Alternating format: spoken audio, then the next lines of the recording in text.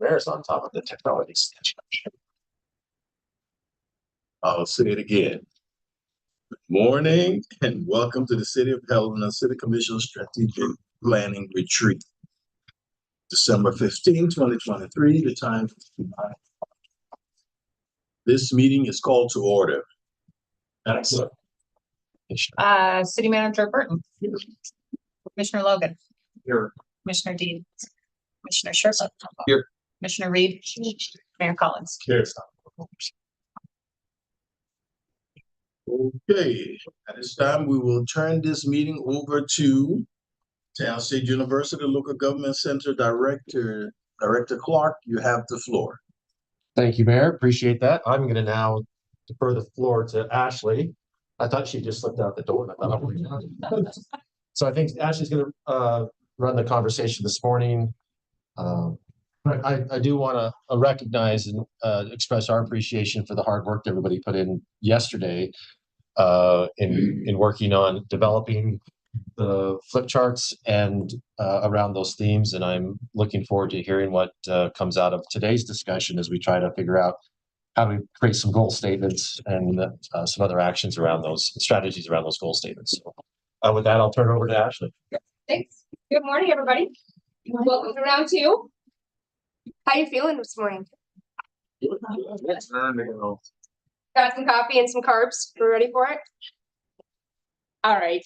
I hope that I'm not the only one that went home last night and basically went to bed because my mind was mush.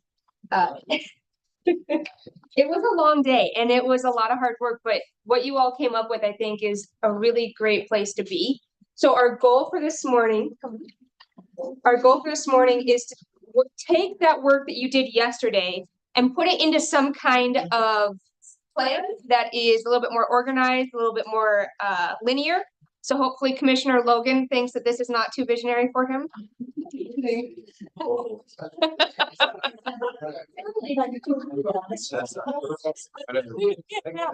You're in for a treat.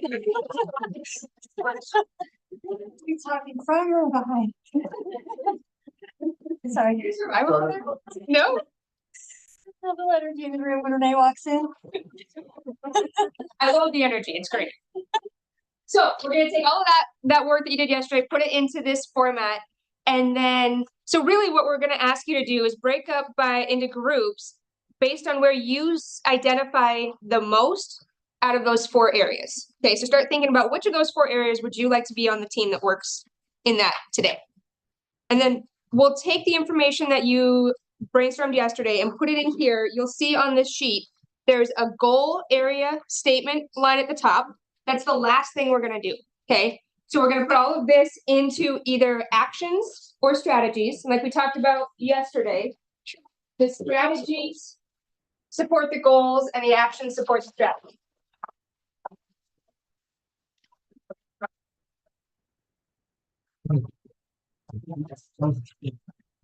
So we're kind of reverse engineering all of this. For example, remote work policy. Where would that fit? What is this? After. Oh, sidebar. Different color. The big donut. Okay, remote work policy. Where would that fit?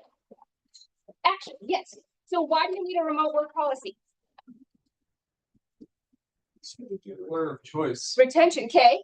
So it might help retain people. And what strategy how might that strategy support a goal? What would it look like? Why do you want to be the employer of choice?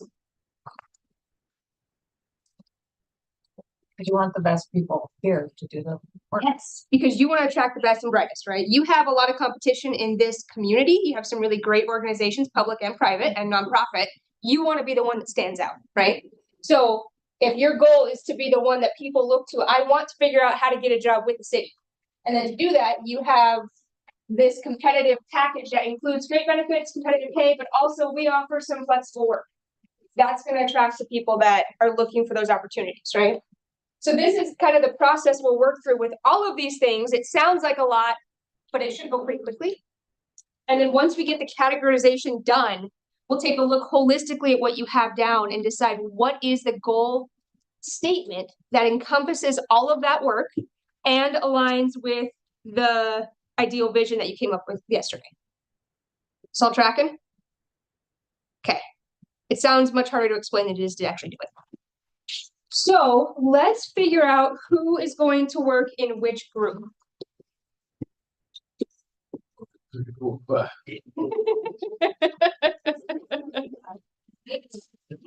He wants to be able to redeem himself. Redeem yourself after the screw up yesterday. Just put them on the tables and let people self-select.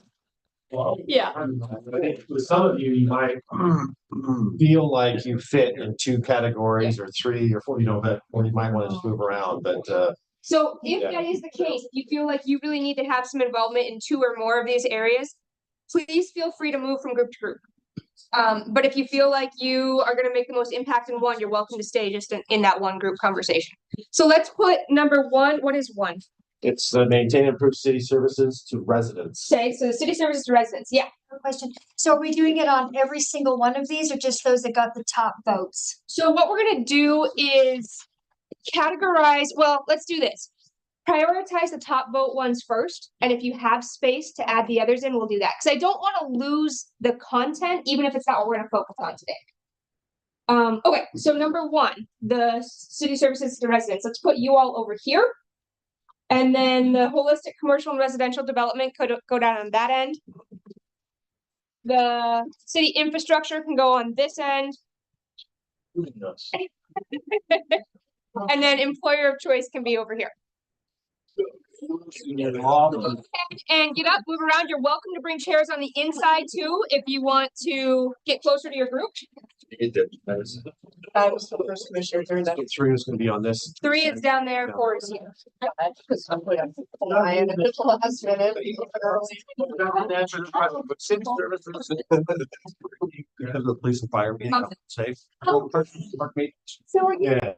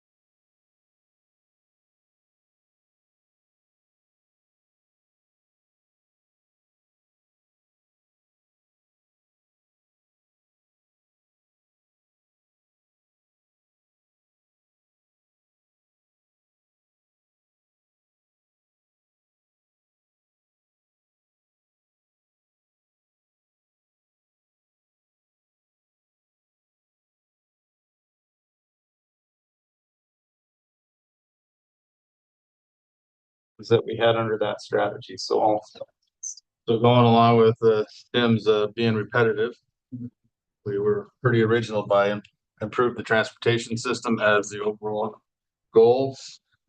And then two of the strategies that one of the strategies that came off of here was expand the transit system. And the other strategy was to implement the long range transportation plan that we also have some actions under that. One is to update the plan, including staffing and rate study should be included in the LRTP, develop and implement the CIP, and then to develop a comprehensive sidewalk program. Perfect. Okay, I love that you called out a CIP and a master transportation plan, because that means that work is already being done and you don't have to try to do that inside of this project. It's already can be referenced to. That's perfect. All right. We have one more. Okay. Yeah, the third one was similar to the water, when we look at the wastewater, so improve the wastewater system. So the strategy there would be to implement the wastewater master plan that's in place. And the actions with that, again, similar, condition and inventory of the system, develop CIP priorities, and a wastewater rate study. Perfect. All right. That sounds great, gentlemen. Does anybody have any questions or thoughts?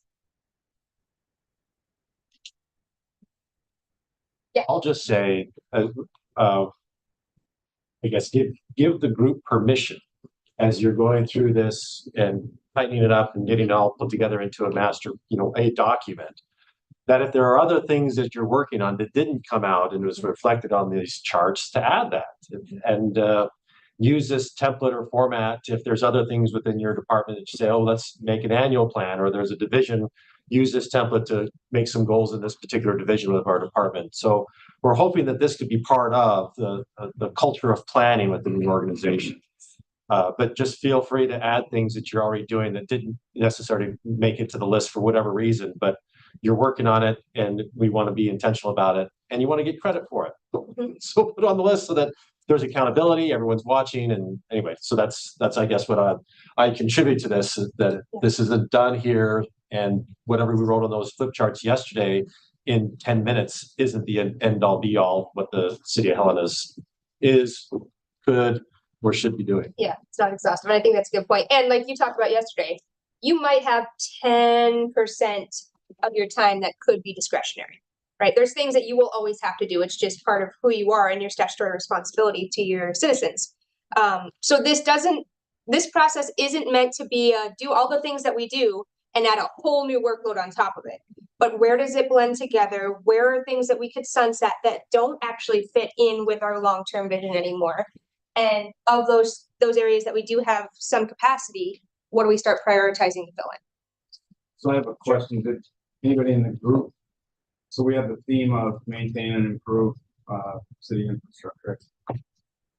And then did anybody disagree with like the goals that we chose? Did those seem like goals, or did they seem more strategy? Or did anybody disagree with that? I think they sounded like good actual SMART goals, like realistic goals versus aspirational goals, like, a thing you can't realistically achieve, but you keep trying to. So I appreciate that they seemed like actionable, pragmatic, SMART goals. Thank you. Because we did struggle with the idea of municipal versus strategy. So when I heard it, what I was hearing is that big picture, improve the water system, right? And that is a high level goal. If it was my goal and I was gonna kind of just elaborate on that, I would add for what purpose. So improve the water system to ensure sustainable water supply for generations in the future, or the growing community. That next half, but it's already started, it's already there, and you've got the level. And I think that was the goal. Does anybody disagree, agree, want to add? Also, gentlemen, thank you for going first, because you have no idea what it's supposed to look like. So well done. You're welcome. Risk takers, right? Yeah. High level of trust because they were able to take risk knowing everybody got their back. That's it. Yep. The other thing that I forget to mention in this process is it can feel like you're kind of putting yourself out there to be judged. Try your very best, especially if you haven't done real colors with us. We'll talk in colors and just ignore me for the next couple minutes. If you're a blue, meaning you care really like a lot about what people think and how you make them feel, this feels like you are being judged, right? As soon as you put those things on the paper and you say them out loud to the group, they are now the property of the group. Any criticism of the idea is not a criticism of you. Does that make sense? I've seen that happen where there's some hesitancy to speak up because people don't want to feel judged, and that's not the intention, but kind of hard to overcome sometimes. Okay, on that note, who's next? Yes. You will help me here. We are holistic commercial and residential development. We went with a slightly more aspirational goal. Our goal was a vibrant Helena that retains its character and supports thoughtful growth. Our strategies, we have two. I will let Director Brink give us the first one here. So our first strategy is to integrate the development process, or to have an integrated development process. We created 3 actions, actually 4, for this particular one. I'll conclude with the first one we put on the list. But single point of contact for development process, fine tune our permitting processes, strengthen relationships within those processes, and then as part of that integrated development process is have an after action report process, either that be written or meeting format with the interested parties to kind of lay out how that process worked from start to finish, kind of like a post wrap up or something of that nature. And then we have one other tribute who would like to do that one. So the other strategy we talked about was promoting neighborhood vitality. And the actions we included in that would be code updates. What is ENG standard? Engineering standards. I thought English. That too. Also, land use statutes implementation and zoning review, and then improve citizen engagement as our actions. Questions, comments, disagree, agree? Just a question on one of your action items. Improve citizen engagement. How are you gonna do that? I mean, is that more of a aspiration or is that an action item? I think that's a good question because we didn't talk further about that, and what that would be, what would be included. So that could also be a strategy. And then we still have to do some actions underneath that, but that's a good question. But we did mention that, is it the PP? Yeah. Under the. Yeah. Right now, I guess we consider it a true action because it's statutorily an action we have to take out of our new land use plan process. So we're considering an action because we have to draft, and we did draft and commission approved a new public participation plan for that land use process. So when you think engagement, you're thinking the very structured, like the legal process engagement. Yes. Okay. And expand on it, do more than what the minimums require. Okay. We do that within our PPP we adopted. Okay. Okay. So there may be 2 definitions of engagement there, right? There could be that plus the, hey, we go out and hang out with the community and say, hey, what's going on out here? What do you need? How do we make it better? All those things. Okay. Cool. Tim, did you have something? No, I just was, well, actually, I was gonna just add that further defining this is coming in future stuff, Yes. and we'll have to talk about that today. Yeah. On how we're gonna approach it. Got some ideas, but I certainly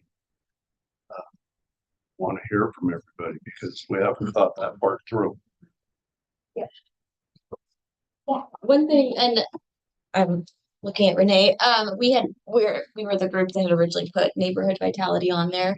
And some of the conversation that we had was, one, a thought around how within our growth policy, we talk about, like helping neighborhoods. Right now we have 3 identified. But in the original growth policy draft, it was like 9 different neighborhoods that were identified to help essentially make them more vital. And a big piece of that too was if we think about the way that our city has grown, you think about like the development of when the tree streets were created. And there clearly was not a thought about how do we make this a livable, enjoyable neighborhood in terms of having trees and sidewalks and access to many parks. I mean, it's kind of like on an island without a ton of connection to the other parts of the city. And so now folks that live around the tree streets, because there are so few mature trees, like their utility bills are higher because there is not the tree coverage, and it's hard to walk down the street because the streets are very, very wide with no sidewalks, and people fly through, National and Dillard at 40 miles an hour because there's no traffic calming measures. So that was some of the discussion that we had around the neighborhood vitality is no matter where that you live in the community, one, you can be, and I think this goes back to the theme of the access.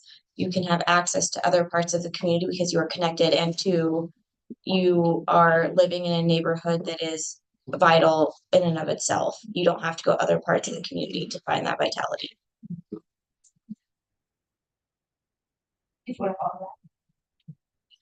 Well, there was the goal statement.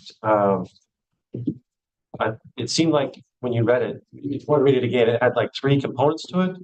Ish. Yeah. A vibrant Helena that retains its character and supports thoughtful growth. It's its character.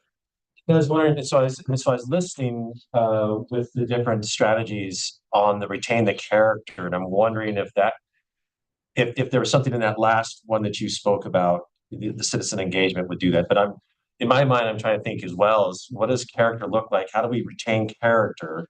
And is there something intentionally that the city can do to facilitate that kind of conversation around identifying what is character? Yeah. And then as we develop our planning documents, we are thoughtful of that. We kind of like the tree streets. It seems like we didn't have a good thought about it. It was just, that's a good idea. You proposed it. It seems to fit. Sure, let's go ahead and do it.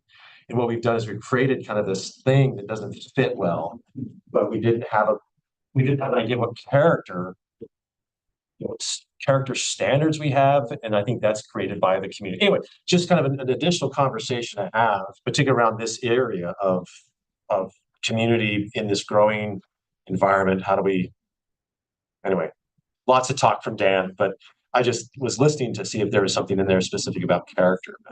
And I think, just a comment from Attorney Doctor that this doesn't quite feel done, but we know where we want to go. But I think 2 of the things that we talked about in our group, permissive zoning, and we have zoning review, but how does zoning enable character retention and thoughtful growth, code updates, things like that. Those are the places where we can sort of actionably, I don't know what the word I'm looking for, put a framework around things like character and things like that. So they're kind of stuck in there, but I think there's a lot more to those pieces that we talked about in our discussion. And that's what I like about having the discussion both within the groups and then within the whole group here is because at some point you're going to sit down and have to put this in a more formal way on the paper and create a nice document, glossy photos and whatever else, charts and graphs. But it's to capture kind of the essence of what we're talking about here and making sure that that's incorporated. I think it's really important. Any other thoughts, questions, or input on that goal area? Well done, guys. Okay, who's next? Oh. We're up. We never did do that reallocate travel allowance. Yeah, it's moved that to the top. That's an external service. So you can describe your process you're doing first before you talk about the specifics. I would say this is a thoughtful group. Yes. That talked a lot at the beginning, but I think we came to a good place. We ended up splitting ours. We used 2 sheets of paper to split them between external and internal. We were the maintain and improve city services to residents theme. And so we talked about what does that look like externally, and then what does that look like internally? Because there was some, clear differences that they did not fit well together. on the external sheet, we had two strategies that we ended up discussing. One was right sizing police and fire staff and infrastructure to serve demand. So that's just, we didn't characterize that as X we have to increase. It's, we need to right size it for the growing demand that our community is seeing. Right now, that looks like increases because our demand is increasing. And then the action included pass the mill levy and bond for police and fire. The second one was expand community engagement and opportunities for positive interactions with the public. This was a pretty long conversation, and it does connect to some internal pieces, but we discussed how, the community doesn't necessarily understand, like they might have a lot of positive interactions, but it's not with, a person, or it's an automatic thing. So every time they get their garbage picked up, every time the water turns on, every time they flush their toilet, all of those are positive interactions. But the second that there's a negative interaction, like for example, their part of their garbage didn't get into the truck and it's in the street, they called someone and they didn't get an answer right away. That's a negative interaction that it takes a lot more to sort of build back that trust. And so we thought about how can we increase the face-to-face interactions that I think, or email to email, the active interactions that maybe hold more weight for individuals. And part of that we talked about was being proactive. So an example would be like being able to have more proactive policing, to have, opportunities where the community can interact with us in a maybe not chamber setting, and with all city staff. And then also that was an action. Another action, developing a chain of command regarding responding to the public. So one of the things we talked about was we don't necessarily have like a decision tree of, we get an email on the Frevo form that is really an operational issue, but it's directed to the commission. Sometimes none of the commissioners know if one commissioner is going to forward it to Tim, who's going to forward it to someone else, or, any of that. And so really trying to find a better process where we know a question is getting directed to the right department and that there is a response. So there's not, I think a lot of the time where, someone doesn't get a response, it's because it fell through the cracks because there wasn't a process in place and no one was necessarily responsible for that comment. And then, that leaves a potentially bad taste in a member of the public's mouth, and we have to spend all this time to rebuild that kind of trust and buy-in. So that was that piece. So miss anything? On the internal side, we identified a strategy of utilizing technology and modernization of process to improve city efficiency. Some of these are ongoing and in practice now, which is makes them low-hanging fruit and easy to write down. ERP, M-files, asset management, city codes and standards, digitizing interface with residents, the computer-aided dispatch upgrade and record management systems for police and fire, all lend themselves to the overall strategy, but there are literally dozens of other particular action items associated. Yeah, no, I think that's great. I think you're, as long as the thought process is there and you're tracking, like, here's how this all kind of breaks down. It doesn't have to be on this paper, because like Dan said, this isn't your final plan, right? This is a conceptual idea. And it needs to be vetted through the professional staff that can say, here's the resources, here's the barriers, here's the timeline, here's all the constraints and possibilities, all the things. So they will be able to fill that in as well too. They being you and your team. I might add Yeah. one thing, just personally, I would benefit more if we spent more time on the definition of the goal, the strategy, and the action. Okay. So that we had the ability to parse other people's ideas into which categories those go into. Okay. I think that would offer some clarity to the discussion, because Okay. part of each group is like, okay, so how does this land? And we spent considerable time trying to decipher that. And on that note, we did star one that we did not include, but we thought was important because it belongs with another group. Which group? Your group. Yeah. Okay, did we get through? Did we get through all of your papers fully? Okay. Any thoughts or responses to those two kind of areas? Yeah. Well, I really like what the chief is talking about, because I think it works. Seems more simple. And it's much more complicated than it appears on the surface. But when you identify a problem, then the next step is to define it. And that's the critical path to good results. Because if you define it wrong, then you're not going to achieve the goals that you want to. And then you spend the time and look at the options, you select your options, you implement, monitor, and adjust. So I would just agree with the chief that we're going to have to spend some real good time defining exactly what it is we're talking about. Sure. And I appreciate that you're willing and actively supporting that definition phase, because a lot of times that gets skipped over. And then all of that work could be for naught. Yep. Yeah. Okay. Commissioners. Just a comment generally on this thematic area. I was thinking about it a little bit last night. We can dramatically improve the water service delivery system, like state of the art, super efficient. And if it still means that a customer has to come down and physically write a check and pay their bill, it's for naught. So I think it's not just maintaining the service, but the interface with the public to that service. And I think you touched on it. It's just that resonated over and over and over again. How many times I've heard the complaint of, I literally had to walk to the parking commission and hand in a check.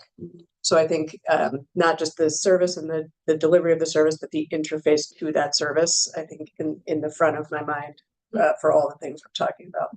So service, the definition of the service needs to include the consumer's interaction with the city.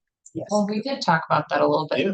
Jake's not here to defend himself at all or get thrown on the bus for more work, but I think that we've talked about this periodically amongst commission and in admin meetings and even in leadership, that we do a lot of work at the city and there's been a ton of improvement. We're the worst at telling that to the public. Yes. And we have to figure out a way, if all of these things, to the commissioner's point, get done, we meet these goals. If we're not helping the public understand all of this work's been done for you and they don't know about it, then it still feels like we're stuck back there. Right. So it has to be the awareness, and their experience in the interaction with the city has to match what you just told them those changes were that happened, right? So if you're saying we did all these great things, but I still have to walk down to the parking commission to write a physical check that I don't have a checkbook anymore, that's still creating some kind of discontent with their experience with the city as a whole.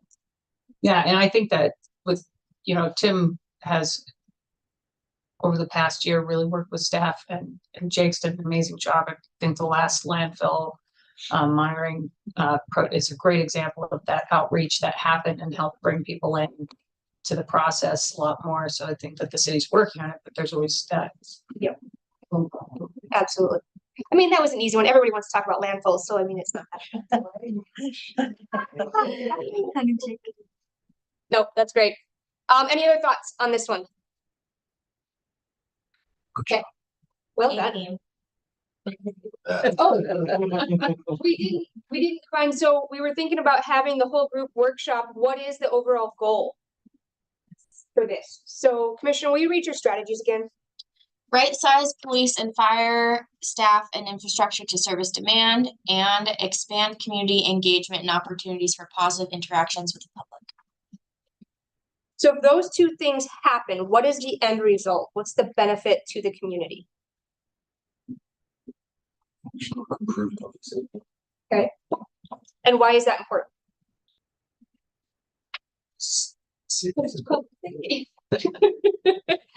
And it's one of our basic services. That's why people. Yeah, I do think it should be a little bit broader than public safety, because the community engagement part is more than public safety. Maybe it is like, I mean, it could be public safety and community engagement, but I also don't want people to think that's like, I mean, it also matters how their interaction at the transfer station is with someone. But also, I thought I heard the chief talking about technology. Am I right?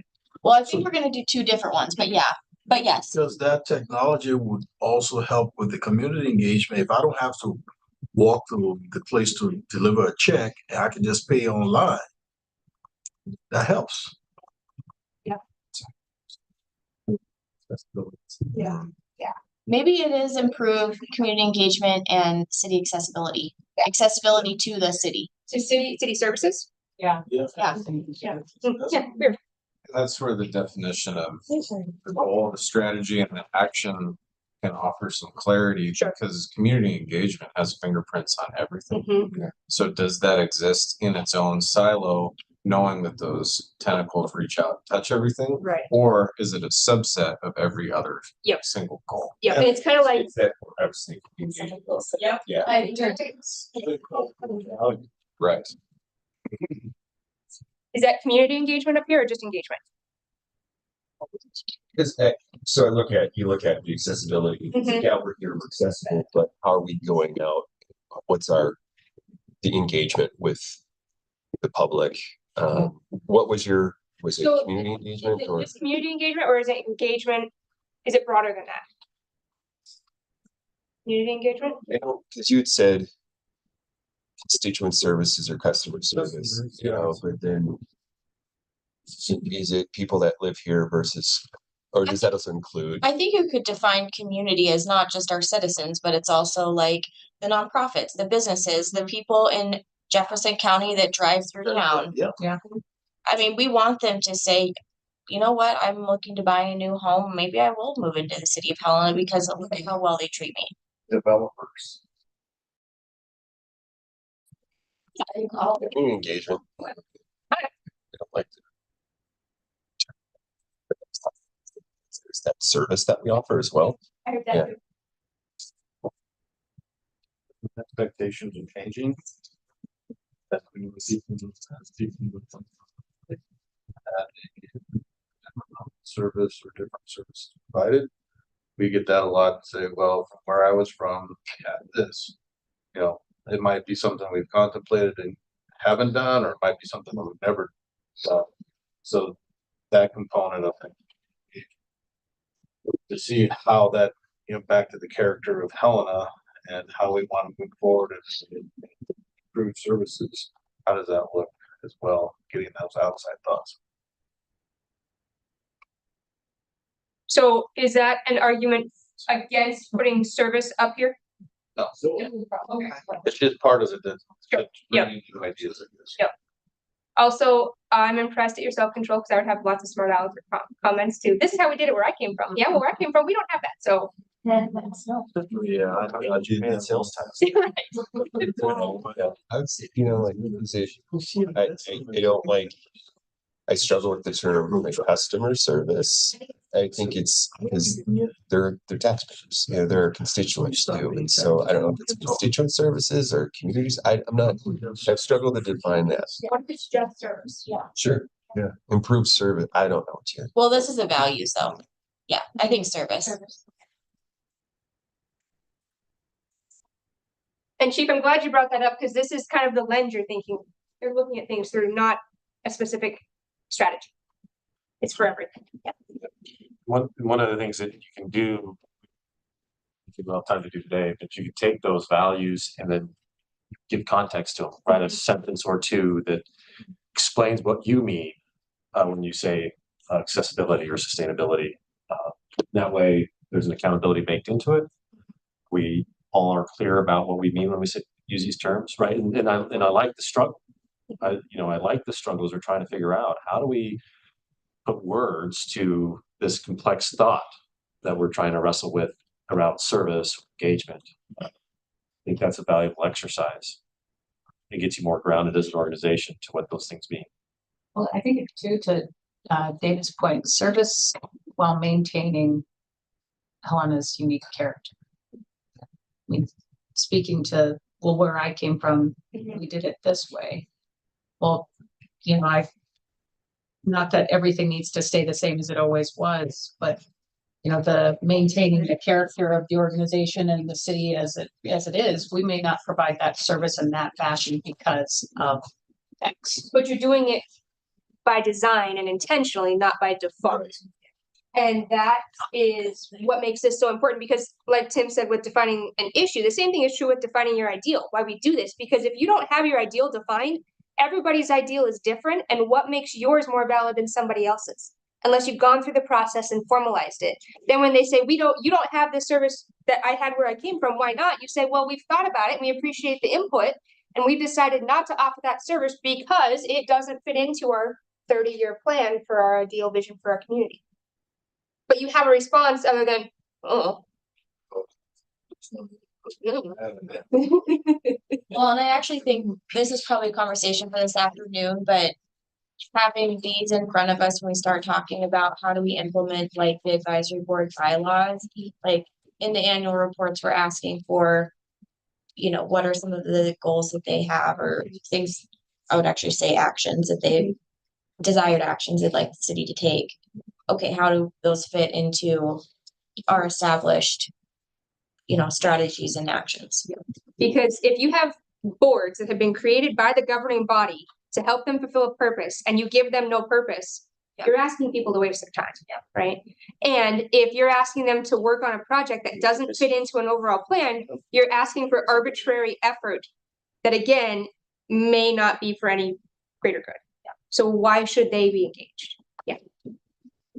Okay, so back to our question. What's our goal? Did you come up with a goal statement? Improve community engagement and access to city services. Perfect. Okay. And then what were your strategy here? Utilize technology and modernization of process to improve city efficiency. Okay. And why do we need to improve city efficiency? Service. Okay. So maybe the goal would be something like improve or increase quality of service to customers, or to interactions with the city, or to community members, something along those lines. Yeah, for the goal, I stroke maintain and improve. Okay, perfect.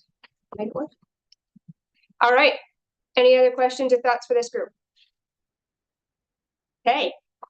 Y'all ready to round us off? I think so. Like group one, we struggled with being able to clearly articulate the actual goal of this. But our theme is to be the employer of choice. We came up with, chime in group, we came up with 3 strategies. Number 1, offer competitive compensation package. In the actions, we talked about market-based pay plan, competitive pay plan. We also threw in there, part of the components of that would be consider cost of living and housing in our pay plans. And then continue to offer competitive and attractive benefits. Health insurance, we talked about our main competitors in our community, obviously, are the state and the feds, and they have very competitive benefits. And so it's important for us to keep our eye on those benefits for those major employers. We also added in competitive compensation package, childcare benefits, tuition reimbursements, gym memberships, and longevity recognition payment. And then strategy 2 was, again, cultivate healthy, cohesive, supportive culture, work culture. Our actions under that particular strategy were to value work-life balance. We struggled with this a little on how to help empower staff so that they feel valued. So we talked about is that leadership development and education on how to help our employees feel like they're valued and they're empowered to work for us and to serve our citizens. And then we talked about flexibility, flexible scheduling, and then implementing real program principles and teaching as part of our culture. And then third, our strategy, real program. What's that? Talking about the group. Yep. That was the racial equity and leadership program that the mayor, the city attorney, and I were part of that cohort flagship group through National League of Cities. Very empowering and powerful program.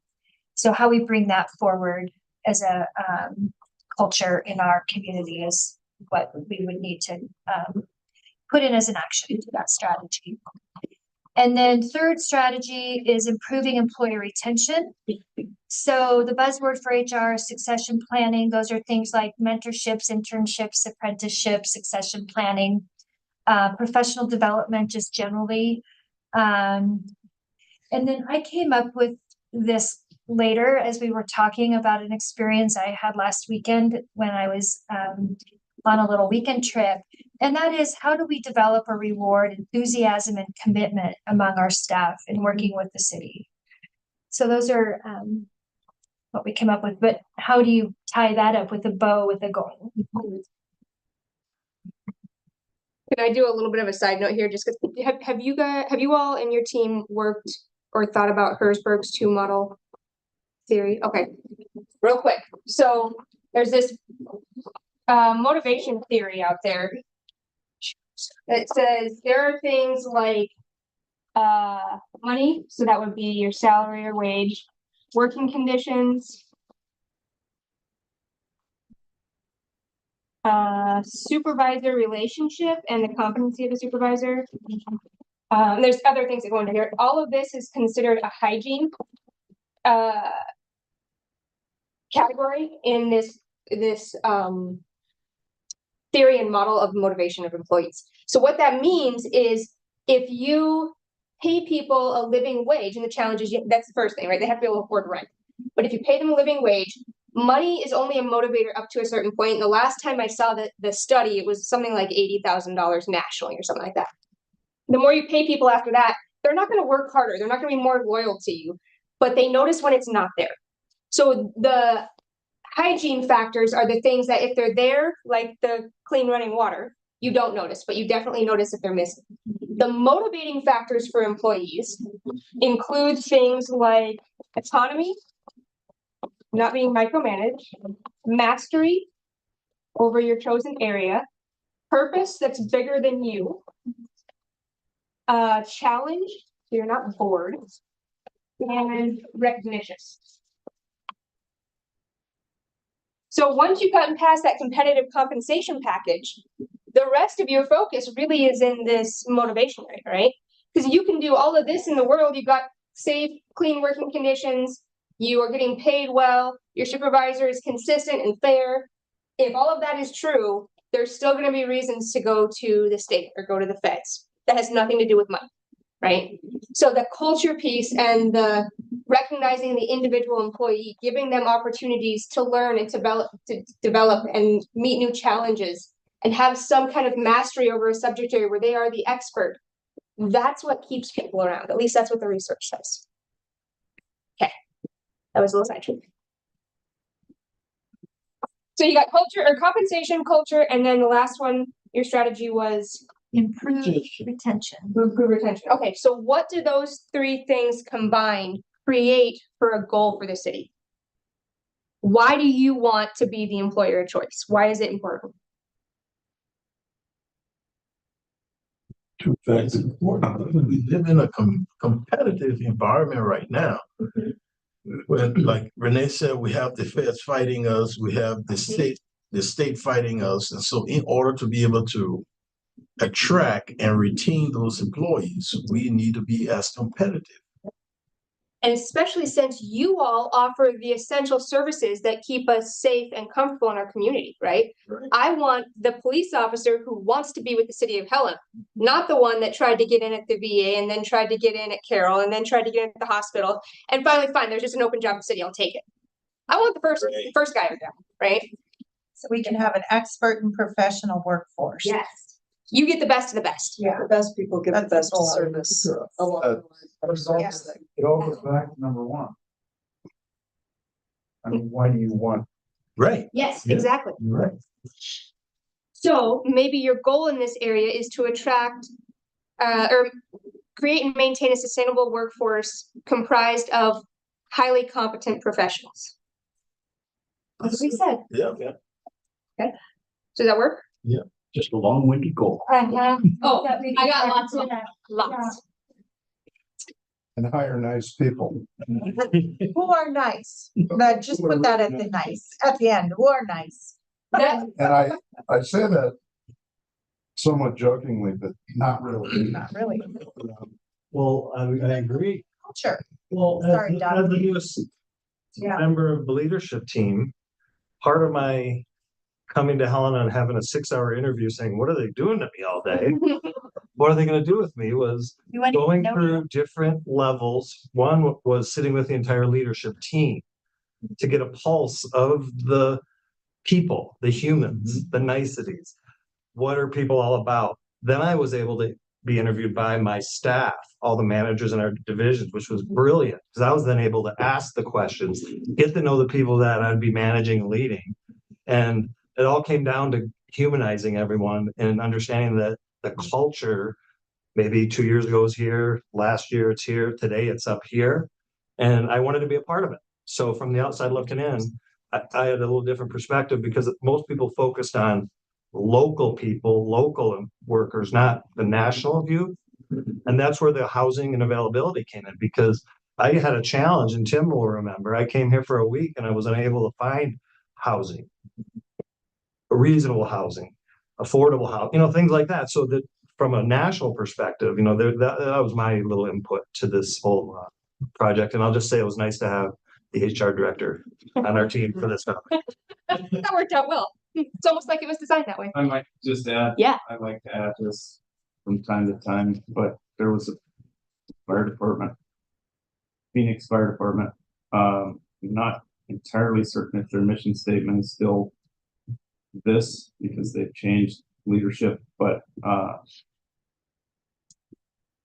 it started with be nice. And I think that is such a critical piece of that and that. Absolutely. I work with a bank in Bozeman doing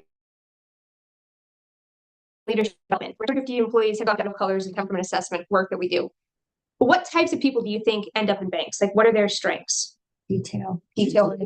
So they're the ones that are really good at numbers and analyzing things, and they're the yous of the rest of the world, right?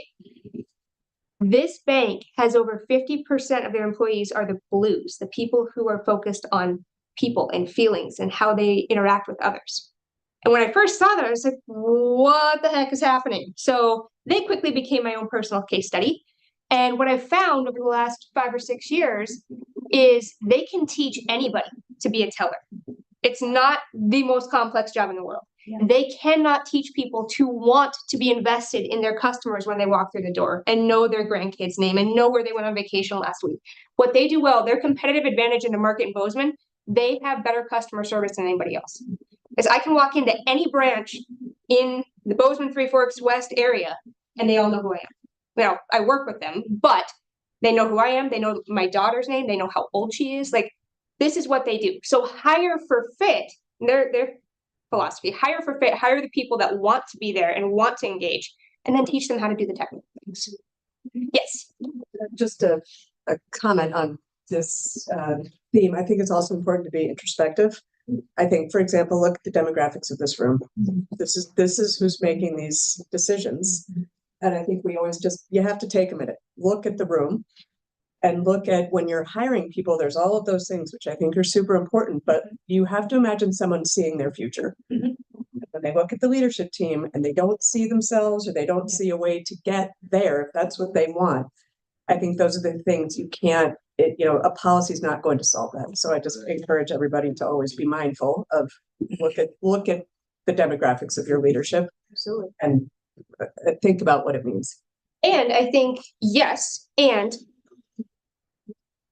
understand a little bit with your team about what each one of your employees sees as their ideal future. Some of them really want to rise up through the ranks. And some of them say, I never want to be a manager in my life. That sounds terrible. And hiring for the right fit and supporting them in the right way is critical to retention. One thing I've been thinking a lot about lately, and I think that we are, like your group talked about the first start of that with like internship, mentorship, etc. But like, do we have an actual leadership pipeline to be able to grow the leadership that we need from, you know, folks that we have right now. And is that, I mean, I think within, yeah, I just mean it's something that's like very, almost more specific, because if someone doesn't get a chance to try things out before they make a leap to, yep, I'm gonna apply for this, you know, management position, maybe not even a director position, but they might find out that they have no interest.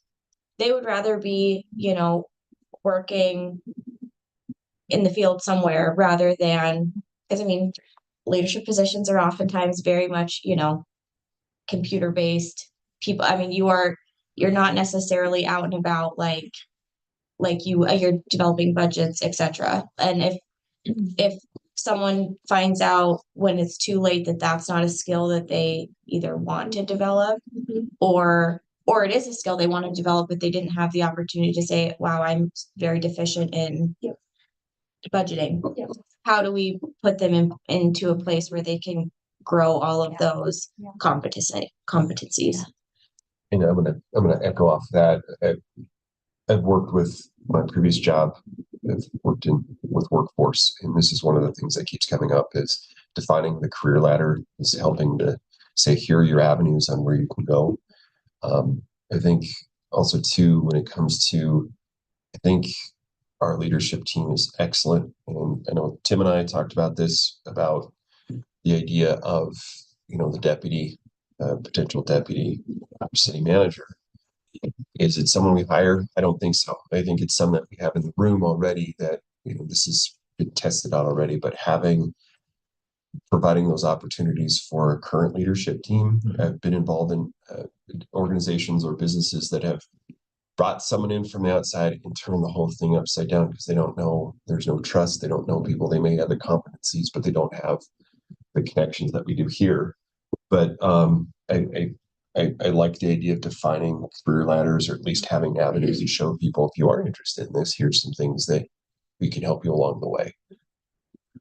But I also build a strong, you know, it builds morale.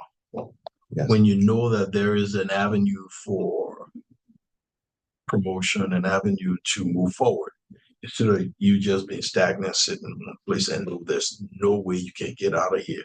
Your next step would be to get out of the organization. And that's the path of least resistance, right? Right. Yeah. This is the exact conversation that many of us who are on our compensation committee have had, and it's a principle that we're very committed to and formalizing in the way, you know, we manage our people and try to get them promoted through. So we, you know, I've talked to several directors about how might this look in your particular areas, and I've been pecking away at a conceptual program. I mean, it's maybe I'm making it too complicated. There are a lot of things to think about, and so we're working on. I mean, I think that's absolutely exactly what we've been talking about, especially with our challenges with staffing and, you know, getting employees and being competitive. So absolutely. And I do think it would make us more competitive with not just the state and the feds, but like other municipalities and other public services, because that is one part of the public service industry, is that you do not have, I mean, except for maybe the federal government, but even then you're just going up like GS grades. It's not necessarily like you see it a pipeline. And I think that's where, I mean, public service in general does not do a great job of developing leadership pipelines for the people that are interested in the work. And I think if we could be able to put that into our recruitment materials of like, this is, you're interested in this, come join us and you have this pathway. That clarity, I think, brings people a lot of comfort when they're making the leap to say, all right, I'm going to leave this federal job or this state job, or make the decision to go into public service rather than the private sector, because there is that very clear vision of what could be for them. Okay, any other thoughts? I love this discussion. I think this is great. And I'm super excited to hear, I know you were already working on this, we had a conversation yesterday about it, but to hear that the legislative branch is also thinking about how do we support this? It's inspiring and encouraging to hear that both sides are working in their own lanes, but together. Okay, any other thoughts? So can you say what you thought our goal was again? Ooh, now, got it. Okay, so to create and maintain a sustainable workforce comprised of highly competent professionals. There you go. It's impressive. Who are nice. Who are nice. That's good. I almost had it. Pretty close. Okay, so we've heard from all of the groups. Is that true? Okay. So this is typically where we kind of bow out and say, we got you through the idea generation, get some of those creative juices moving around. But we don't have the authority to then say this is how it looks in action because we don't know what your action plans look like or what your capacity is. So this is when I know you have a couple of ideas, but do you want to hear some ideas first? Okay, so what would you propose? How do you move forward with this information, transfer it to the professional staff, and then what does it look like when it comes back? I think we could all think clear after a 5-minute break. Okay. That is leadership right there. Great. God, it should have been 10 minutes. Right? They don't wanna- You know, that was time.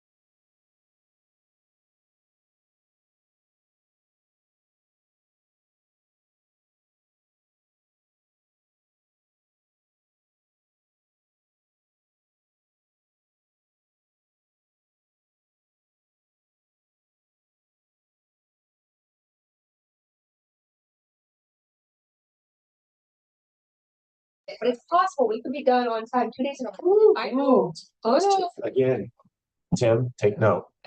I have already. For you, we make sure we get it on. Like to say it's because he lets me help control the clock now instead of just him. Okay. So now that you've had a break and you can think better, what's your next steps? Does anybody have any suggestions or any ideas that they would like to see about how to move forward with this? Commissioner? I would love it if some of these things, I think we talked about like ground truthing, vetting. Yep. If some of these things could be run through relevant departments, maybe a departmental review, that sounds a bit more formal than what I'm thinking of, things to know, barriers, things like that about what we're trying to achieve, or also importantly, already being done halfway through it, stuff like that. So that we have some sense of the reality of what we're trying to achieve. Yeah. And maybe after that step, somebody else has a great idea for what comes next. So you got that step. Okay. I love that. Yeah. I guess, so the last time I recall doing a planning was in 2021. Okay. Early. I think as I recall, one of the end products was sort of a integration before that. It's publicly known, and it was kind of like everywhere. And then sort of this integration into, the processes that we have within the city doing business. And that's pretty broad, but I mean, one of the things I did like about the last process was it did become pretty public, decisions that we made. Here's how this supported whatever one of the broad goals was, which was good. And then I think it worked its way into employee work plans. That's probably more for staff to digest as to how to do that, and maybe speaks to what Commissioner Reed was saying. So I appreciate that, because it's a plan that the leadership team has created, but it's not your plan in the sense that it's not your city, right? It's the citizen city, and you are administering the things to make it happen. So engaging the citizens at some point, letting them comment on it, letting them know that it exists, and that when you make decisions, you consistently are checking your decisions with how does this fit in with our long-term plan. That is so helpful for expectations and engagement, because then if I come as a citizen to interact with the commission, I know what your framework is for making decisions. It's much easier to engage that way in a way that's at least somewhat predictable. Just one more quick thing I wanted to add is we are getting ready for budget time. It's probably already happening. But for me in particular, to have a way to engage with all of this through the lens of the budget process would be super helpful. Yep. And I don't know how we do that yet, but I just flag it for greater minds to help think about how we sort of ground truth our budget process, some of the unpleasant decisions we always have to make against what we've just all agreed to. Sure. Yep. And I think you're right. Like we talked about yesterday, your growth plan, your strategic plan, and your CIP should be the things that inform your budget every year. Just one thing I would add, I think it might be, this is just process wise, like with the commission, is maybe flush out like what this looks like, put it in a document, and then maybe an opportunity for staff and commission to comment on the draft, and then open it up. Maybe like, and I think that last time when we did those strategic outcomes, we allowed people to review and give public comment on it, like on specific, like each part. I think through like Be Heard Helena, they had broken out, and Jake could probably tell us, they'd broken out each section so that we got not just comments on the document as a whole, but what people thought about each of the strategic outcomes, as we called them then, but maybe the strategies and or actions here. And then maybe come back and we can adopt make any adjustments and then adopt a final one, I think preferably before budget season, so that we can use that. And like you said, the CIPs as kind of our action items. Yep, exactly. Yeah. Do you want me to go to directors? before I come back to you. Okay, directors, do you have any thoughts about what this would look like for your teams? Because you and your teams need to have time to really contemplate what's being asked of you here, right? So how would you like to see this move forward?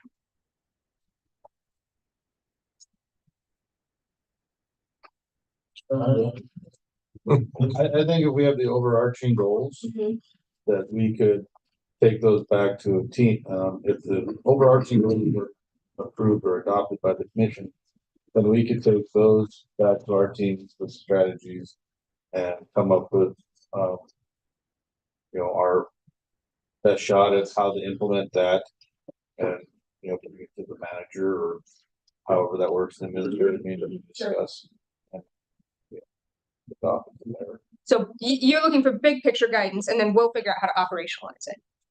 I would also like to have these sheets, and whatever, just have copies of those sheets. I like the overall goal, and then say, this is how the leadership and commission are thinking. Yeah. But what works, what doesn't. Yes, and I think to that note, or that point, it's important to recognize the purpose behind the action and the strategy, but don't lock yourself into the specific strategy as it sits. You have the flexibility, we created it, we can change it, right? You have the flexibility to make that work within the work that you're already doing, as long as the intent and the purpose of that strategy or action is still met. Commissioner, did I see your hand up? No. Oh, all right. I was just pointing out someone was at the door. Oh, did you lock them out? Waving at us. Chair. In our individual teams, we're gonna look at all 4 of these, right? Yeah. I think it's best to have a holistic. Well, that would be my suggestion. Yeah. Okay. Yeah.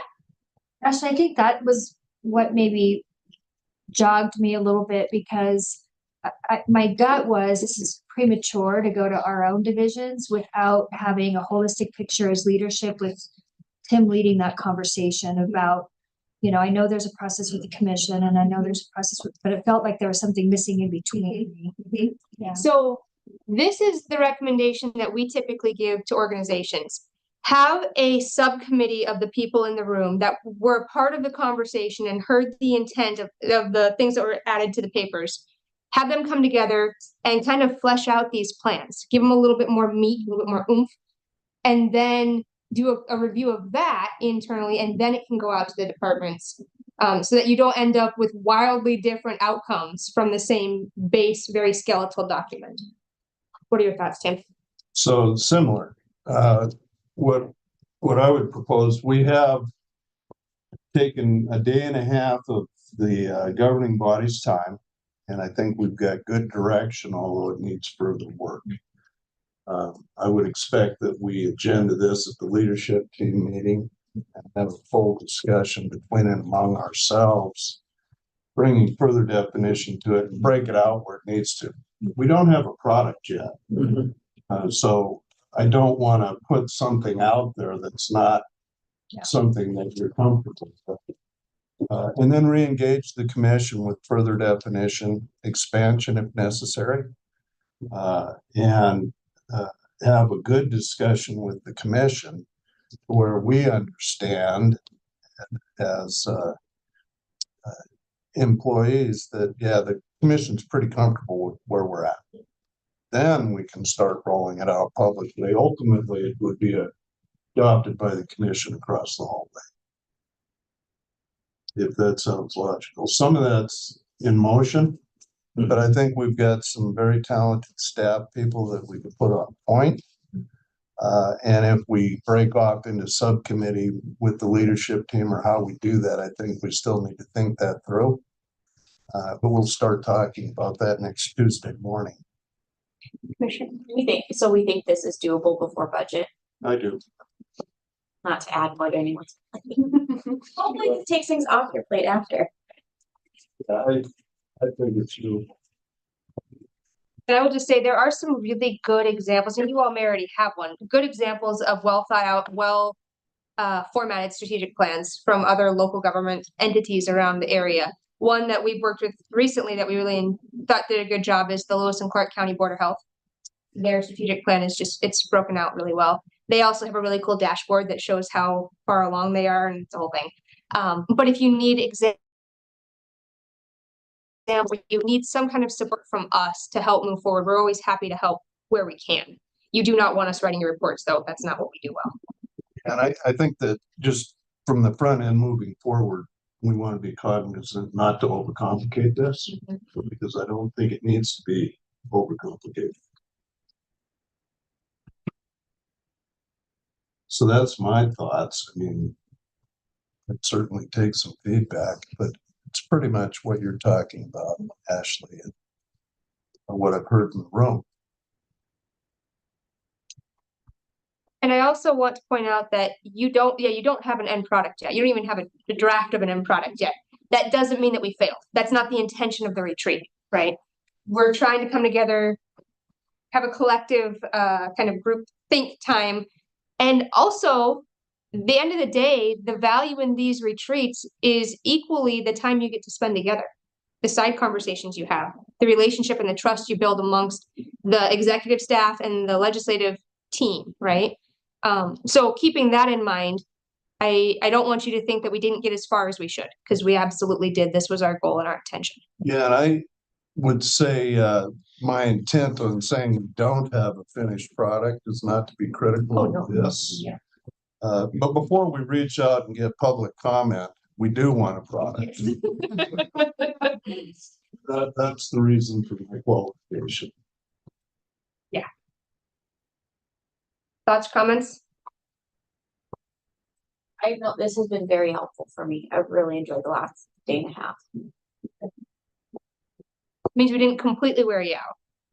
I mean, Nobody said that out. I'm exhausted, guys. Yeah, it's a lot. Okay. Is there anything else for the good of the order in this conversation that we need to talk about? I do want to save all of this information, and if we can maybe. Yeah, I was gonna ask, how does, like, this is kind of the summation of the work that we've done here. How does it get captured? Is Danae in the room?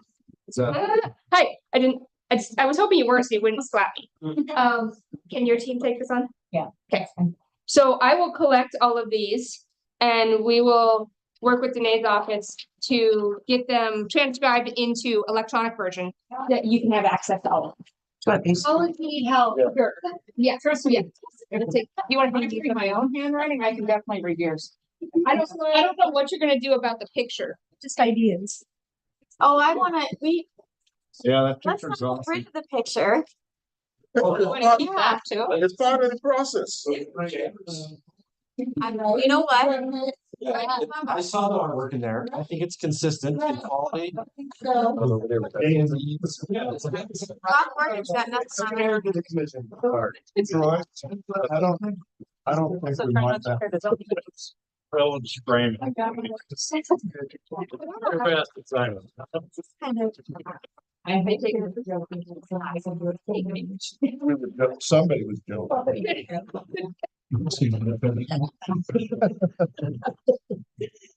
Okay, so are we clear about this? All of this work product will be kept so you can refer back to it. We'll look for the direction kind of being established next Tuesday. And then we'll go from there with the intent and timeline that you will have a product to bring back to the commission before real intense budget season, kind of the June, July time. Yeah, and we'll keep the commission informed of our progress. All right. So this is very helpful for the staff. I think it's good direction. Something that can make a difference. I'll just mention that it would be helpful with whatever group kind of takes this on to lead the charge, is to spend a little bit of time fleshing out the values, put some context behind it, and then that's always easier for a group to respond to something than it is to just create something. So if a group can create it, you can respond to it, dial it in. And I would say the same about some sort of a mission statement. We've had a little bit of discussion about mission, what's our purpose, why do you exist? And then how do we capture some of this thought in maybe a statement or two about the vision? And just kind of capture that, kind of the essence of what was discussed here. Then you can respond to it as a group and wordsmith it that way. And there's what's the framed mission statement or in the chambers. The principal. The principles. That's a good place to start because I think that's really well done. Yeah. So yeah, use what you got. I think, yeah. So those are just things that provide guidance, touchstones for you as you move through the service in your community. So Dan, and Ashley, you may know this, and I mentioned our last strategic planning session. It's still available on at least the strategic goals, which are improve neighborhood livability, promote healthy and sustainable growth, promote safe community. So that's kind of what came out of the last iteration of this, and it was a lot different process, but I was trying to remind myself of what happened then, and anyway, for what it's worth. similar themes thematically. Okay, anything else? Mayor, we'll turn it back over to you. Thank you. Appreciate all you've done. Commissioners, any final comments? Yeah, I just like to say thank you to Dan and Ashley. Great process. I'd really like to thank staff and the commission. This is as open and much better. Yeah. Well, by openness, I hope, or I think people were willing to express themselves. Two ways. And I mean, I really appreciate that. And so thank you all. Any others? I Please. also would like to say thank you. It was a great process. And I think just listening to Commissioner Logan, the goals, I think it is, the fact that the goals are similar. I have absolutely no idea what the discussions were last time, but I think particularly the actions are really important to communicate to the public because the goals, they're here. But making sure the public understands what types of actions we're talking about, I think will go a long way to helping take big words and show what we're thinking, which allows them to reflect on whether or not that's their priority. And I appreciated that discussion, both the big and the lower level and how it all went. I appreciate everyone's openness and time. So thank you. Okay, at this time, is there anyone from the public wishes to address the commission? Madam Clerk, do we have any online? Mayor, I have no written public comment and no hands raised online. Final issue before we call this meeting to end. What happened to those sandwiches? We're waiting patiently for you. And I think it's about an hour.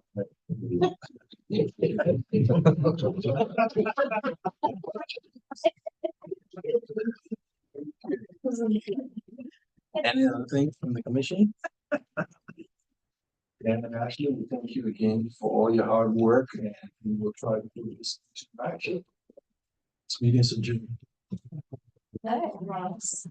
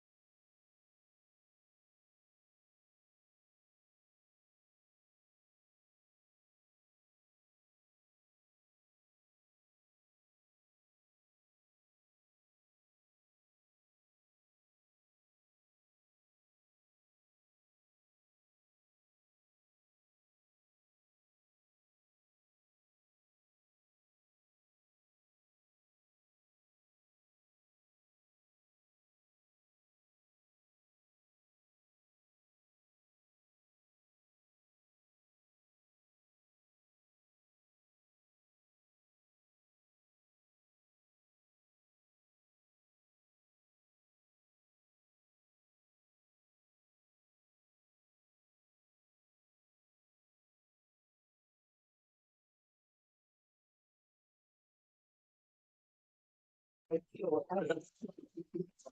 will I be able to validate that I slept like crap last night? There's that. Yeah. There's definitely.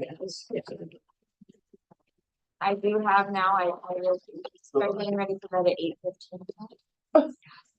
That's what it tells me. Because I'm not kidding, and there's a significant difference in like my life when I actually listen to. Well, if it's right off the street, go to bed. I try to start getting ready for bed at 8:30. So no screams. So did the mayor give you the? Yeah. Starting started. Danae? I was the first commissioner here and that has never happened and will never happen again. So we are recognizing. The closest they had to a gold star station. This is what I have. Just live in the moment. You can put that on your water bottle after. It's all sort of. Danae? Yeah, Mayor, I've got to check to make sure we're all in. I saw that. Let me know when you're ready. I want to get your panic. Today is the same length. Everything's the same. You good? Just great. Someone actually with all of my agendas. Here, yep, we're ready to go. I have this one. Yep. Yep, we're ready. Straight. Good for you. And I haven't, we haven't. Like this. Apparently, Smell right now. there's a request for it to stay open for a little bit. Like food. It smells like. Yeah. Oh, onions. That's my breath. Sorry. He does.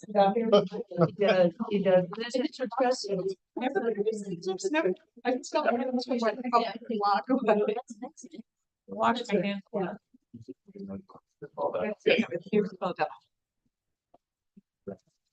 Yeah.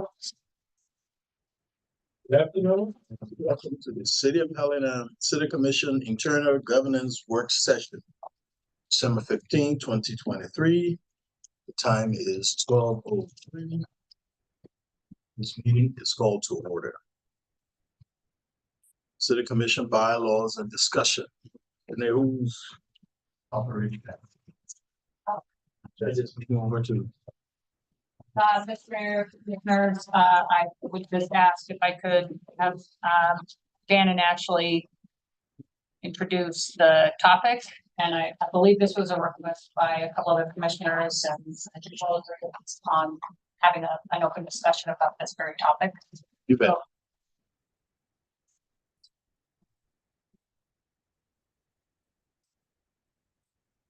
You ready? So we will turn this over to Director Clark and kick it off.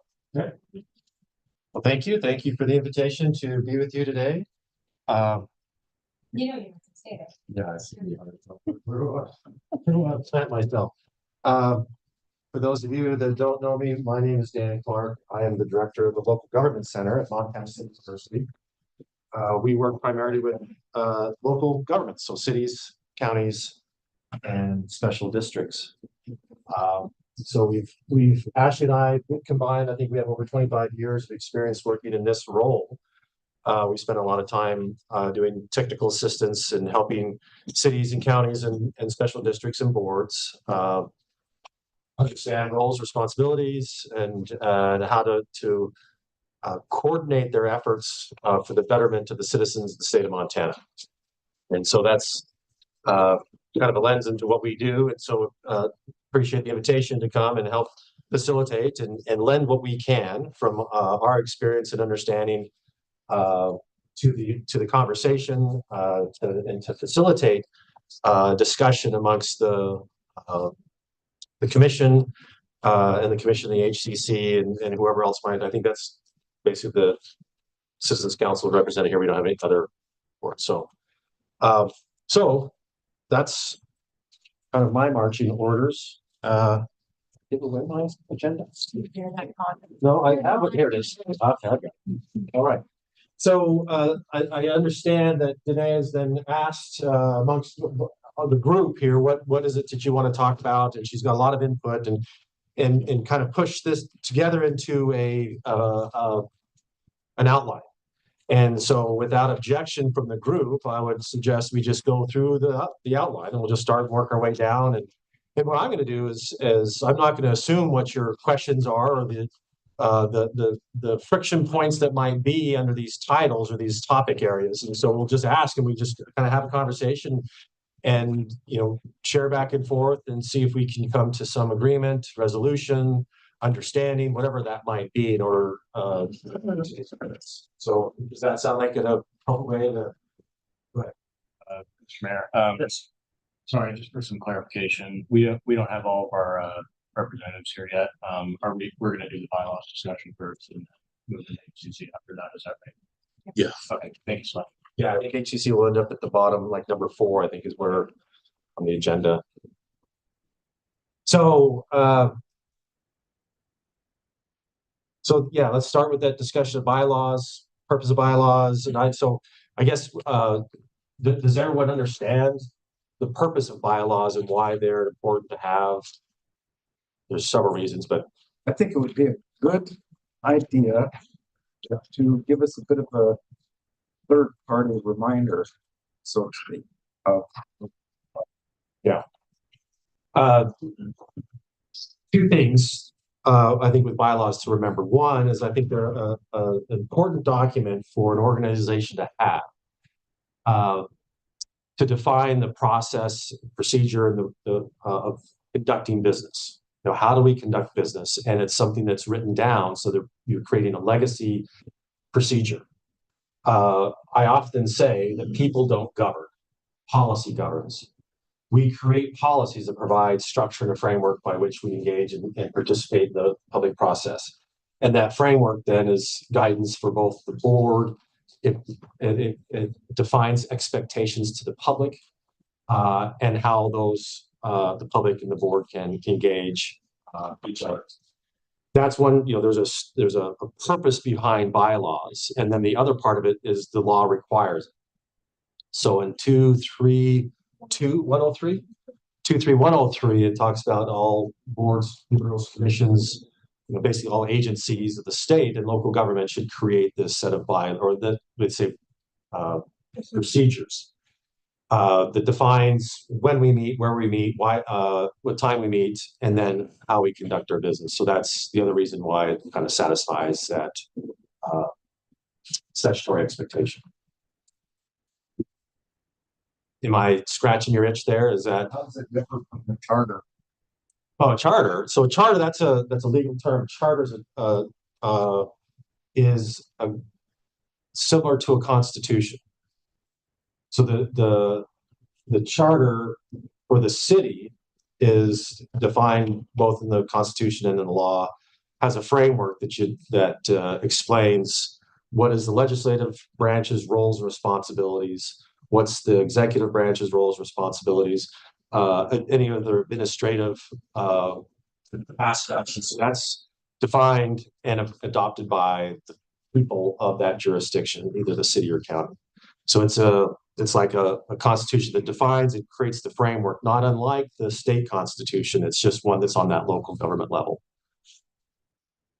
And yeah, in order to change that, you've got to go back to the people. It's one of those documents that it's defined, adopted by the people, provides that structure and framework for the city or the county to operate by. And then if there's something which the voter review coming up here in the next year, starting the next year, it's an opportunity for the public to say, hey, it's time, let's crack that thing open and let's evaluate it, vet it. Is it meeting our needs? And is there things we might want to change, make those proposed changes, then send it back to the voters for adoption. Does that help? Yeah. This is perhaps something I should know already, but this was amended in 2001, but when was our charter originally adopted? That I want to say it's 74, 76. 74, 76, 78. But the process started in 74. It might have been adopted in 76, maybe a little bit after, maybe 77. Right after the con. That's what I was just going to say. That's interesting. So I think you were one of the first in the state to adopt. You, Billings, some of the metro cities all adopted their charters that first round. I think Great Falls may have at the same time. Great Falls was really pushing for that back in the day. Were you around? Was that pre your time? No, it was when I was there. Yeah. They were really, you know, a lot of local governments were really pushing for the con because they're frustrated the legislature wasn't giving them sufficient authorities. And so we want some of these self-governing powers, and that's. No, I wasn't there during the time. I was just gonna say. I was there when Great Falls went to self-government. So that it may have been in the 80s. Yeah. Yeah. So that we see a lot of those dates around the mid to late 70s because that was the first time we had a voter review. So it was the first time a lot of those communities took a deliberative look at their form and structure of government. And it was the first time, when our Constitution granted that ability for local governments to have self-governing powers and create a charter. Which, by the way, just for whatever it's worth, you can have self-governing powers without a charter, but you can't have a charter without self-governing powers. So next time you're at a pub and they have a trivia question, that you got that answer. So you had another question? Yeah, I just had one kind of framing comment that I think that, I mean, the whole reason we're here is because our bylaws are really to the point where they're so outdated as to where the commission practices and norms have moved that it's not a usable document anymore, which is I think why we're here. Like we have no reference to administrative meetings, it only talks about our regular meetings.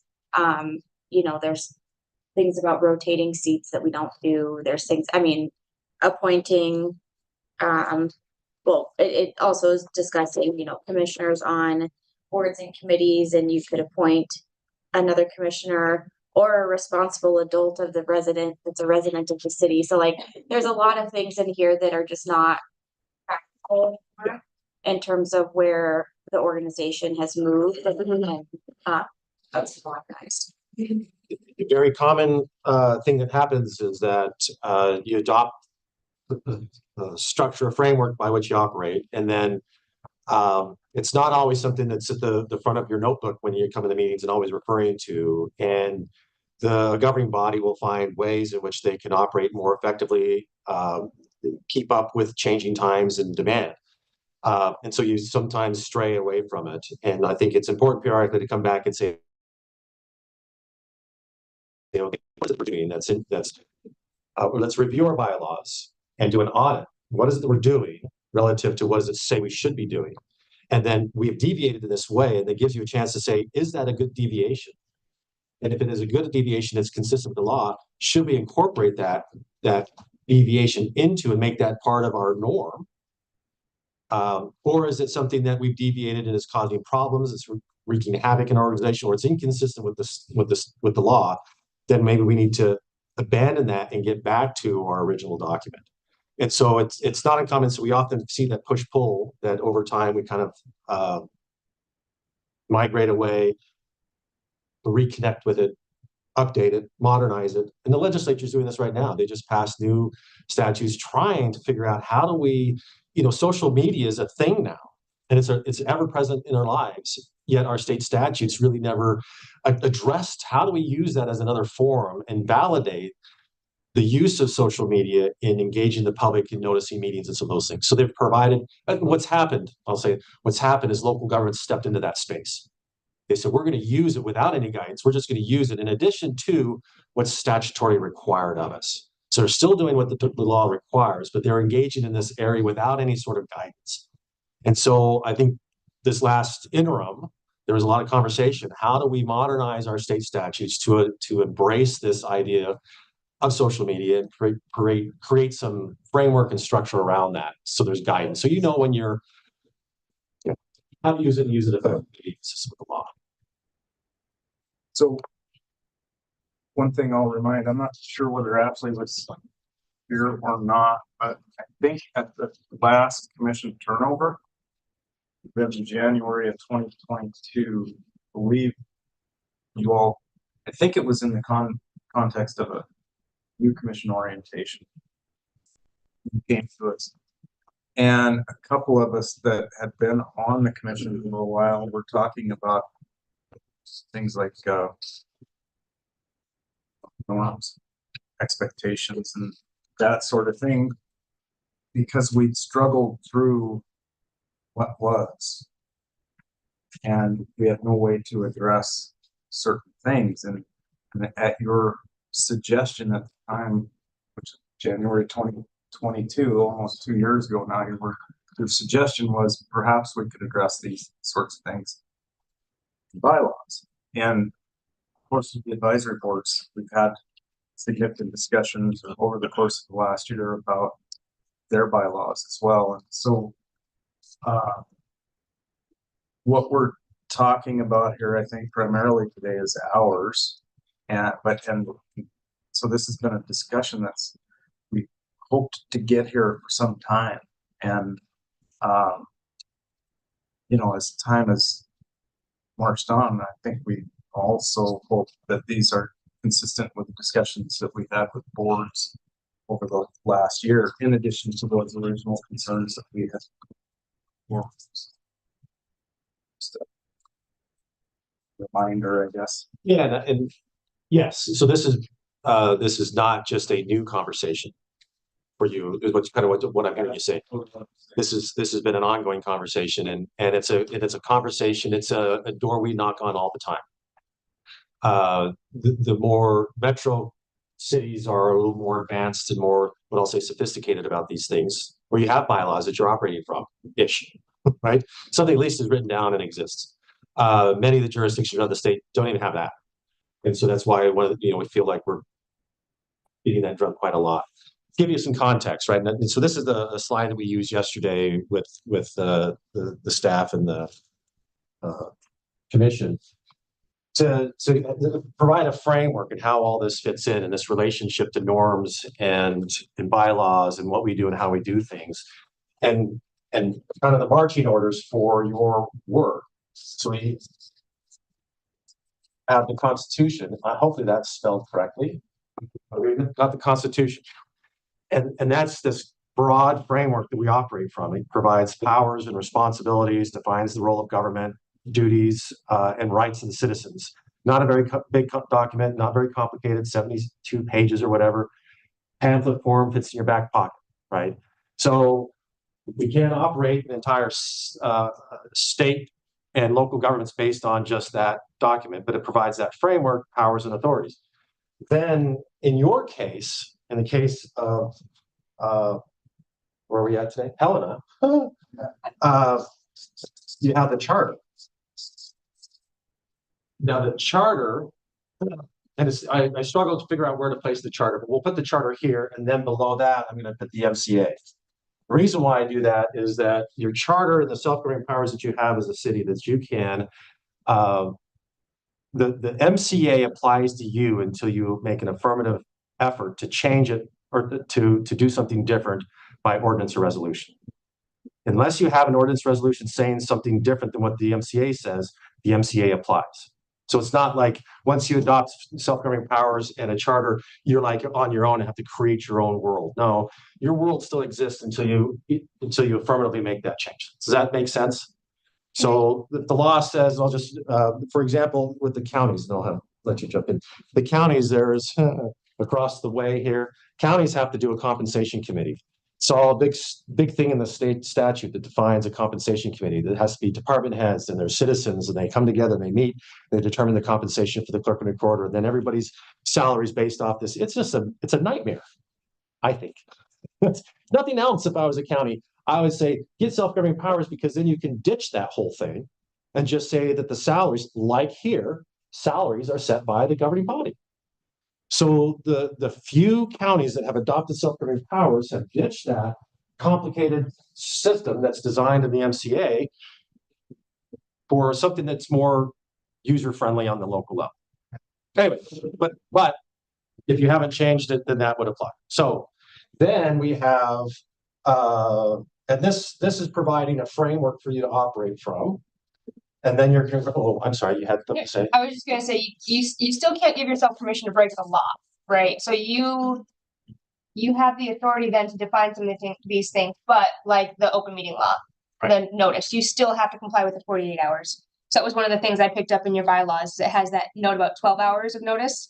Probably need to change that, because you, even with self-governing powers, can't say we're going to do less than the standard. You can go more than, but not less than, yeah. So then we create local policies, right? So the MCA in your charter only takes it down so far. Thinking altitude, you only go so far. Now how do we operationalize that? And that's where we do our local policies. Then underneath that, then we have our norms. These are the norms that we follow. Now, this works fine while everyone is willing to adopt and live by those norms. Right? We're all in agreement. We all come with the same attitude, the same desire to serve, the same public service mentality. I have an interest to do well. Norms work fine.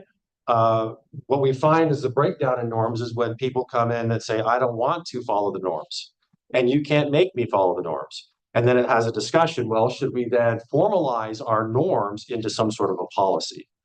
Challenge is there are certain things you can't make into a policy. I can't make a policy. The norm is we're going to be nice to each other. I can't make a policy saying be nice, but we can make a policy saying if you behave in a certain way, then we can assert certain punishments, if you will. Does that make sense? We can sanction you, we can censure you, we can up into the point for the commission, up into the point is we can remove you from elected office because your behavior has been so egregious. There's a Metro-ish an organization that had a problem with a recent newly elected commissioner that was not wanting to even play by the civil society rules. He's using the F word during commission meetings and making accusations and all that. And the commission is like, this, we can't handle this. This is so disruptive. You're breaking all the norms. We have no local policy to hold you accountable for your behavior and your language in this formal setting. So they adopted a set of progressive discipline from censures and sanctions and up to the point where they can remove them. But now they have a structure and a framework that they can hold people accountable for. So that's where one of those norms said, all right, it's not working anymore. We're going to make it into local policy. And I love this part. Maybe you don't reckon this is best practice. Maybe, but I thought it was really fun. I thought it was funny. As they progress through the discipline of this, and if someone's violating these rules, they were going to say, okay, at this point, before we kick you out, we're going to pass a resolution censuring you and your behavior, and they're going to. And part of that is the person has to stand and read the resolution in public meeting. Here's the resolution, and this is what my colleagues are saying about me, and I've got to read the resolution. I giggled when I saw that, but that's local government. So does that happen? So then norms, and so this is where there is this space here that we bounce between the two. When this becomes problematic, and some things you can deal with, some things you can't in the policy mode. Oh, that framework helps. Policy, local policy, examples. Resolution is our bylaws, local policy. Yeah, bylaws would be considered one of the local policies. So what are further examples that you just bullet as local policies? Oh. Attendance expectations. Are we going to have our meetings Zoomed or not? Options. So some of those things, define how do we conduct our meetings, when, where we meet, the framework of our agenda, who prepares the agenda. I'm thinking more typically, where are they contained? In what type of document? Is there just a type of document or a number of different? We recommend that you might make changes over time, but it all goes into a document. Yeah, it's a clearinghouse where that's all contained in that document. So I think your example, I think you have somewhere in your handout somewhere, right? In this pile. Yeah. There's the bylaws. And so I'd say have it in one place so it's easy to go back and review. Yeah. We've got lots of examples of bylaws that I think we've shared with you in the past. So how do we feel about the discussion of norms, policies? Why on both of those bylaws? Just a quick question for me. So how are we to, because I heard you're saying that we need a change from 12 hours to 48. How does that process start? Today. So it's in their bylaws. Go through the charter and all of that. Voting on amending bylaws. Yeah. But you have to have a vote of 4 of your 5 commissioners So it would go on your agenda, just like any other action would. And you could edit it, debate it, do all the things, then take action. Yeah, and so I think to get back to like the purpose of all of this, I think from my understanding, our goal is to start talk on this number 2B, start talking about what are the edits that we see are necessary in our current bylaws. I think there was some thought of using the recently adopted advisory board bylaws as kind of a starting point, since that's something we all agreed upon and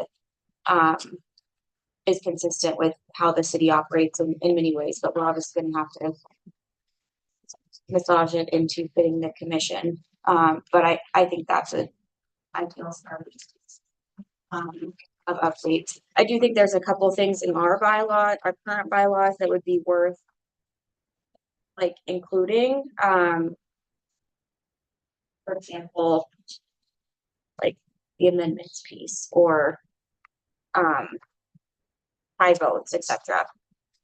I think there's things that are not probably in the advisory board bylaws that we might want to consider keeping, but in my opinion, I think that's a solid starting place.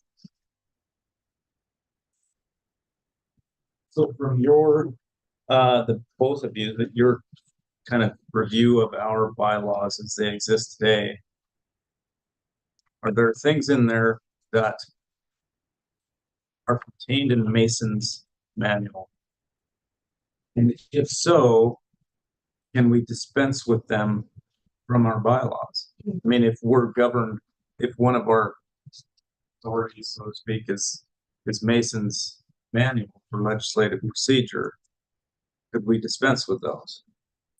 So two thoughts there. So things like quorum, I think some of those things, because I'm sure Mason's defines what a quorum is. I think having that redundancy would not be a bad thing.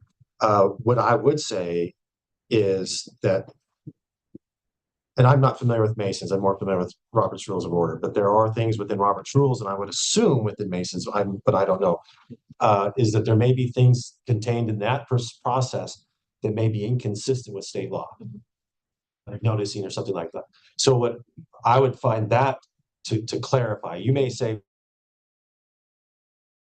The extent it doesn't conflict with state law. and then where it becomes evident that it's in conflict, have that spelled out in your bylaws. Like your clarification on proxy voting. Masons may allow it, but you can't as a local government, so you have that called out. Yeah. I don't think it's a bad thing to have the clarity if there's things that work for you, because in that hierarchy of kind of frameworks, the parliamentary system that you use falls under your charter and under your bylaws, right? So you can say we use this framework as a way to engage, except in these areas that we've identified, and that gets kind of a higher priority. So I think that's appropriate. Is that making sense? So I would look at the general framework of what's contained in bylaws that may also be in the Masons. I would still keep that same framework and call out those areas that are different.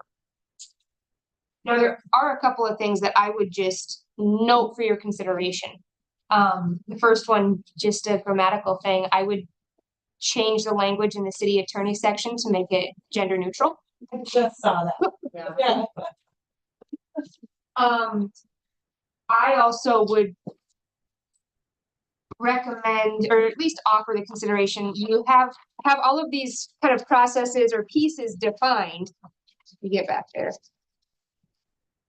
Such as acting on a motion, the seating thing, you may want to reconsider the number of votes it takes. So even if you only have 3 of you present, you make a quorum, but all 3 of you need to take affirmative action to be able to pass something.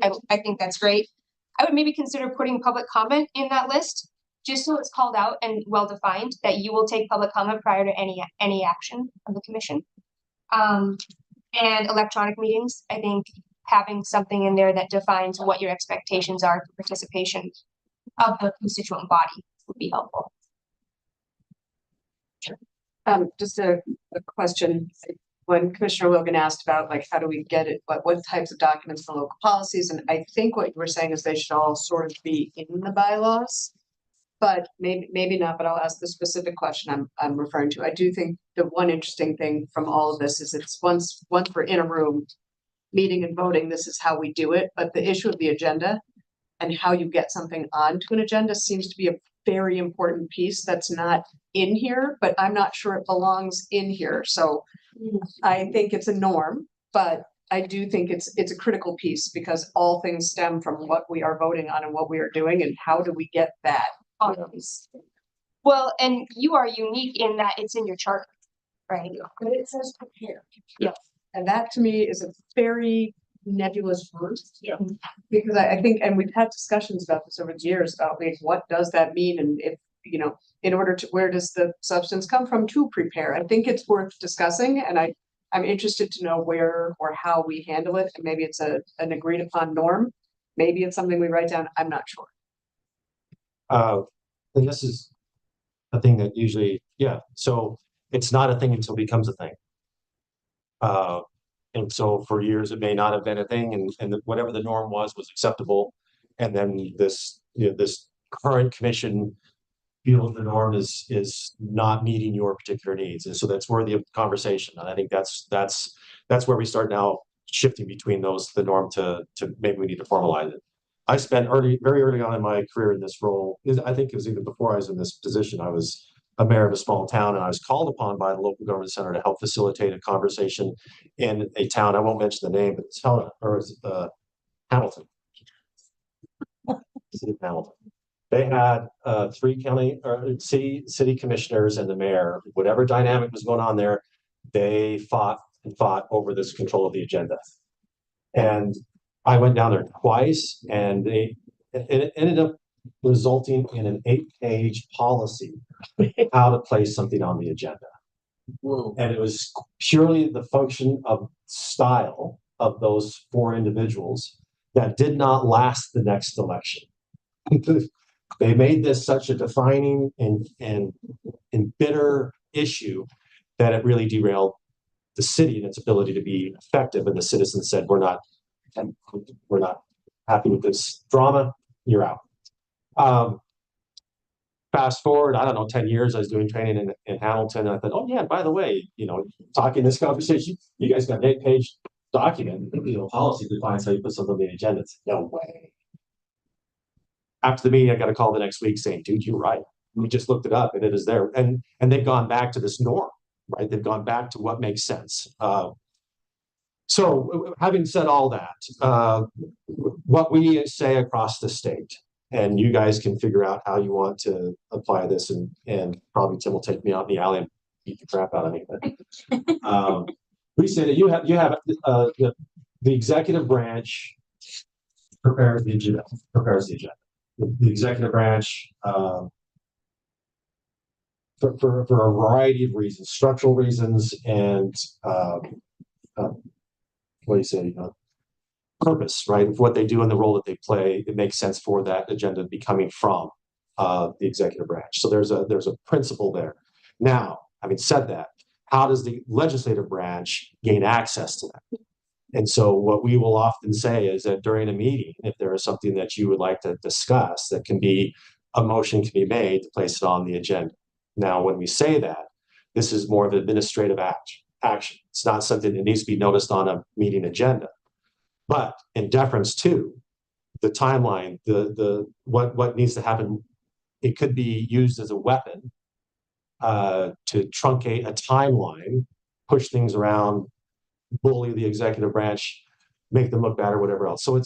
So being thoughtful and judicious about how do we engage on the agenda, how do we bring things forward on the agenda in an appropriate way.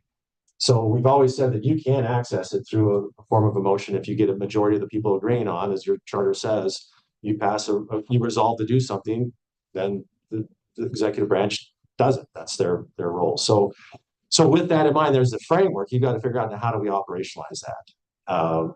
And I think it's maybe a good conversation to have with Tim, and I think with Tim and you saying, you know, how do we come to an agreement to set the pace and the flow of the work of the city?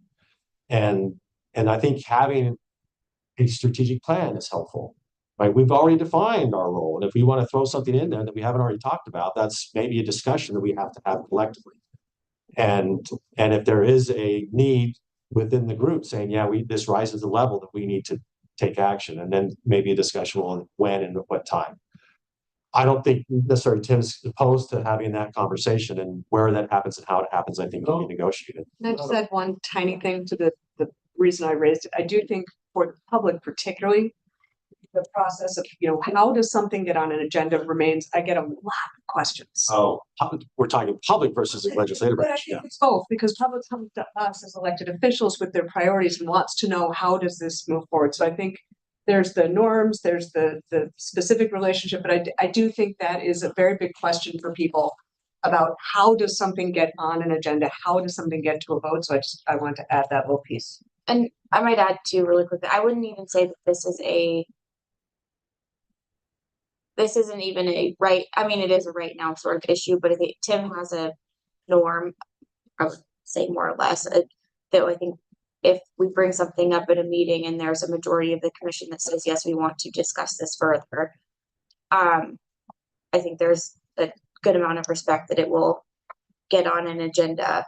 But I think the whole piece of this is, how do we standardize some practices so that when new commissions come on, and I like the way that Commissioner Reed characterized it yesterday. I mean, you really are feeling like Bambi drinking from a fire hose, trying to figure out how to be an effective commissioner. Don't know the system yet, don't know the people yet, and there's no set directions of, oh, this is how I raise this issue, and it is appropriate for me to do it during, commission comments, and then say, are at least 2 other commissioners interested in discussing this topic further on a noticed agenda. So I think that's maybe the hang up, is maybe not even necessarily all of us, right? Well, maybe, I don't know, Commissioner Shirtliff's still pretty new. No one tells you how to do this kind of thing. Except for you guys. You didn't go to school to learn this, did you? Right. Yeah. So it's, I think, being able to standardize some of these processes so that any one person can be, faster on the uptake, will set us up for success. Sorry, Tim, I didn't mean to jump in before you. No, well, first I'd like to know what kind of problem we're trying to solve. But beyond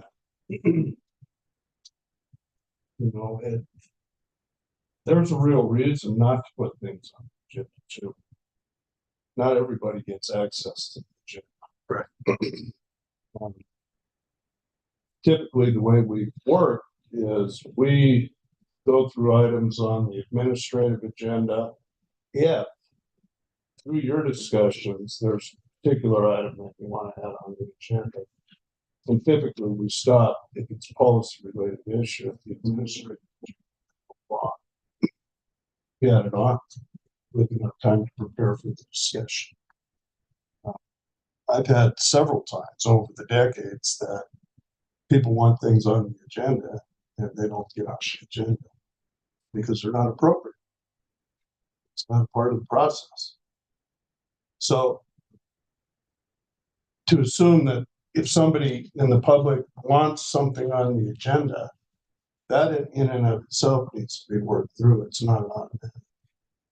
And maybe, so I guess what I'm thinking is putting that onto paper so that there's kind of like we looked at the decision tree yesterday of, okay, are there 3 people who, at least a majority of the commission, that wants to find out if wants to learn more or consider a particular issue.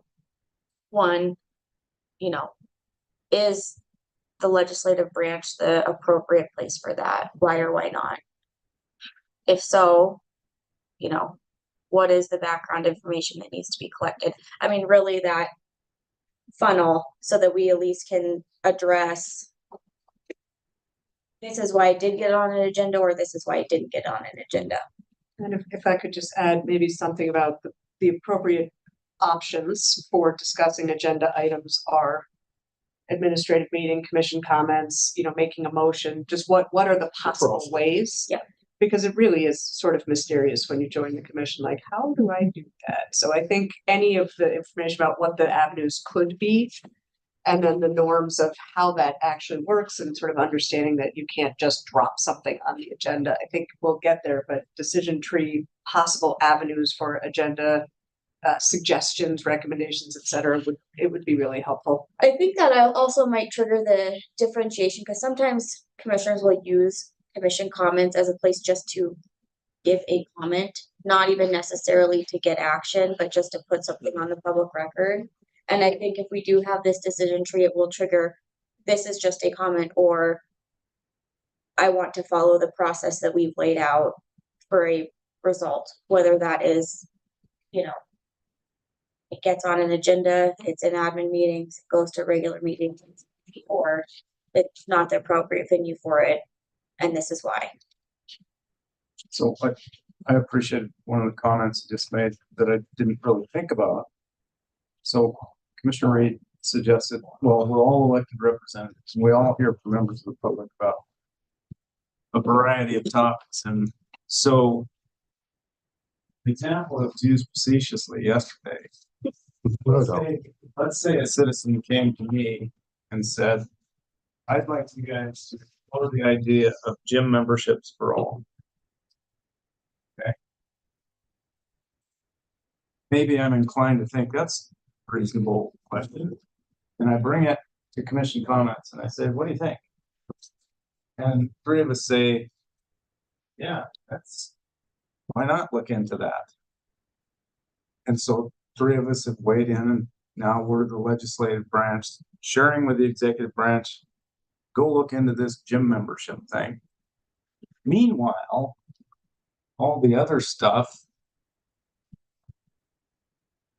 development, I think, all the other things that come up on normal agendas need to get. But it'll be prioritized. You can't just put things there. You have to look at the priority of it. Or is it even appropriate? Yeah. I think it is appropriate. And, I think too, that it could be spelled out more than just custom or tradition. But we need to be very careful about this. This is an important issue, particularly for things that don't belong on the agenda. And I can give you a lot of examples where people want stuff on the agenda. It's just not. It's either not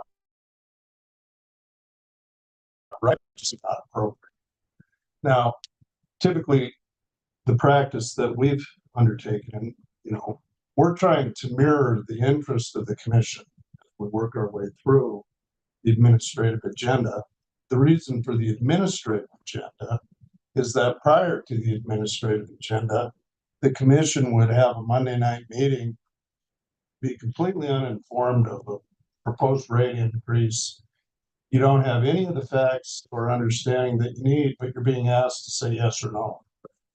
And they would blow up, and rightfully so. So that's when we started the administrative meeting to work through the details so that you're comfortable, you've got good information when you're asked to vote. So most of our important items work their way through the administrative meeting. When you guys are ready, we'll bring it across the hallway. Both have public comment, both meetings.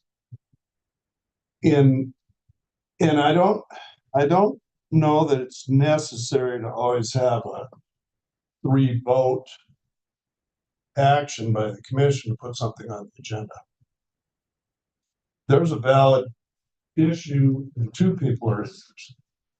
That may be worth agending up on an administrative meeting because not everybody's going to be familiar with it, but you may agree or disagree depending upon how that works.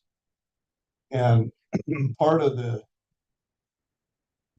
process that we move forward at the staff level is trying to prioritize the most important to the least as to when they get on the agenda, so that we can be prepared, give you the information that's available as you weigh all this decision. So I hesitate to say, okay, it takes 3 votes or you can't get on the agenda. But if there's an interest, by two or more people, or even one, that doesn't mean that it's not worth consideration or discussion. So what we've done to this point is at administrative meetings, if there's an expressed interest in putting something on the agenda, then we do it.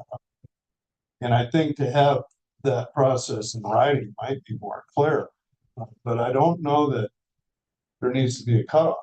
Right, but I think that's what they're saying. We need to memorialize most of these things, or else every new commission coming in will have to start fresh and be like the deer Bambi in the headlight, or whatever you call it. Because I know I fell in that category, but I had such a dynamic clerk initially, and no disrespect to you. No, but you weren't here at the time, so I just don't want you to think. But Debbie had to guide me through commission meeting. When I first got, the first thing I said, "Hey, Debbie, what are we doing tonight?" She said, "Oh, you're heading the meeting." I said, "What do you mean heading the meeting?" She said, "You're chairing the meeting." I said, "Okay, what's expected of me?" "You're chairing the meeting." I said, "Okay, what do I have to do?" Because I know this is a special deal. But she memorialized everything I have to do for me. So I had this cheat sheet that I could go back to every time. We use the next day. Yes. See, so you see, so it worked. Now other mayor coming after can always go back to that sheet and say, "Oh, geez, this is easy. No, this is what I have to." That's what we're talking about, I'm assuming, right? And I do think I appreciate your point about we don't have to have firm, like it must be 3 votes, but I think even if we say the avenue is the admin meeting, raise it, discuss with your commission members. And I do think an important point is your perspective on appropriateness and, for your consideration by the city manager. We can word it in such a way that allows for the discretion, which you are here for a reason. Your perspective is important. So the empowerment of the commission to raise things and your empowerment to help navigate how best to handle that idea. I would also add, excuse me, just the idea, and we haven't been, I'll say I haven't been very good at it. When a question comes up like that, it's like, let us know. I mean, I'm tend to be too quiet and maybe not say anything, but we should probably, if this question comes to us, yeah, I think that's good. No, I don't. But at least voice that, right? Maybe better than we have in the past. The attorney has a comment. Well, I am gonna present a little bit different perspective. I do feel like you all get along really well. The city manager is super accommodating, so even if one person brings it up, he goes, "Yep, let's talk about it, put it on the agenda." But I look at the worst case scenario when people aren't getting along, and what's required by law is that none of you can act on your own.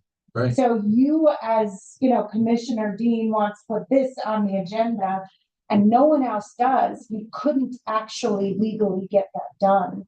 And so I wonder if we could write this in, I'm a fan of putting it down in bylaws, write this in the bylaws as a way to do it, and then rely on your relationship with the city manager to, accommodate those times when you don't need to have the formality of making a motion every time. You could just do in an admin meeting where you talk about it and everyone seems to be okay with it. You put it on the agenda. You don't need to do a formal vote, but that you've got some backup in the bylaws for those times when there are some difficult, some tension. Well, I wonder if it's maybe thinking it the opposite way and thinking about when there have been tough times in the past. If there are, say for example, there's one person who really wants it, but they're the only one that's very passionate. If we can write something that unless 3 commissioners oppose or something, I don't know if we want to get it, but I'm just thinking someone can be agnostic. And I think that happens a lot of the time when one of us brings something up in commission comments. I don't have a feeling one way or the other because I don't have all the information, but I'm open to learning more. So it's not even necessarily like yep, I want to do it, but it's not essentially not opposed. I think that happens a lot, and I think some onboarding commission education is helpful with that, recognizing that supporting the consideration of an action doesn't mean that you support the action. So I think just voicing that, like Commissioner Logan was saying, might help with a lot of that. I also agree with City Manager Burton that you have to be careful how narrowly you define it, because what we've found over time is trying to be helpful and give specific examples very quickly turns into this is the exact prescriptive process we have to follow or it's illegal. And that can get really restrictive really quickly. Well, we can overcomplicate our lives, I guess. Right. But, I think there's the opposite view too. And good ideas can oftentimes start with one person. And the ability to follow up at a future date at an administrative meeting, more information for a full-scale discussion might end up to be a big deal. Versus, I can't really get it on the agenda unless I've got 2 other votes.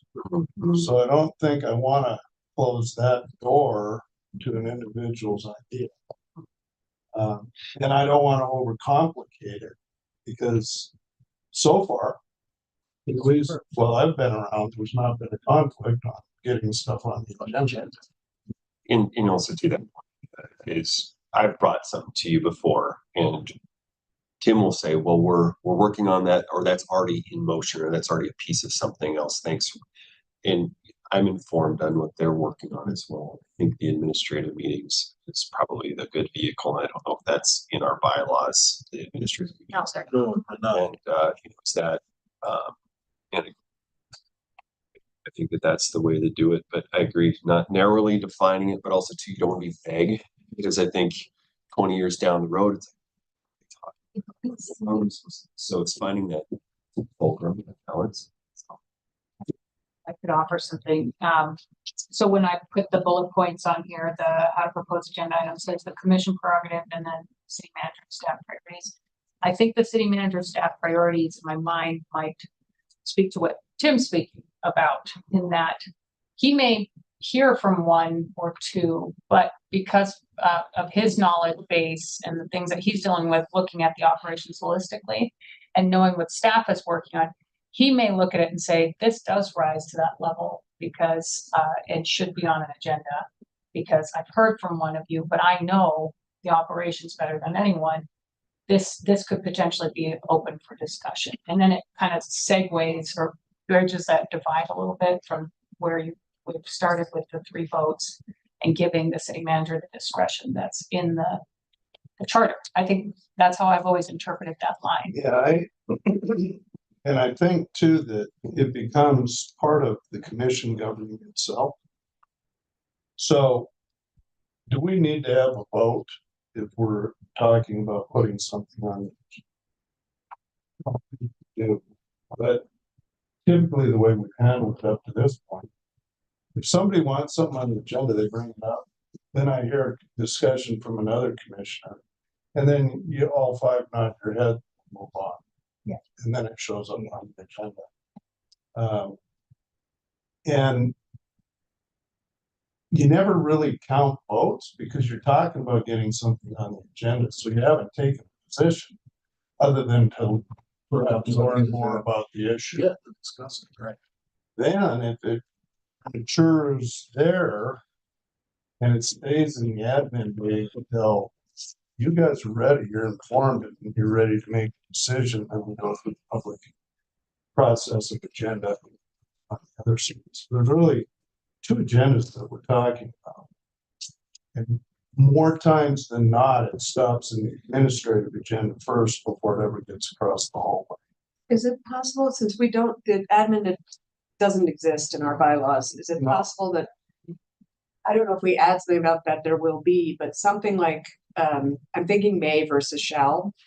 a commissioner may suggest agenda items in an administrative meeting for consideration by the commission and the city manager, which I think that- it is a pathway. Yeah. It's not overly Yeah. prescriptive, but it exists and we know it's there because I really do think we've found a great flow right now.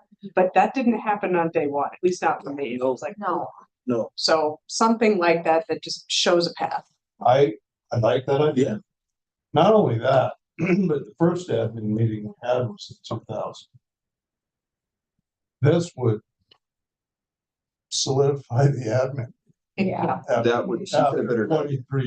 that's what I was hoping, is like, I'd love to see it in the bylaws, you know, it's almost the first reading, and it's the second reading passage over there. Yeah. Legislatively speaking. Right. I'd love to see it. And So- just what a teeny other little thing, I do think I love the admin meeting. I think it's fantastic, but it doesn't exist.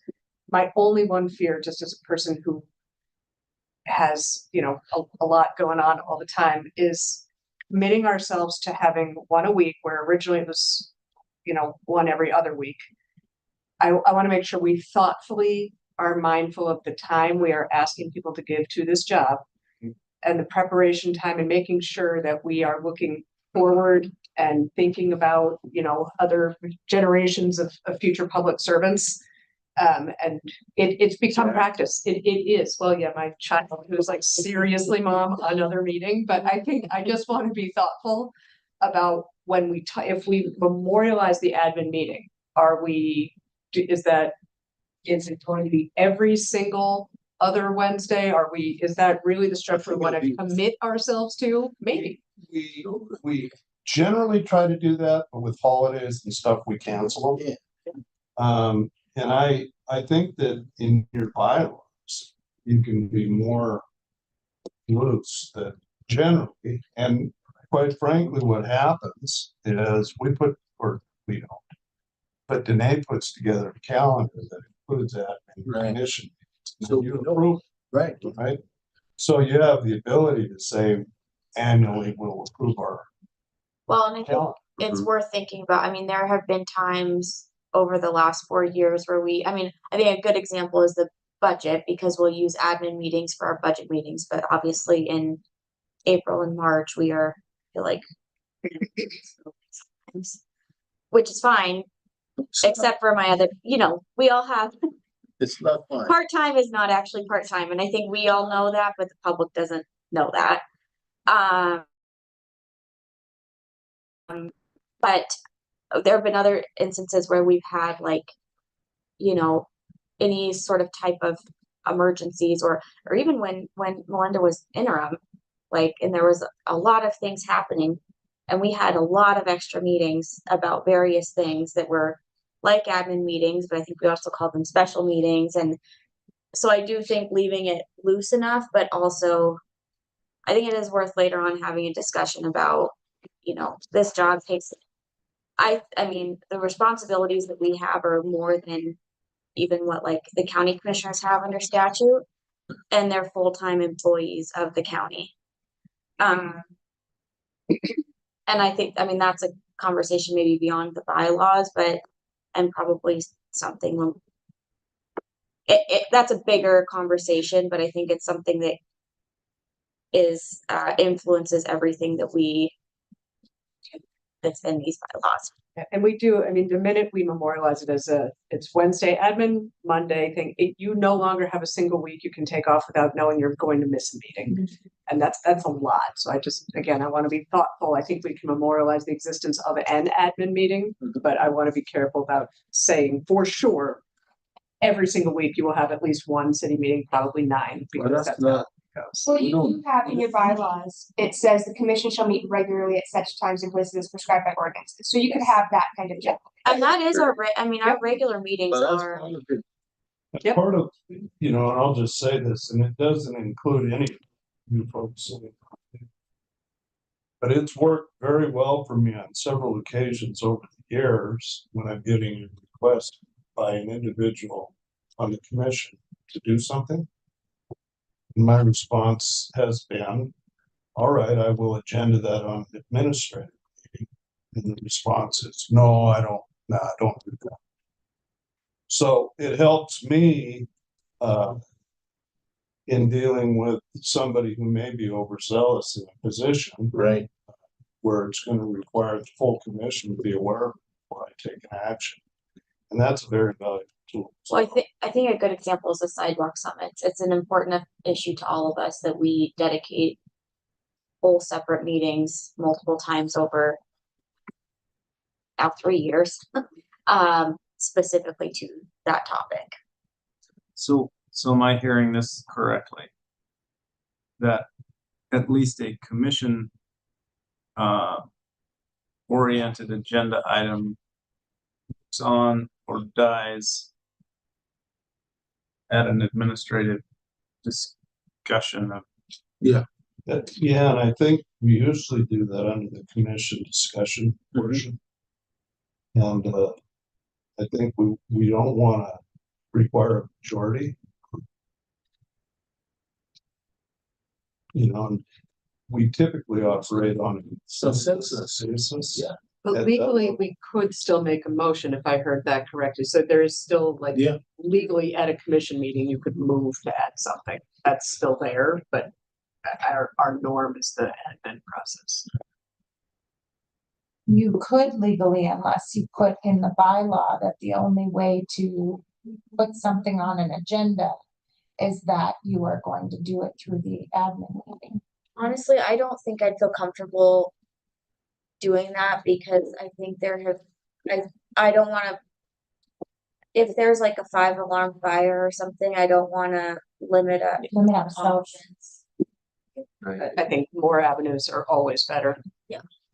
It's like with the folks on Head Lane, that was an amendment, or that was something that was offered, a promotion that was offered during commissioner comment. It wasn't necessarily on the agenda. No, but it was the process was the process. And any motion to reconsider happens during commission comments. So keep moving here, but just to wrap up here is that norms work until they don't. And recognizing where there is a vulnerability. And that might push you to say, maybe we need to move this from a norm into some sort of a formal process.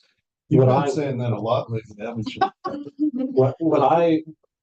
Big picture for me is you're in this role not to spend your energy and time fussing over insider baseball process. And that's the vulnerability with this norm bylaw thing. That I'd rather have you spend your your part-time energies towards impactful things in the community. And that the more energy you spend on this fussing over these things, it's less energy and time, right? One more meeting. Anyway. So that's why we have the policies, right? That's why we have the structure, the framework that guides us so that we spend our time executing process rather than fighting over process because we don't have guidance. And so then it's the strongest voice wins the day. I just got to keep battling. And that's what this becomes, an inside battle over something that doesn't need to be a battle. We don't need an 8-page policy after 6 months of fighting. Go ahead, Tim, sorry. Well, I do like the suggested changes that you talked about. But procedurally, how are we going to approach the actual authoring of the upgraded bylaws? I'm happy to work on it if y'all are with Danae. Yeah. Okay. Yeah. Then that answers my question. So you guys have heard this conversation. Mm-hmm. I think the commission's in agreement. That's how you approach getting items on the agenda. And if we find that we haven't thought it all the way through, we can change it in the future too. Yes. That's one more piece for clarification. I mean, I understand that we want to work through this admin meeting and that piece or component. I did put a staff request on there, and that's the electronic meetings policy and protocol, and that ties back to the board's discussion too. We really do need to button that portion up because we talked about that policy vaguely in the bylaws for the boards, and you all really need to agree upon how you want to proceed for those electronic and online meetings for yourselves. And then I can tie that back to the policy document for the boards as well. So we don't have to, I know that the HCC has been kind enough to join us here today, so we don't have to spend a ton of time. I know that the intent, at least from my perspective, was to just open up this conversation for you all, since you've never had an opportunity to ever even talk about this publicly. And so I appreciate that, but I guess I would ask that at some point we could come back to that. Yeah. and get some more clarification, and maybe we can work with Tim about getting some time on an agenda at some point at an admin meeting to bring a suggestion. When I work with Becky on what other municipalities are doing, we've already got a file this thick of people or places all over the state that are using a policy of some sort, and give you some options so we can bring that opportunity for you guys to button that up too. I would love to see a draft possible policy on electronic meetings. I think it's a great thing to have documented. Good. Okay, you want to keep going down the list? Please. Okay, so next we have here conflict of interest. I've got a lot of things to say about that, but I'd rather say the things that you want, what is it you want to discuss around conflict of interest? I personally, I think that, on any board, you normally have to submit conflict of interest forms. And I think that I was shocked when I got on the commission and we never had a conflict of interest like statement or anything. There's a statement in here, but we didn't sign it. And so, yeah. And so I would say that I'm very interested in, and I think there's examples that other municipalities have used. Not that I'm not really concerned about this commission, I would say, but I can think about commissions even in the 2000s and before that. I look back and I'm like, I can't believe this person was voting on issues that they from financially, business. And it's not, some things not necessarily illegal, but I think it'd be, it's not a good look. That's what I would say. But I won't point, because we live in such a small community that almost everything can be a conflict of interest. So at what point where do we draw that line as to what's conflict, what's not conflict? Because I think it's just having it known. And I think too, you are all elected to act. Yeah. And the Supreme Court supports that. You're not elected to not act. But if there's the appearance or a real interest, Montana law deals with that. And if you have a conflict, then you need to recuse yourself. And if you have the appearance of a conflict, you can state that publicly in a meeting and say, therefore, I don't have a conflict. I intend to act. I'm going to vote. Okay. Even though the appearance is there, but by you speaking publicly and putting it on record, you could go. Can I ask a quick question on that? Because I think it is an important distinction. There's the legal requirement to recuse yourself versus the perception.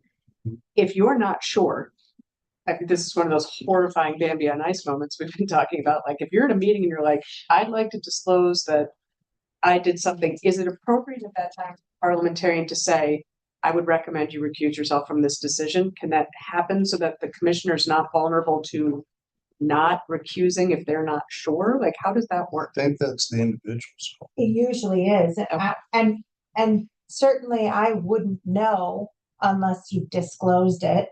And sometimes disclosing it is all you need to do. Okay. And so, if I really had a concern, I might say, this appears to be a real conflict of interest. And I'll just raise that as part of the code of ethics issues, and then you can make the decision to recuse yourself. But I do think that anytime you have a question, if you raise it during the meeting, that may have cured it right there.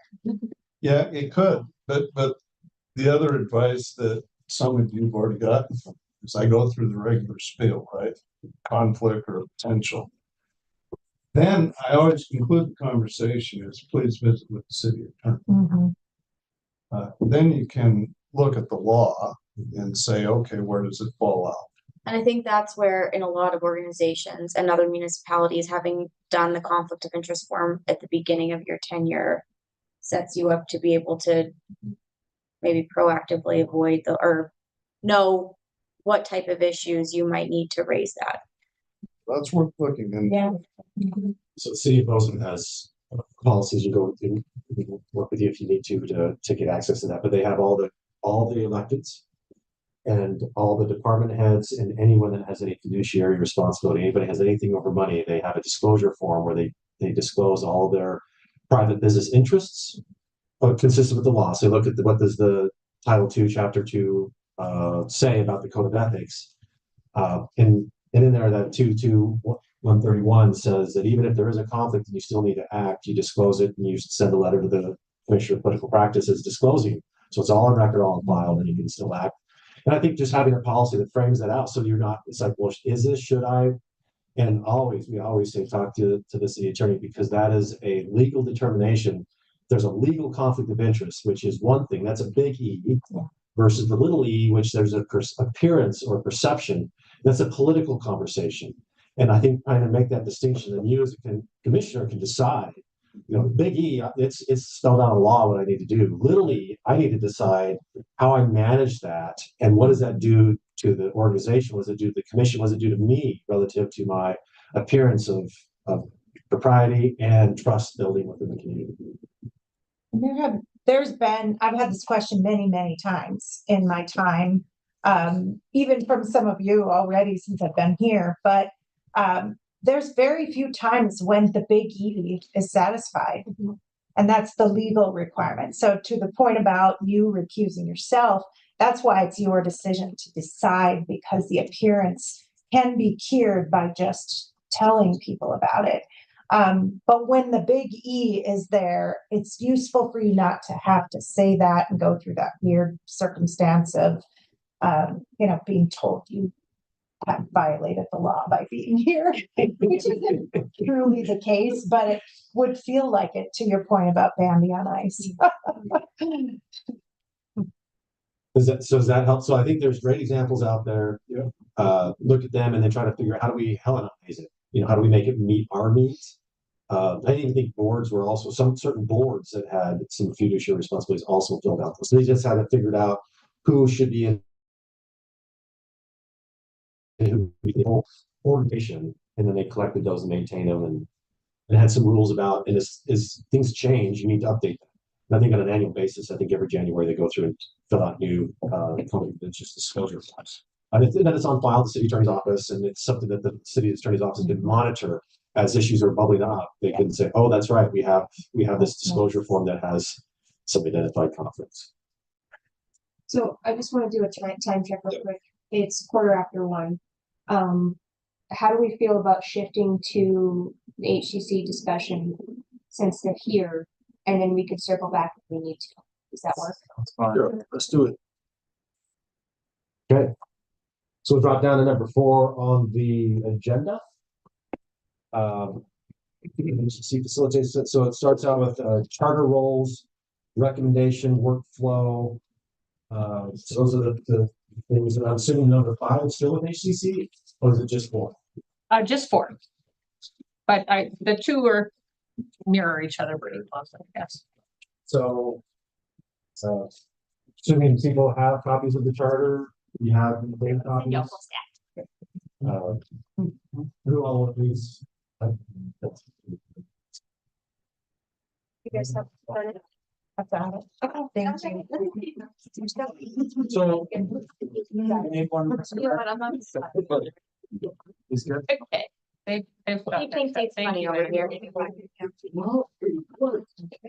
It's right. Tap me on the shoulder. So I'll start with saying that from our experience working with municipalities around the state and counties, there's not a lot that have a council defined and structured like this. This is not a common practice. It's not a common thing. It's not a bad thing either. And I go back to that the idea that, you know, the folks that created the charter years ago were not omniscient. These are folks that are saying, oh, it's all an experiment, right? That charter, because they were the first, Helena and the others were the first ones in the state creating a charter. Billings, for crying out loud, they put a cap on the number of mills they can levy. They're suffering with that still today. 76 mills is what they can levy. They've left millions of dollars on the table because of that thing written into their charter. But it was a negotiated provision in their charter in order to get it to pass. The public said, no, we don't want this to pass unless there's some sort of a check on the commission's ability to generate funds. Without a vote. Anyway, it's been changed. They're up now to like 172 mills that they're levying. Fire and library and police have all been added to that. But anyway, that's so it's all an experiment. And so having said that, I think this is a really cool experiment, right? How do we look at engagement in the community? How do we and I think looking at what the world was like in the 70s, this is not I'm not at all surprised that this was kind of an idea and an ideal even to say, how do we engage the community? We have these neighborhood councils, which is not uncommon. Neighborhood councils are we find those. Have a citizens council, which is kind of the right words are that's it. Where you're bringing that together, it's kind of like a super representation of those neighborhood councils. So the other one is similar to this in which is in the state statute, allowing counties to have community councils. And so Missoula County has a very active community council structure. Missoula is the only incorporated municipality. So in order here to have representation from communities like Bonner, Frenchtown, Lolo, Seeley Lake, they've created this community council structure by resolution. They have bylaws. They all operate that way, advisory capacity, but it's much more general. And I think in your charter, it has a little more specificity in providing some expectations. Is what is it when they design the charter? When we create this Helena Citizens Council, what should be the role and purpose, and how can they interface with the commission? So that's kind of my lead up to this conversation. Is that this is an experiment, and like any experiment, how do we learn from it? What are we learning from this, and how do we make this effective? And how do we make the engagement and the relationship between the commission and the neighborhood councils and the citizen advisory or the HCC a meaningful relationship in both ways? So looking then at page 5, I guess we're there. Neighborhood councils purpose 4.01.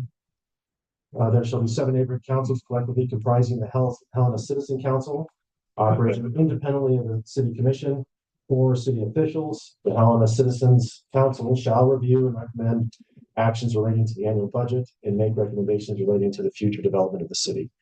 So that's, to me, the way I look at that, that's kind of the mission purpose. Why does Helena Citizens Advisory Council exist? For those two purposes. The way I see they're working independently from the commission is that you're not appointing them. They are not. They are representing the neighborhood councils that are elected from within the community, and that creates that independence. They're accountable to their constituency as you're accountable, and it provides those two purposes. Now, as we mentioned before, in our flow here, this is what's defined in the charter. The MCA is silent about this, so there's no guidance there. So really it comes down to, so how do we create a local structure to operationalize this ideal that's written in the charter? So again, like I said, we can't run a whole entire state and local governments just off a 72-page document of the Constitution. We have the MCA to operationalize it. And same here, we have a charter that defines an HCC neighborhood council. We need to have local policies or ordinances to define that relationship, purpose, and function. And my impression, speaking from the dude on the outside, is that hasn't been really well defined over the years, which has created a small amount of frustration I think with everyone concerned, I think it's now my impression is it's ripe within the community to have the conversation. How do we define a structure that provides a meaningful engagement around the purpose and function of the Helena Citizens Council and its engagement with the city council in a meaningful way? So, is that a good preamble lead up? So with that, what was the thing here? Charter roles. So we've talked about the charter roles. So it's to the purpose is to, where is it there? Recommend actions relating to annual budget and make recommendations relating to the future development of the city. So those are the two key things. Now that doesn't mean it's not exclusive to. There might be other needs or issues that the commission may say, hey, we have this infrastructure in place, this human capital that exists in the city. We have this network of a citizens council, these neighborhood councils, that we may want to engage that network, this framework we have, to get input from citizens on other issues. That could be entirely at the discretion of the commission, how you want to engage that. But the minimum is meeting those two requirements of growth. Well, we'll just say growth and budget. So thinking about how do we meaningfully use this system that's designed in a way that is meaningful to you and gives them purpose and function within their designed charter roles. So with that, I'll open it up. What thoughts about? Mayor, I thought maybe it would be ideal if we introduced ourselves in our role. Oh, sure, we do that. In case you didn't know. I was assuming y'all knew each other and we're the outsiders, but maybe not. Well, our executive roles shift fairly regularly. So I'm Ben Kuiper. I'm the chair of HTC. I've been in the chair spot since July. Just so that you know, we're starting a new council in January, so our executive positions may change at that time. But for now, I'm the chair. John Andrew, I represent District 1. And I'm Pat Peck. Also, I represent District 1. I'm not on the executive committee. And I'm Diana Hammer, also of District 1, and I'm the council secretary. Well, Chandler, everyone, District 1. District 3. Some diversity out there. District 1's well represented. Yeah, and vice chair. Well, I forgot to mention I'm District 2. Oh, that would have helped. Yeah. Should have led with that. Yeah. We'll go with thank you. Thanks for that. Yeah. Did you want to open with something? Because I have a comment, but I prefer to in case you get something. I will just start with an example that I thought was a really good representation of some of the things I like, that I hope we can see more of. That was really badly articulated, but there was an example of the urban forestry.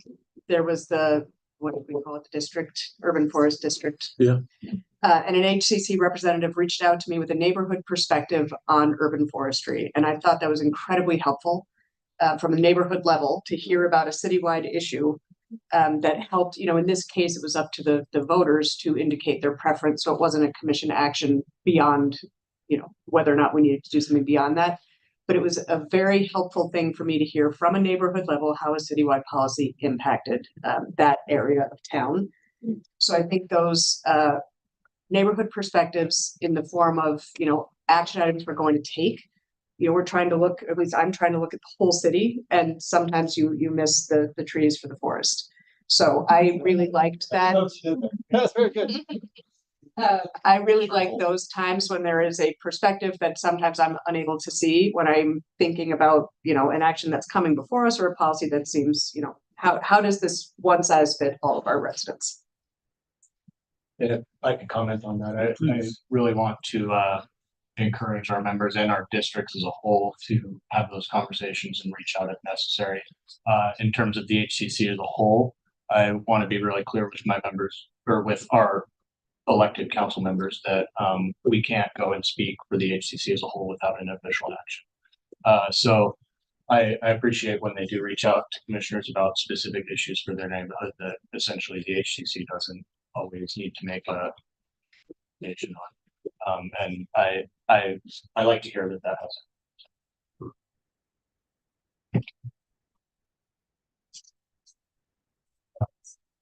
I guess in terms of how we want to explain, I guess, how the charter lays out our duties from our perspective.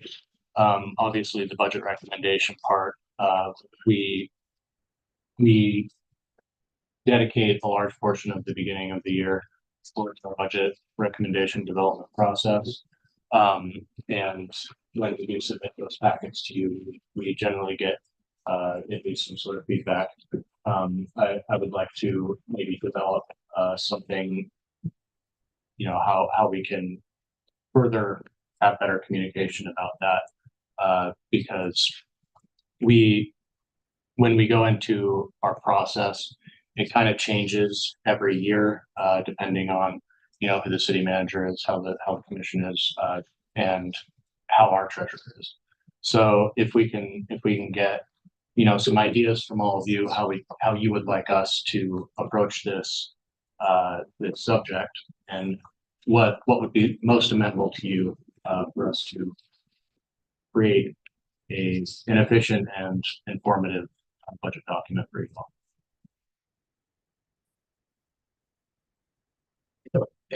In my opinion, I think what you guys have done in the future, I mean, in the past has always worked, because most of the time when you do a budget recommendation, it's already in the process. We're already working on that already. So when you come in, it solidifies that recommendation, so to speak.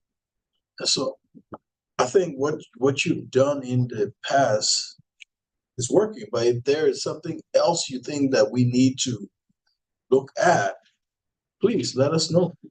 The only thing I would add to that, I agree with Mr. Mayor's comments. Sometimes it comes so close to the motion to pass the budget that it's either some of the decisions and conversations have been going on for so long that we see your recommendations like, oh, but. So I heard, I believe you said on Monday, whatever day it was, that you're going to be assigning departments. So I think, if there is an opportunity to feed in recommendations per department earlier, prior to a full comprehensive budget recommendation, earlier is always better. I think recommendations that are coming in as we are discussing each department are more timely. And it's helpful to see a comprehensive version at the end, because, we talk about something on a Monday, on Wednesday, we hear another department, and then we have to go back to what we thought of. So I guess more is always better, and earlier is always better. But I think the end document is very useful and helpful as it is. So I wouldn't change that. Sure. I think they're running a meeting. Go ahead, Commissioner. Thank you, Chair. I would agree with all of that. I think that I see this changing, but I really like that we include the HCC recommendation in the budget we adopt. I don't know if you all knew that or not, but the final recommendation from HCC is including with the letter from the commission, letter from the city manager. It is included in the adopted budget, which I think is a really important memorialization of the process. And I think actually John will probably know this best, but I think I really appreciate that the process, the outcome of the process, and I think Sumner and Nancy would kind of lead that up for a long time in terms of like how the structure was put together.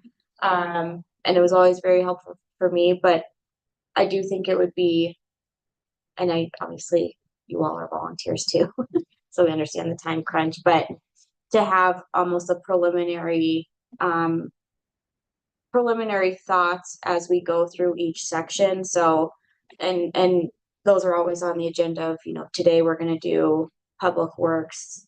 The next Wednesday, we're going to do transportation. So I understand that's quicker turnaround, especially when you have meetings, once a month.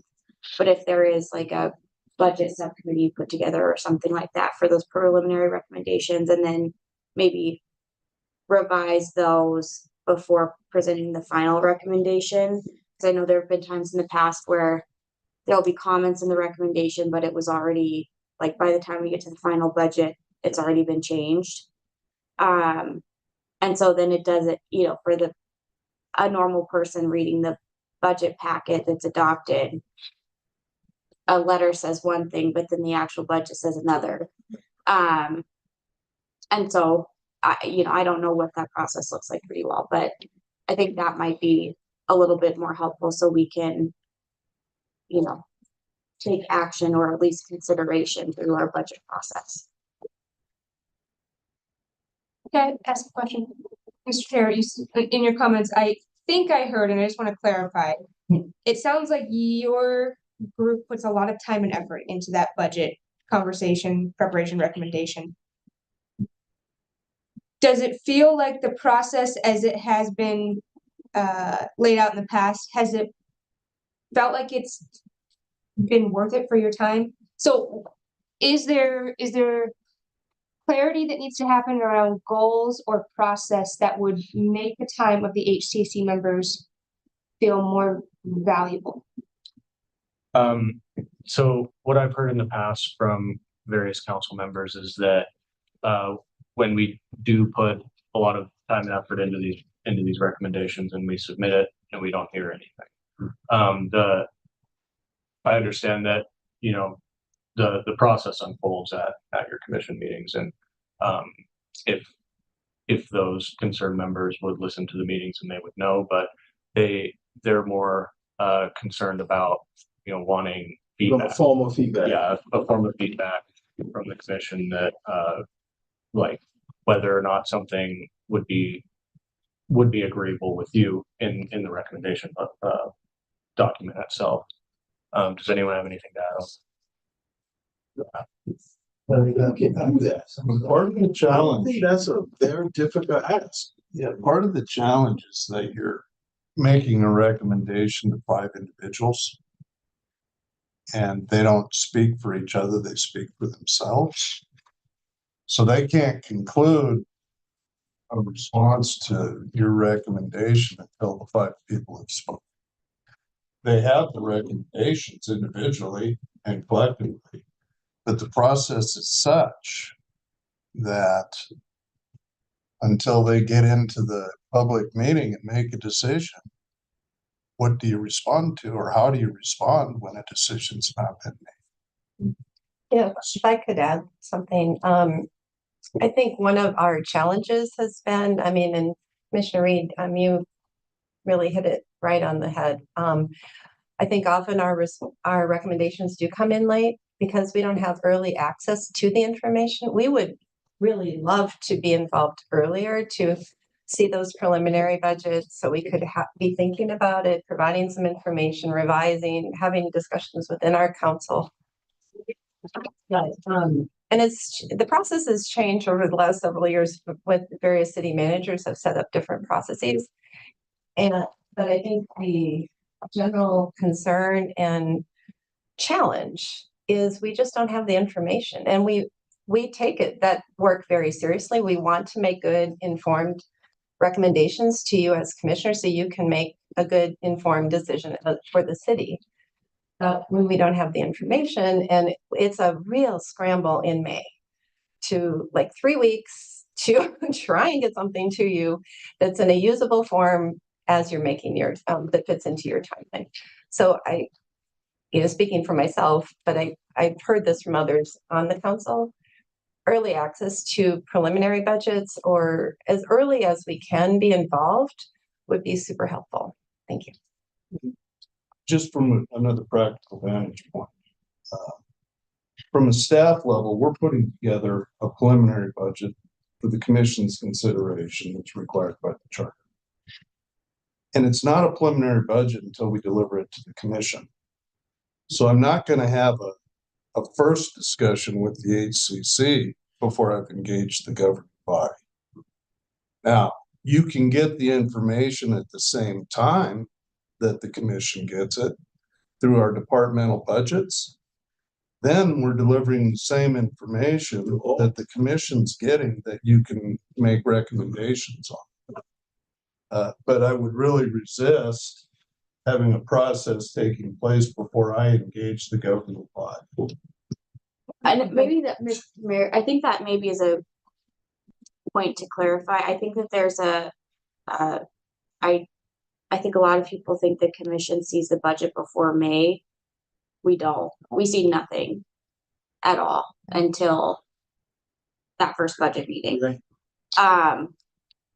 And I do think those department meetings, that's what I mean is, you know, recommendations sort of in real time as we're seeing, because we really don't see it until then either. But waiting for those to conclude to get comprehensive recommendations is, I think, you know, the moment those meetings, those departmental meetings are where things really happen. And where information coming in about recommendations or what people are observing, that's a really good time for us to hear. I think they sort of solved the problem just now by just disseminating it when we get it. And I think we do. It's certainly available, and we could probably be a little more formal about it. Right. But it's real easy to get the HCC the information at the same time that you receive it. Yeah. And I think it's, from what I'm hearing, a good idea to split up the workload. So you've got certain members that are working on public works. Well, then those folks who are representing that subcommittee probably should be at the commission meeting when we deliver the budget. And so then you're really working on the same time frame that the commission's working on. Now, the other point to make is the commission approves the preliminary budget, and then the final budget's approved late August, early September. So it's not final till it's final. And that's where even, and I will add this, that the recommendations I've seen from the Citizens Council in the last couple of years have been probably the most thoughtful, comprehensive recommendations that I've seen from the tenure. I'm not saying something. He's been here a while. So nice job. I mean, and I actually read those, and I think that they've been thoughtful and very well constructed. So I think it's a matter of, but you know, there's turnover, right? So you've got new people coming in, so it's not always the same group. But in terms of the budget calendar, when that's going to take place, we always publish that up front. Then we wrestle through everything we do at the staff level, and then the commission agenda is all laid out too, by department.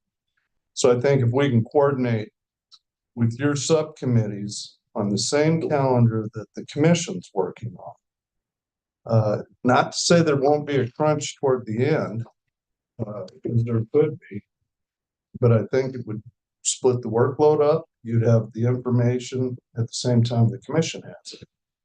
And by splitting it up too, I think helps. Just kind of in response to that, I appreciate, I guess your accolade on our budget recommendations. That credit goes to our treasurer, Nolan Harris, who's in here today, and the budget committee that worked with him the last 2 years. And the process that unfolded, the way I understand it, is that they did assign everybody their little subject department, and they went to that admin meeting to take notes. On your point about getting a recommendation at those meetings, that would be difficult for us just because it has to be approved by the whole council, and we only meet once a month. That's been a struggle with a whole lot of things that we do, is our infrequency of meeting. But what we currently don't do is revise a recommendation for the final budget. That's something that we can take into consideration and possibly move forward with. Does anyone have any budget comments about that? Well, I think I'm just thinking about how the process works and where I think there's a mismatch where we scramble in May. I think we can do better at having more interim meetings, which I think we've done in the past, but during that budget crunch. But we give our recommendations on the preliminary budget and then generally don't hear back. And I think the issue probably that you guys have is staff are the experts, right? So, and HCC we would like to see these things done, but we don't know the needs of each department, and are never going to be the experts for, what each department needs in terms of the budget. And I don't think we, really have the volunteer capability to really do a deep dive into things either. So I think what would be, I'm just shooting out ideas, but what would be ideal, I think, is we send our recommendations and the commission, reviews those, takes them up in a commission meeting and decides whether or not the commission wants to direct staff to investigate whether a given recommendation is even possible to fit into the final budget. I don't know if that makes sense, but that way the staff is given direction and the commission is getting information from the experts on whether something is possible and not just the idealists on the HCC. Yeah, that becomes very complicated, I think, based on the fact that you're asking for a response before the commission's made a single decision. And how do they collectively do that when there are 5 individuals that have 1 vote apiece? And I know what you're asking for. Just saying that relative to the law and the structure, I'm not sure that it's going to happen that way. So what else could we do to make sure that the commissions have the ability to digest your recommendations prior to a final decision being made on the preliminary budget and the final budget? Because you're asking essentially the commission to sit in a special meeting and respond to a letter when they haven't considered the full budget themselves. So one thing I might just add, and maybe this provides, I don't know if it'll provide more context or not, but one of the things that I think a lot about when we get the HCC recommendation, I also am thinking about the other public comment that we've received through whatever means, or, emails that we've gotten from members of the public, organizations, etc. I mean, we do get input from a lot of different sources. And I think part of it is that there will be changes to the budget that are in response to an HCC recommendation, but it was also, someone else also recommended it. And I think what you're asking for is we responded to your recommendation by changing this, like an active affirmation that it changed because of that recommendation. And I think that's probably where the struggle is, because I even think of examples in the past of, like, there have been a handful of things that we've put out a commission comment on, like a public comment about some topic or issue, or we sent a collective letter on something specific.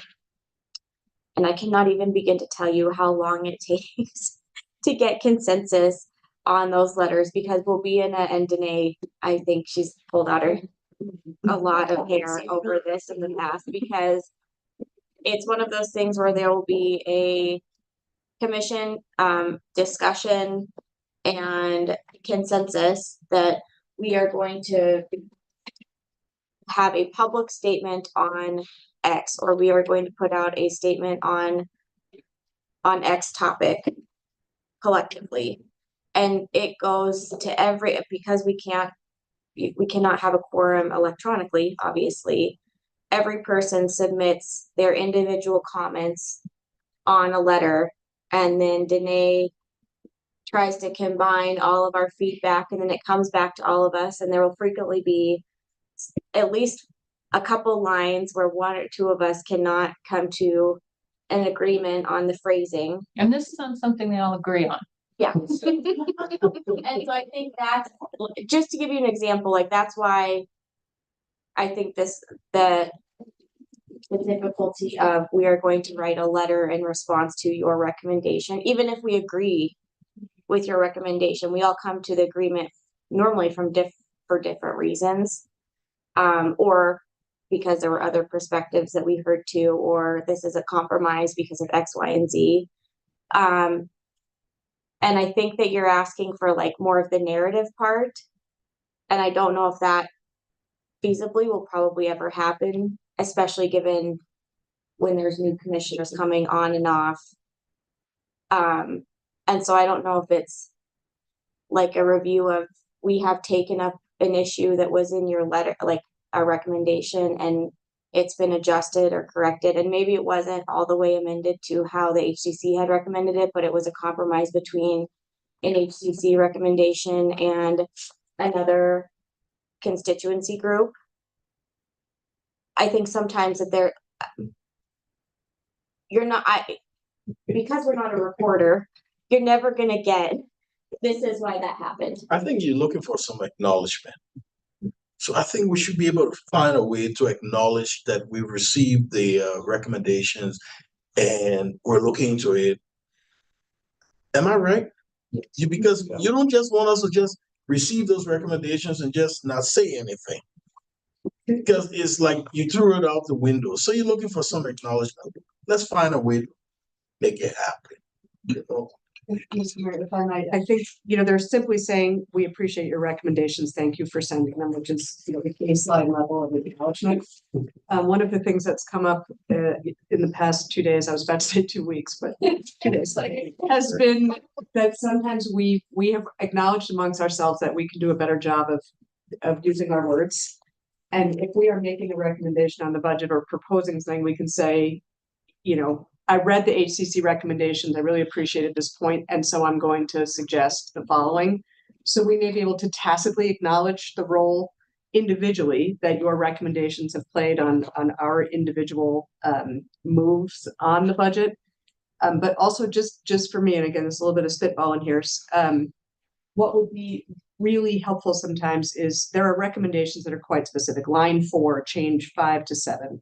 There are also the perspective of the HCC in the neighborhood level on what priorities are on, the CCP, the capital improvement projects. What does the West Side say versus the East Side? What are the priorities, and does geography matter? That type of perspective on the priorities when we are trying to make a decision about what 1, 2, and 3 are going to be, that's really helpful to hear from different parts of the community what their priorities are and maybe why. Because that's something that's not going to require us to do, a response in writing, but we can hear that, we can sort of filter that into our decisions in a way that, I'm not sure other groups can give us that same perspective on big priorities. I want to add to that. No, I want to add to that because this is, again, I refer back to this experiment. HCC is an experiment. Trying to figure out why do you think the framers of the charter, what do you think their motivation was in creating an HCC? How is an HCC going to be different than the city commission? I don't think the intent was to create a duplicate city commission to hack at the budget. We already got you there. Or it was, we didn't realize when we just thought it was a great idea. Someone brought it up, said, sure, let's throw it in there. I don't know what was the motive, but I think what we're trying to do, what it sounds like to me, is we're trying to have the HCC have the same, I don't know, I'm not saying this well, but it's almost a duplicate of what already exists with the commission. So really, how do we look at the HCC as a complement to the budgeting process? What role can you play? And we're focusing on the commission, on the budget timeline. Once it drops, the preliminary budget drops, and we're all feeding frenzy on it. And really, monthly meetings, and what makes you as an HCC different than the commission? Right? How are you different than the commission? So thoughts? We don't have voting power. Oh yeah, yes, that. But go ahead. I would say we can really help provide that citywide perspective because there are 28 of us representing 7 districts with 4 of us talking to our friends and neighbors and our coworkers And that's a much broader perspective. And I mean, you have a really tough job. You're 5 people in a really active city. So we would like to complement your work by serving as a voice for our neighborhoods and conveying that information to you, whether it's something about the trees or the east versus west. I mean, we represent the whole city with a lot of 28 individual voices. And when the HCC comes to unanimous consensus on a recommendation, which we often do, that should send a strong message, in my view, to you as, gosh, maybe this is really something that resonates with the whole city. And that's what triggered this conversation with what you're saying is what is the difference? That's what makes this group a little bit different is there's back to my I just like to draw things and use different color markers. But this is kind of a flow. It seems like we've got the citizens here, we've got all these neighborhood councils, right? There are divided, was it 7 of them?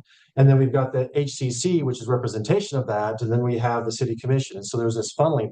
So yes, and part of it, and I think the focus of the HCC should be to add value to what they're doing is how do we create a robust citizen engagement process so that more than just I talk to my friends at work and I work at a nonprofit, we all think the same, right?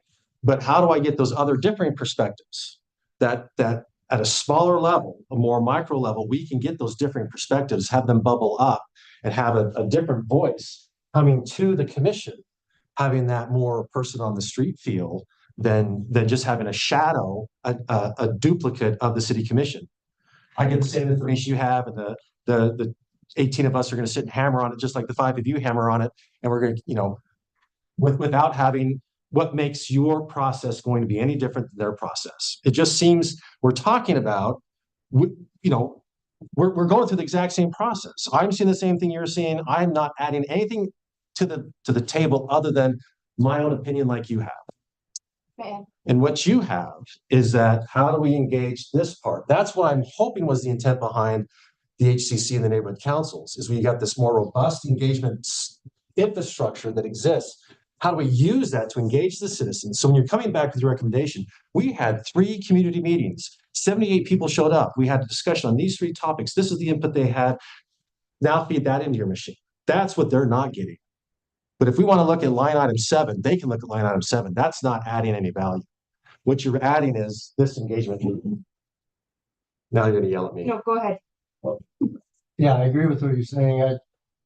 I don't think we're going to get more community engagement until the HCC is recognized more by the commission. And what I mean by that is having formal action and response to our recommendations. Because I don't think it's a secret, like, the HCC, we're a volunteer advisory board, and people don't really take us seriously because we don't see a lot of action on what we recommend. And that's what I was trying to get to with the budget discussion earlier. Some sort of formal discussion by the commission of our recommendations, either on the budget or our recommendations throughout the year. I think our last admin meeting on the pesticide issue, I think that's a great example of what we would like to see moving forward more, and expanding on that as we figure out how best to improve our communications and how we organize the city and our respective roles. But until we get more response from the commission, I don't think we're going to be able to engage citizens and to the level that you were describing. I have a question. Is our implementation or not of your recommendations equate to your being heard? In other words, if we implement one of your recommendations, we hear you. If we don't, we're not listening. I mean, if you don't implement it and provide zero response, I think it, I don't know if it means you're not listening, but it sends a message to us that what we said didn't matter enough to even provide a response.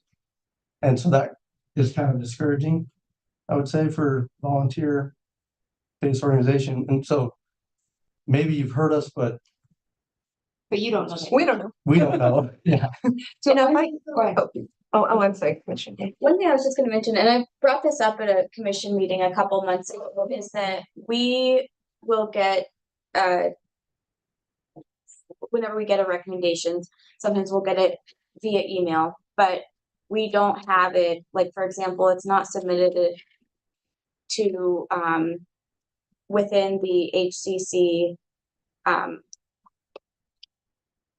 guess, report. Find that word for a minute.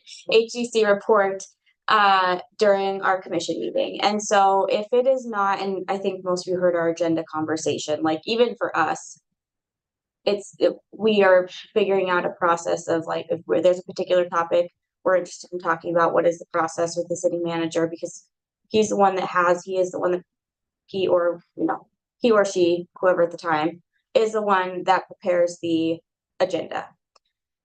And so, and because of open meeting law, we can't respond to a recommendation unless it is noticed in our meeting packet. And so I think that is something that, and I brought this up a couple meetings ago, if we could start getting a written report of what is in what your person, or what your representative is going to report at that next meeting, that would be very helpful, because then we can read it before the meeting, the public can read it before the meeting, and it is noticed so that there can be a discussion. And then at that point, I think it's similar to, like, if a commissioner brought up a topic during our commission comments, Mr. Manager, is this something that would be appropriate to put on an agenda? Is this something that we could get more staff, a staff perspective on, similar to the conversation we just had about commissioner agenda items? Because we can't deliberate on something that has not been noticed. And the commission doesn't put together the agenda. And so that's where I think formalizing that piece would be really helpful, because just like any other public comment we get, we all read them. I don't know if all of us are able to get back to every single email, because there's a lot. And so, when we're weighing all of that, it's not, no, and I understand, like, I get that you perceive a message that no response is a no, thank you. Which is not how I think I'm not going to speak for all of us, but I don't think that's what any of us mean by that, because we read everything. We get a lot. It all funnels into our decision-making process. We try to get all the information we can and make the best decision we can, but I understand why that's frustrating when there's nothing for us. It's hard for us to respond when it's not an agenda. Yeah, I'll just add one thing. I appreciate so much that suggestion when it came up recently. I think that's going to open a huge door for us. And just to add to the point, and it's a terrible, terrible analogy, so forgive me in advance, but it's like the Oscar speech sometimes. When we are making a decision and we have read, all these public comments, we have a 3,000-page packet. There's so many things that go into making the decision that if we acknowledged everything that went into what our decision is, it's the Oscar speech. You're going to forget someone. You're going to say someone fed into your decision, but not other people. So I think our default is we simply don't say anything. We make our decision, and we hope that you understand that all things filtered in there. So I think, with the specific issue of budget recommendations, I think that is a different thing than many other pieces. And I think I'd like to think a little bit about what we might be able to do on that specific piece. But generally speaking, I think that being able to discuss it publicly is going to be very, very important. And then generally speaking, just a sort of a trust or a leap of faith that your recommendations are being heard and filtered in to the decision making, and when possible, we will do better to articulate. Is I personally will commit to doing better, to articulating a little bit about why I'm doing what I'm doing. That I think that's what I can offer personally. I have two thoughts that I'm hearing come out of this. It sounds like you all appreciate what they do and it feeds into your process. And you are not hearing that they appreciate and that it feeds into their process necessarily, right? And budget season is a frenzy. It's just, it's as fast as you can run for so many weeks, right? So if we take those two perspectives as the kind of goals to find a way to match them or bridge them, and look at the factors of time and method of delivery. So can you have these conversations? We hear Commissioner Reed saying those community perspectives are the real like gold mine information that's valuable for the commission. Could those conversations happen before that May drop? So it's a lens that they use to look through instead of here's the recommendation on line 18. And then the method of response. We want you to know that you're being heard, you're being valued in the work that you're doing for the city. Does it have to be in the form of a formal letter, right? Or is it you have a discussion in March and you have on your agenda item in March to talk about these perspectives, these top 5 recommendations from the HCC and the commission's initial reaction and how they want that to frame their budget process.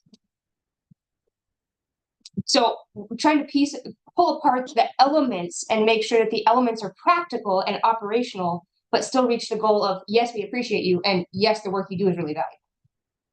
Go ahead. Yeah. Well, going back to Commissioner Logan, your question, if you don't follow our recommendation, does that mean we're not heard? Personally, no, I wouldn't say that at all. But the problem is we're not hearing anything.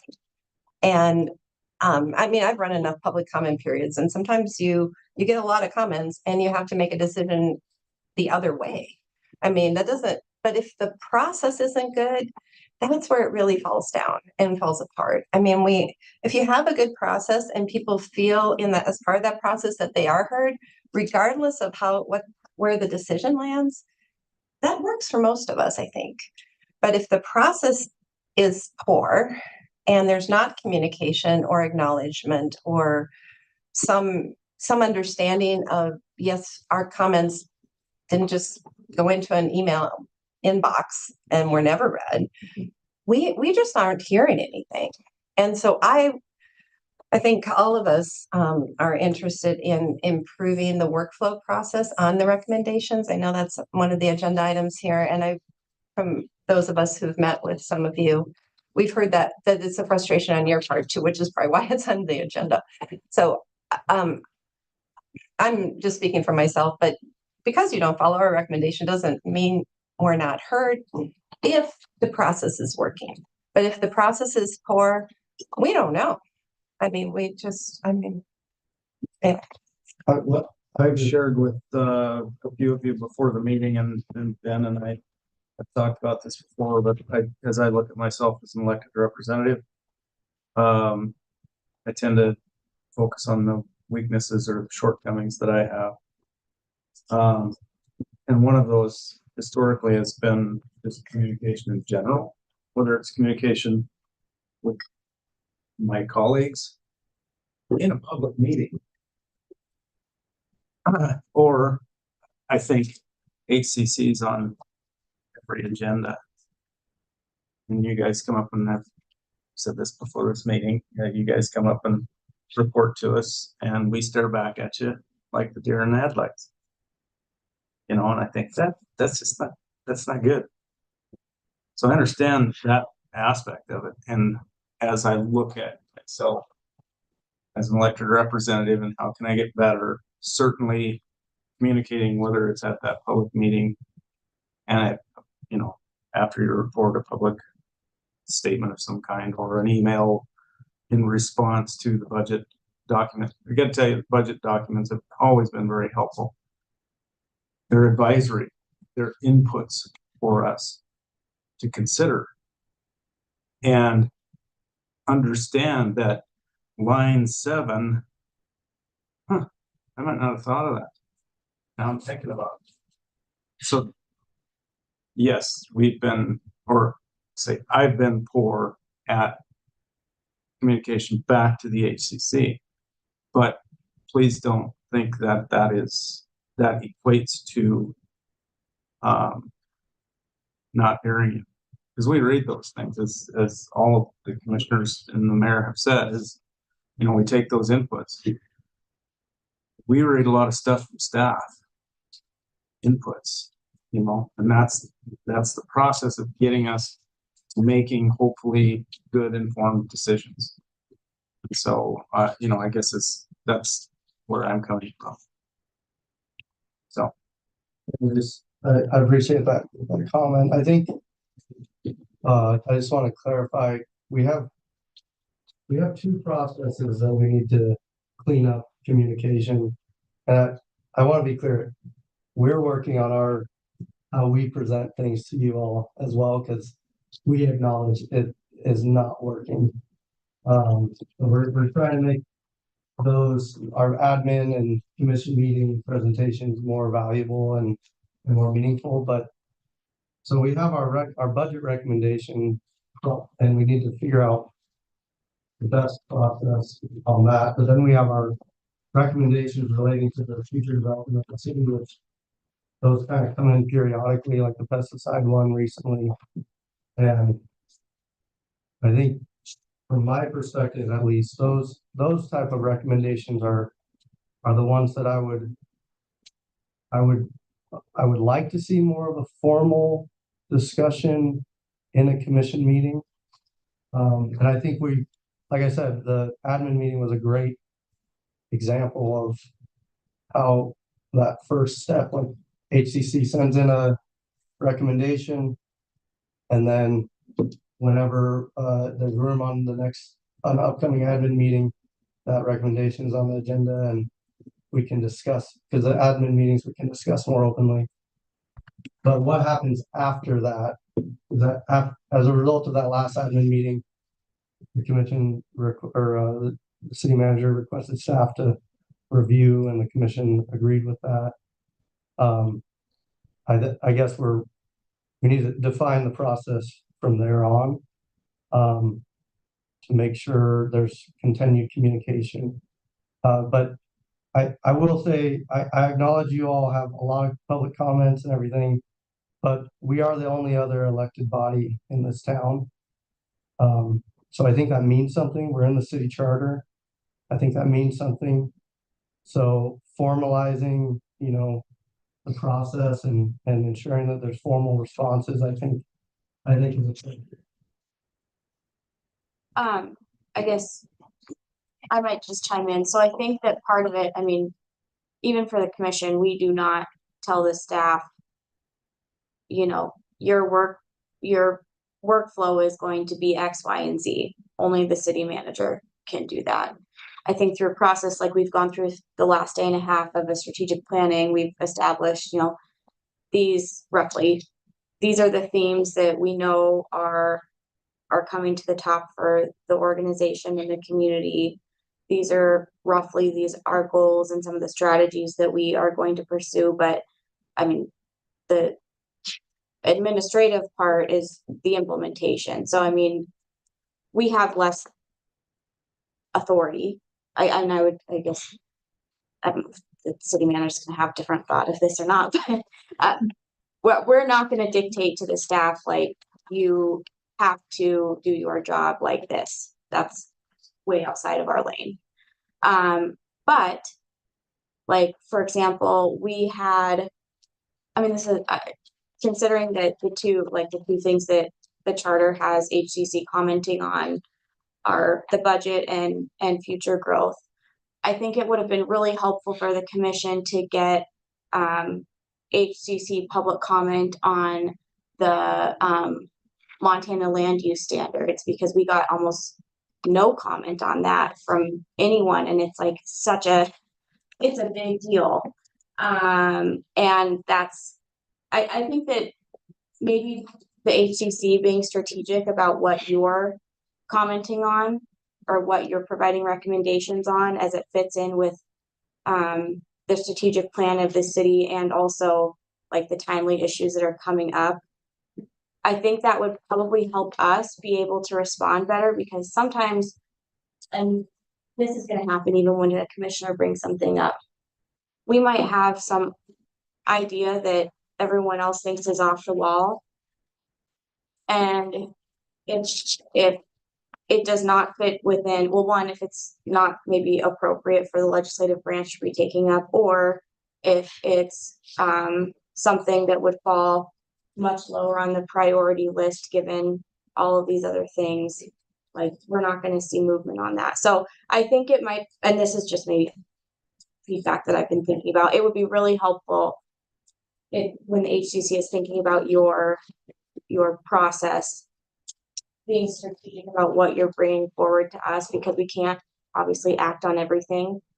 But given that there are the two places that the charter says you need to give comment or recommendations on X, doing that. I think a really, really great place soon is going to be the new growth policy, which that process is going to be coming up in the next year and a half. Like that is prime HCC recommendation time, because that is exactly what the charter envisioned. And I've been thinking, when we did pass the Montana land use public process and X, Y, and Z, I in my head, yeah, this is exactly what the HCC was for, and we had zero public comment on it. I get it was probably a little bit more technical than like the average citizen would have at a level that they would normally engage, but like something that is very much going to impact the city for years to come. I guess those are some of the thoughts. I had for our consideration, certainly not a decision today, but thinking about the response to the recommendations, and there's 5 of us and we can't possibly agree on every recommendation, but I'd like to just consider the option to either have an agenda item, a discussion of HCC budget recommendations at a meeting sometime in budget land, and or a special meeting on it. And I know special meetings around the time are just an rough. item. Just putting it out there, Mr. Mayor. No more meeting. But I think we cannot, as a body, come up with a comprehensive response to recommendations. It's literally never going to happen. But a discussion of it and the opportunity to engage and ask questions may be a way for a feedback, acknowledgement, discussion. So I'm just putting that out there as a maybe for thought down the road. Maybe to that point, like on the agenda, like once the report's given, either an admin or voting city commission meeting, could it be open for discussion at that point, or at least deliberation? I'm not sure. Good. If I can respond to Commissioner Dean's comment, I think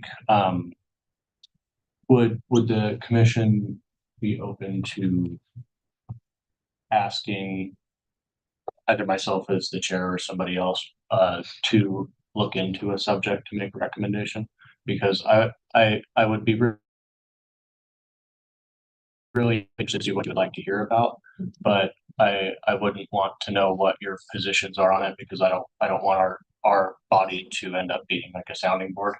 But we would be, I would say, very open to considering recommendations based on subject areas that you all want feedback for. And I think that's a perfect way to work this, because like we said before, we don't cover as a body of a lot of different areas. So I think that I think what we might want feedback from has to relate to what's in the charter. The neighborhood council says, citizen council shall review and recommend action relating to the annual budget and make recommendations relating to future development in the city. I'm going to say this, I'm going to say it uncomfortably so, but for example, the pesticide recommendation, I was kind of uncomfortable with that. This is just my opinion. From the standpoint of fitting into that charter role of, the annual budget recommendation and future development of the city. Now you could probably plug that pesticide recommendation into that future development in the city. But why I say it was uncomfortable for me is because that sort of gets into the executive branch and me dictating the executive branch how they do their job. I might be wrong in that impression, but I was uncomfortable from that angle because the executive branch has, specific roles and responsibilities. The legislative, we have specific roles and responsibilities. And when we start getting into trouble is when we spill out and start tinkering around in his or their world. Maybe I'm wrong on that. That's kind of how I felt with that, although it was obviously valuable information. I don't know. To me, it seemed like it might have gone better to the executive branch somehow. Whether it's So, well, this is, I was actually a little confused by the local government letter. But as I understand the executive branch in our form of government, the executive has to be elected. That's the executive branch. Executive of these people. Right, but the executive branch in the federal government is the president, who's an elected official. So I'm just, I guess I'm a little confused on that issue from just a broad standpoint. The commission is the elected body that sets policy, ordinances, directs the executive or the city manager to carry out the policies. Right? So the city manager is the executor of the city commission's directives. So in my view, the city commission is, in this, how we operate, is both the legislative and executive in this town. That's not with charter. So the charter talks about an executive branch, which is the manager. So I think the challenge that you were saying is if I understand the pesticide issues, it seemed to be more of an administrative function rather than a legislative function. It's a staff thing. You have a policy on, if you want to revisit the policy on herbicide use writ large, that's a different conversation. The problem with Confusion is like Missoula has a different form of government than we do. Yes. They have a strong mayor. We have a strong city manager. We have a city manager commission form of government, which is very different than what like Missoula has. And I think that's municipalities around the state. I mean, many of them are similar, like Great Falls has a similar, but like we are not, we have a totally different form than Missoula. And it can be confusing if the mayor sits under the legislative branch, because typically they would be the executive branch, right? In a strong mayor form. Yes. But there are 7 forms of government eligible under the law. And What is, I'm still strong. no matter what the charter says. If I could just add, not about the different branches of government, but the reason HCC took up the pesticide issue, HCC advises the commission. HCC took up the pesticide issue because a citizen and one of our constituents came to the HCC because that citizen had tried to reach out to the city staff multiple times and got nowhere. So finally, out of concern, she came to the HCC and we took up this issue. So since we don't advise the city manager, we advise you. We went to the executive branch to say, hey, can we look at this as a city policy? And otherwise, I don't know that we would have taken up that issue. Well, I might just add that the executive branch, the person in charge of the Parks Department came to our next HCC meeting and discussed this whole issue and said, indeed, a more concrete policy is needed. And that was very effective. I think going the further step to recommend some new ordinance or whatever is beyond perhaps, I mean, we had a big discussion about this, the propriety of that in the HCC meeting. Beyond just a recommendation that a policy be adopted regarding pesticide notification. So I think it kind of blew up into a bigger issue than perhaps it needed to be. Well, I appreciate the recommendation. I do agree with your view, Commissioner. It's a little outside the norm, but it's still good information. I don't know that the recommendation from staff is going to copy your recommendation verbatim. Of course. But we are going to follow up with the city commission based upon your recommendation. I can't tell you when, because it'll be within the next several weeks, because we have to weigh other items too. But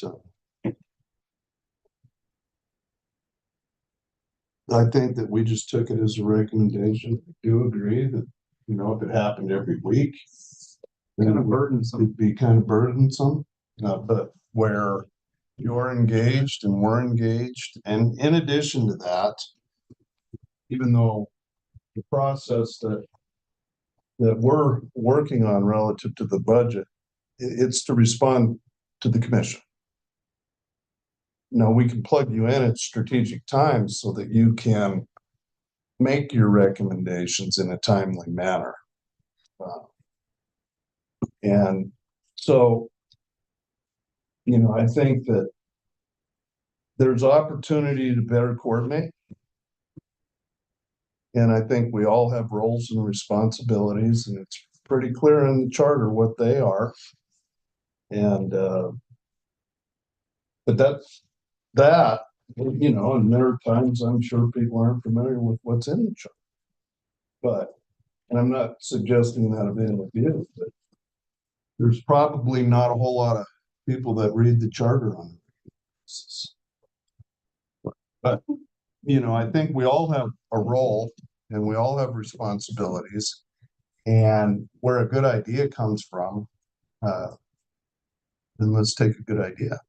And I would just like to add that I think sometimes, future growth city is big. It is somewhat subjective. So I think my inclination would be to bring a recommendation forward, and at an admin meeting, or when you bring it to us, we can simply say that, this is not a commission level issue. We would encourage you to bring this up through regular channels with staff, or yes, this is a commission thing, but I think until we see it, we may not know.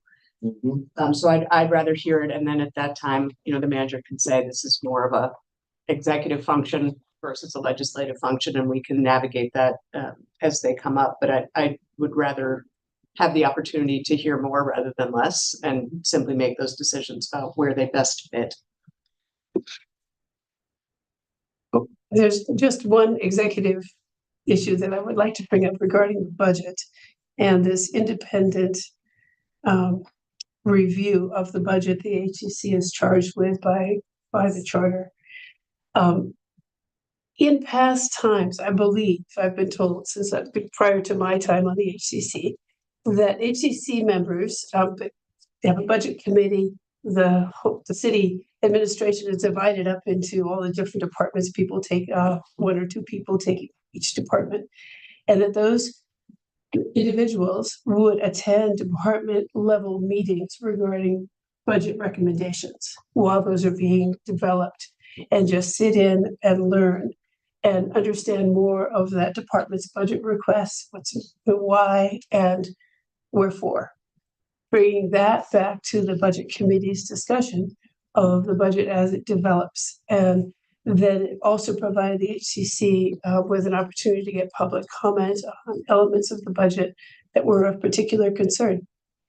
So it was feeding, or let's see, engaging the HCC earlier in the budget process before the final preliminary budget dropped, which allowed the HCC to have a separate independent perspective on the budget, not engaging with staff at all about the budget, but listening to staff in some of these meetings.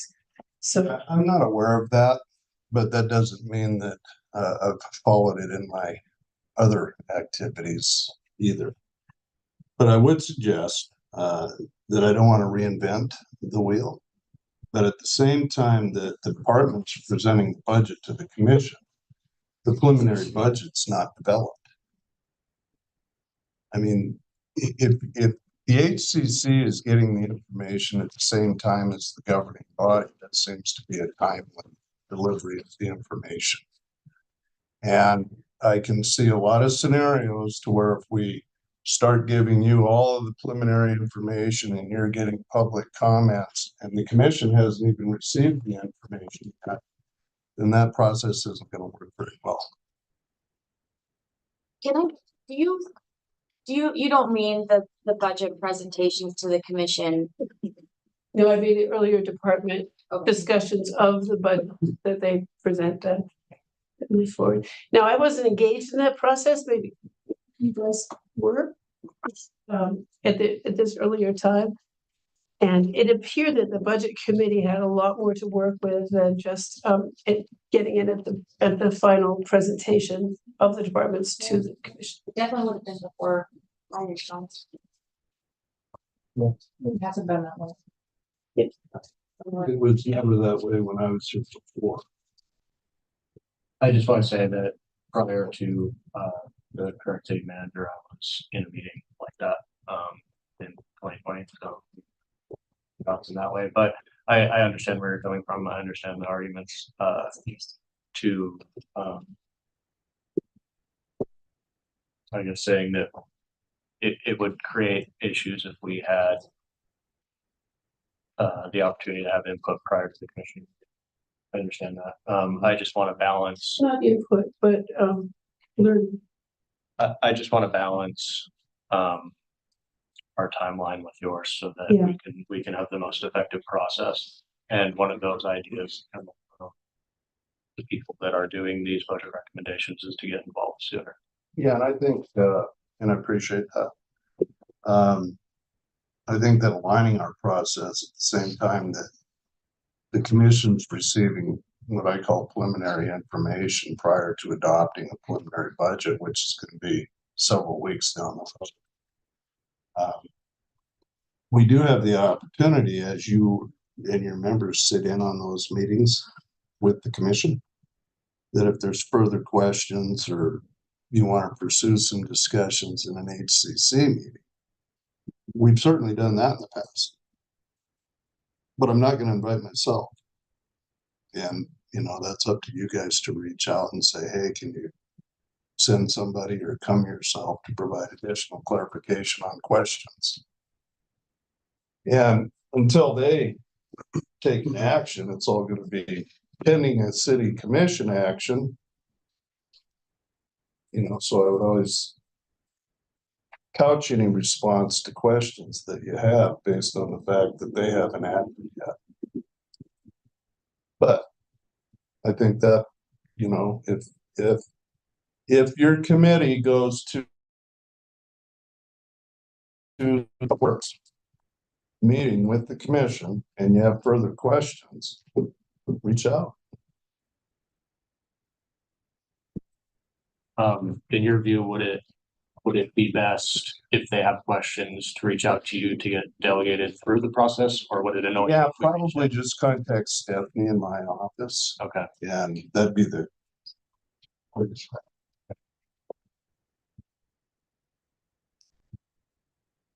Because I think, I think that the better information that you have that's aligned with the process of the commission, the better recommendations the commission makes. That common goals. I had another comment about things that we were discussing earlier, but since we're on the budget topic,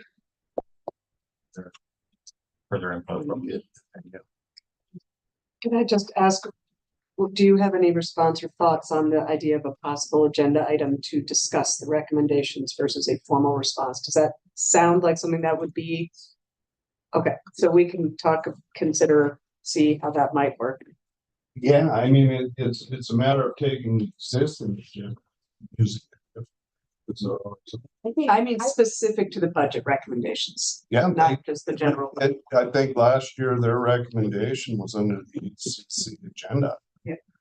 So maybe all of us recognizing it's a better opportunity to engage. Discuss. That Well, yeah, and that process.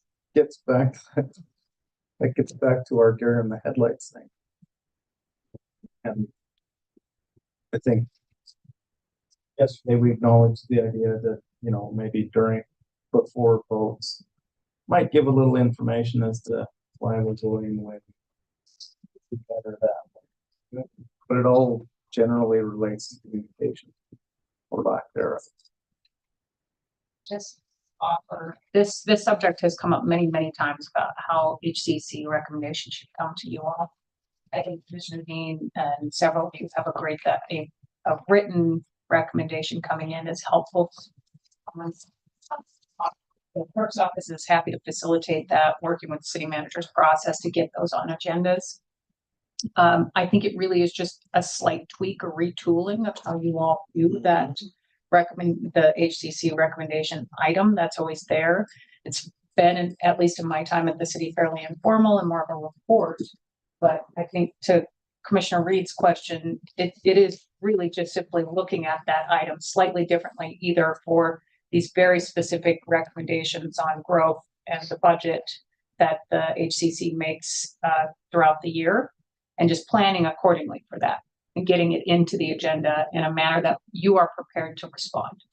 So I'm happy to facilitate that. In fact, it ties pretty closely. I think I mentioned this to Ben before we started, that a lot of what they're asking about, some of the documents in front of you for the board recommendations themselves and what I wanted to propose to you all today, pretty closely aligned with what they're looking for.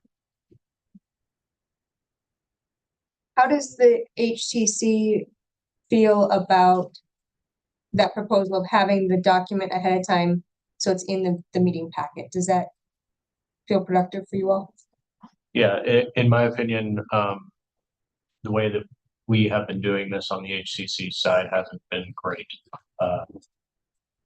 Like we would, I think, I don't know the exact specifics of this, but we would tell you, we would email the recommendation, and then we would tell you in our report that it's recommendation. However, this last go around with the appointment recommendations and the pesticide recommendation, we specifically asked to be on the agenda, and we were able to have a dialogue at that meeting. I thought that was great. That would be an ideal way to set a standard moving forward, I think. And the feedback, at least from what I'm interpreting, is that you would like to have charter specific recommendations, and to not flood you with the multiple recommendations every meeting. I can understand that. I wanted to touch on the fact that we have had discussions about what future development of the city means, and we took a really broad definition of that. One question that I do have, because I run into this issue fairly often, is it appropriate for me to seek legal opinions from the city attorney? Is that okay? So when that's what I thought. So when we have these legal issues, we have no idea. So we kind of discuss it amongst ourselves. We have some lawyers on our board, and we do the best that we can. Well, let me qualify a little bit. If you need some advice from the city commission or the city attorney, then get a hold of me and we can talk about it. That's different than a legal opinion. Okay. The legal opinion essentially then becomes law unless it's changed by the legislative branch or the courts. And so we are very careful about that. Yeah, I'm sorry, I didn't mean that. I'm not a lawyer, but legal advice. Yeah, legal advice. If I could ask her a question, if in her opinion, she would think, I don't know if I can use that term, but in their viewpoint that this is in the scope of the HCC's boundaries. Is that appropriate? I think it is. Okay. That's a good clarification to have. I would just add on that note, the future development of the city, in the legal world, it's a city charter, kind of similar to constitution, and the document should be liberally construed, particularly alongside our purpose, which is to increase citizen participation. So I do worry a little bit about us, the city getting caught up on whether or not a given recommendation by the Citizens Council is appropriate or not. I would view the pesticide recommendation as fitting within future development of the city. And I guess if it's not, then did I understand the conversation earlier that type of recommendation would need to go just through an informal channel with the city manager, or? I think that'd be my preference. It's an operational recommendation. Yeah. Talking about.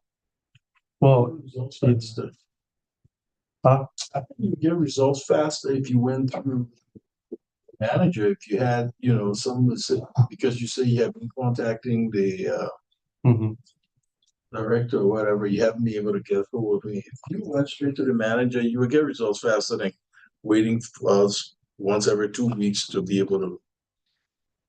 I guess I'm jaundiced by you could work your way up the chain of command. I mean, start with the person spraying and, hey, what's that?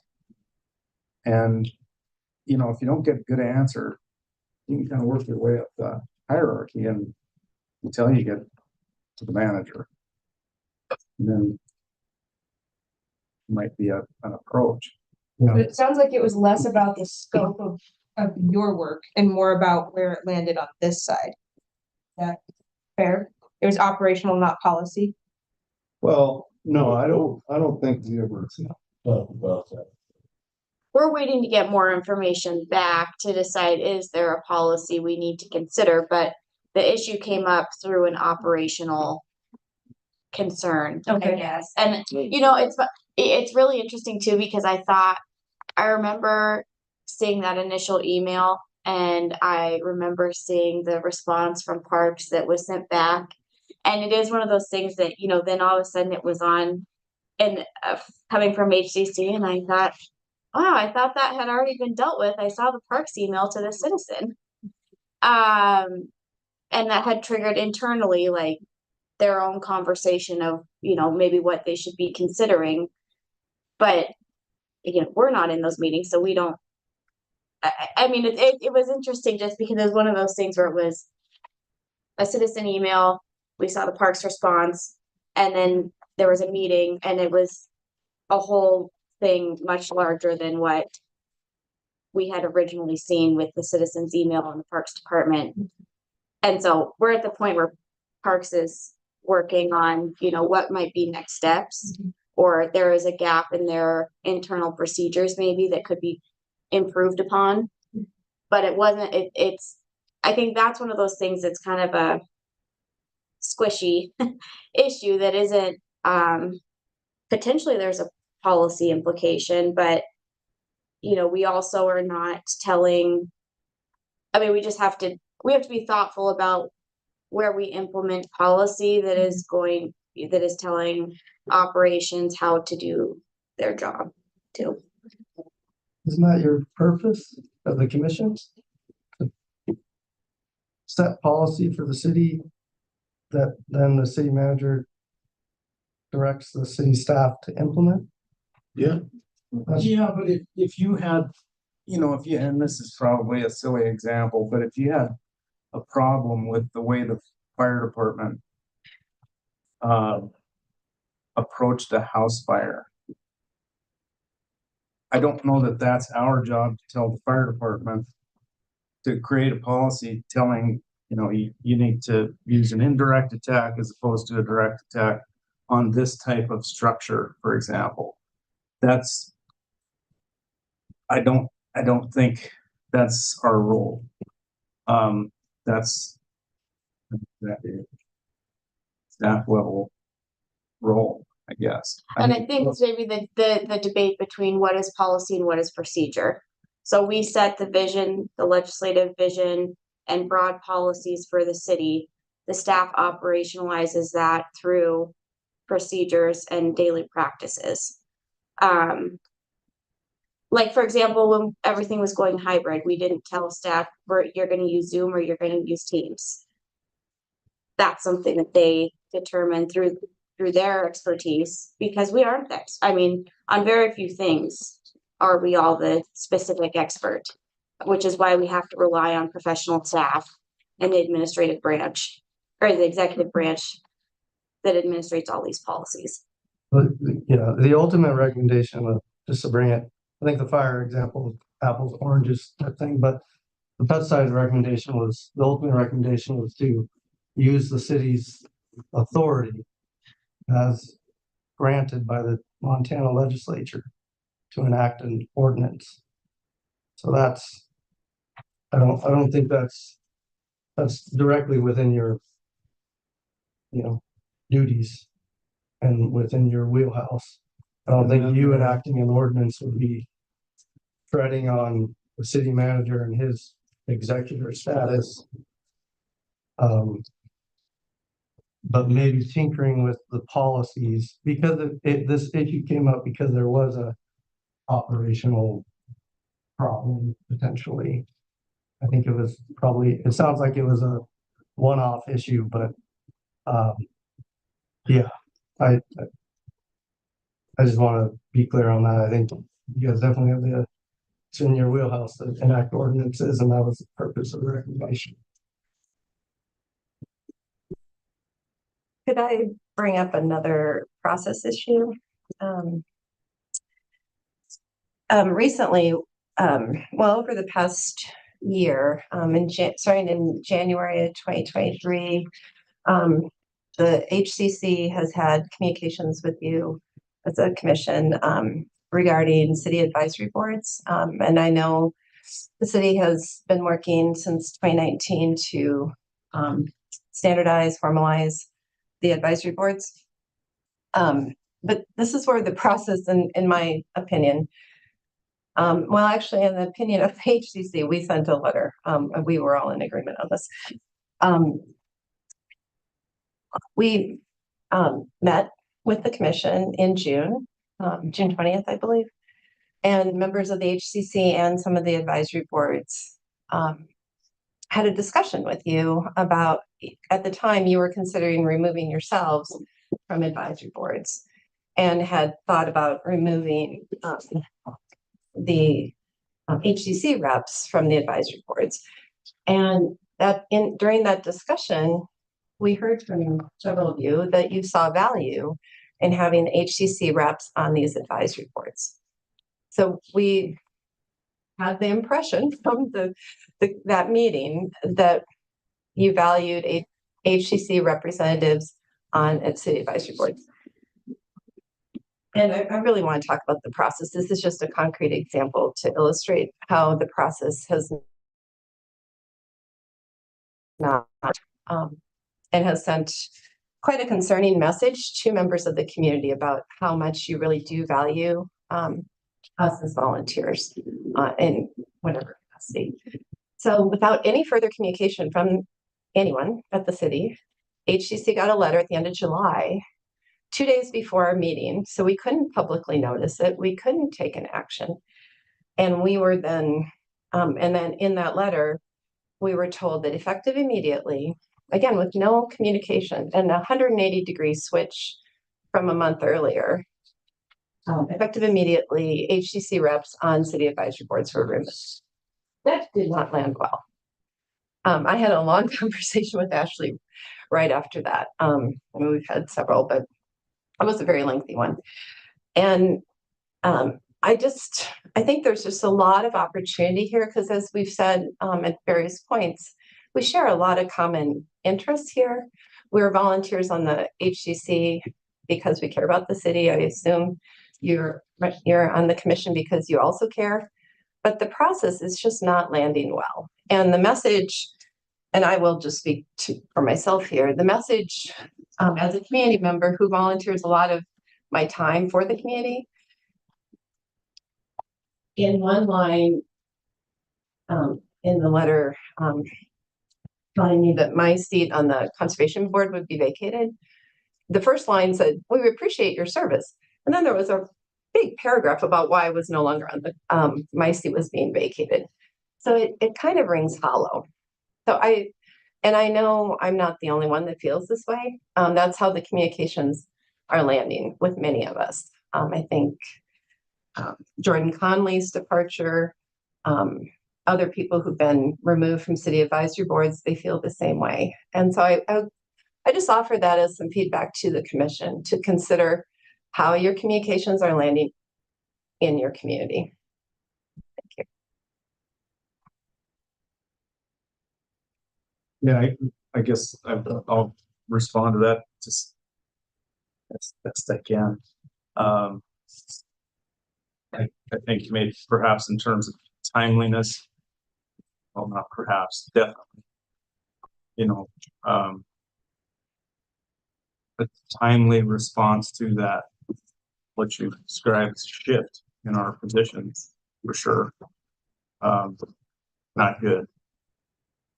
What happened in the interim was a couple of us had asked for clarification from the local government center about this issue. On the meeting on the 20th, I think a number of you were seated right here and explained, you know, expressed passionately your desire to keep things, or let's say, keep the HCC voting representation on the advisory boards.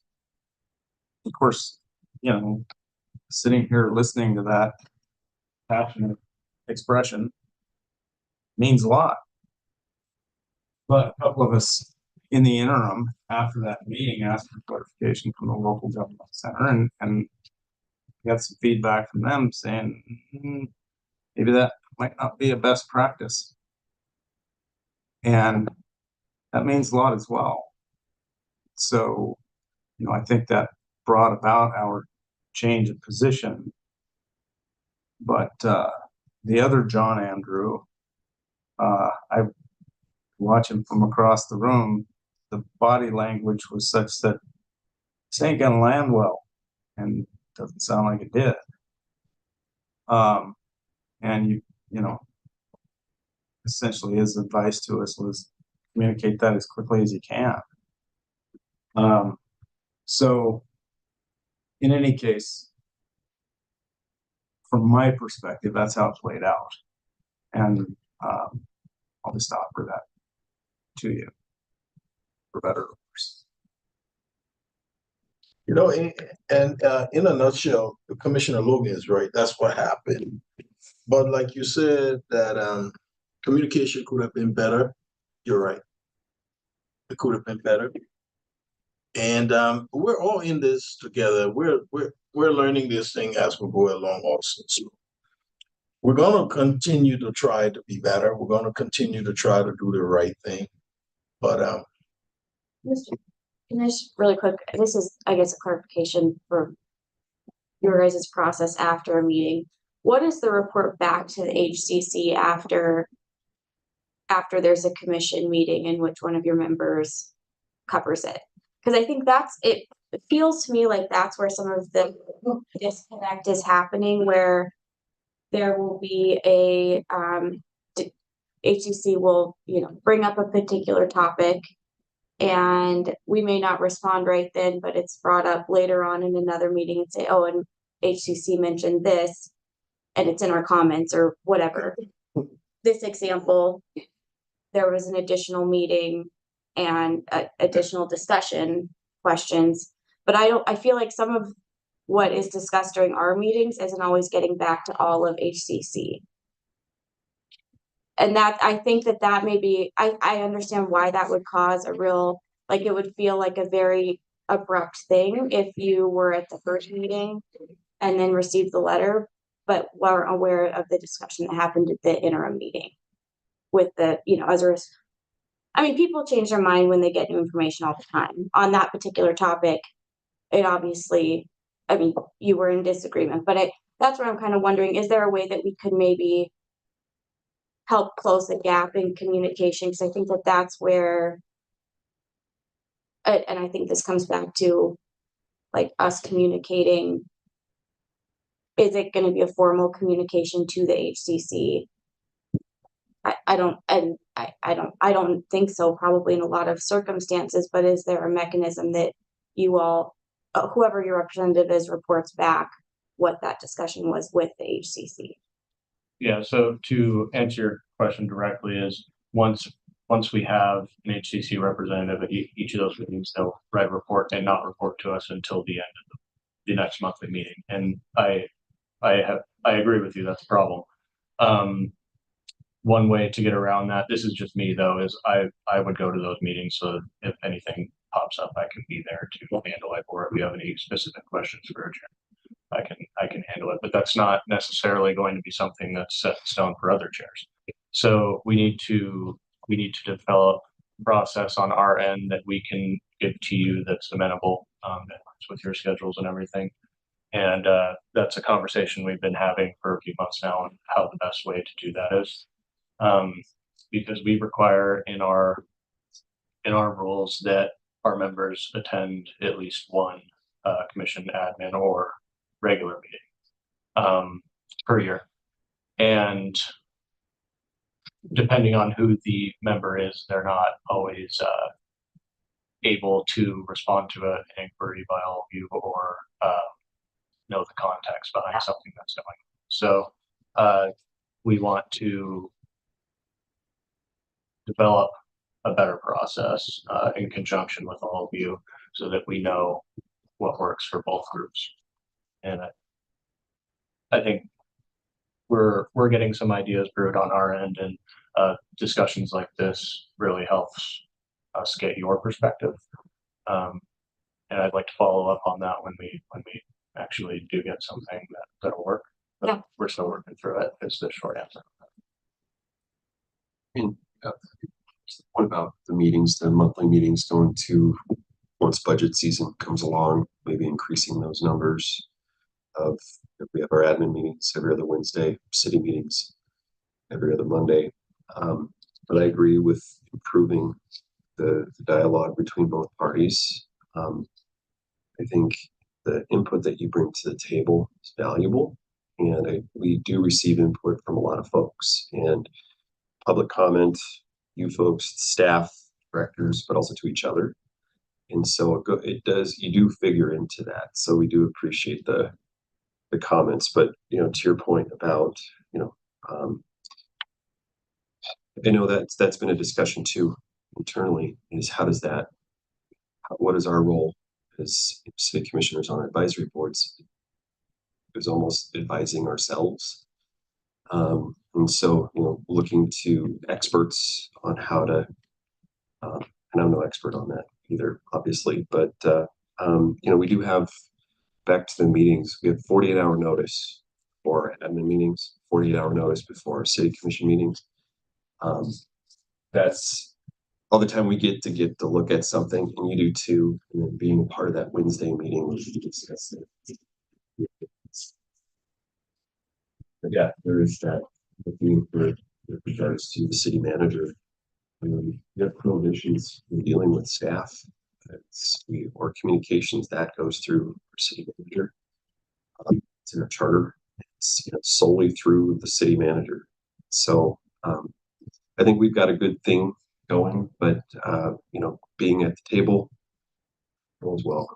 And so just knowing what our schedules are and being at those meetings, and also too, I've wrote down some notes about improving communication, engagement. It's been talked about all the last day and a half. And so, even having a canned letter from us or staff or whomever, just think, thank you, appreciate that's something I think I'd like to do, because it's tough to continue, to reach out to everybody, but also too, it's not wanting to tip my hand. It's like, you want to hear from all sides and then have the discussion in public.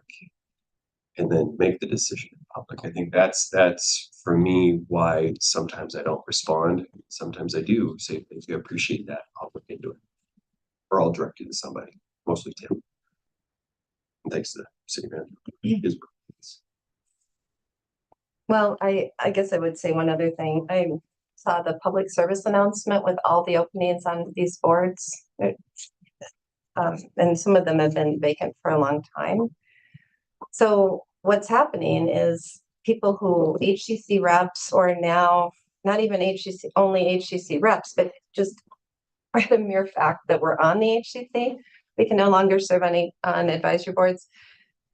You're losing a lot of interested, I would say valuable people on these boards. And I don't know that you have, maybe you do, but given that these many vacancies have been open for a long time, I don't see a long line of people vying to be on these boards. And so you're losing capable leadership, you're losing expertise, you're losing dedicated people who really want to be on these boards.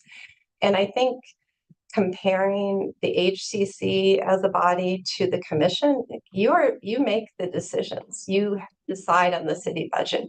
We advise. And the fact that we serve potentially on these advisory boards, we then bring that information, a standing agenda item on the HCC meetings, and you are welcome to come anytime. You're always welcome. A standing item on our agenda is reports back from these various boards that the HCC members attend, whether we're voting members or not. And that is valuable to inform the whole HCC on what's going on planning or conservation or non-motorized or whatever the board or parks. And we're losing some of that. And, we're all busy, and I think we have a lot more incentive and ability to participate in these meetings when we're actually on the boards, because then we get the meeting notifications, we get the meeting packets, we're really engaged. Much less so, we can participate as members of the public, but it's a very different level of engagement. And to conflate somehow HCC authority with the commission is, in my opinion, erroneous. We don't decide on the budget. We only advise you. And so I think back to the June meeting, I think I really agree with your statements at that time that you value HCC's participation on these boards. And I really strongly, actually the whole HCC disagrees strongly with the interpretation and removal of HCC people on these boards. You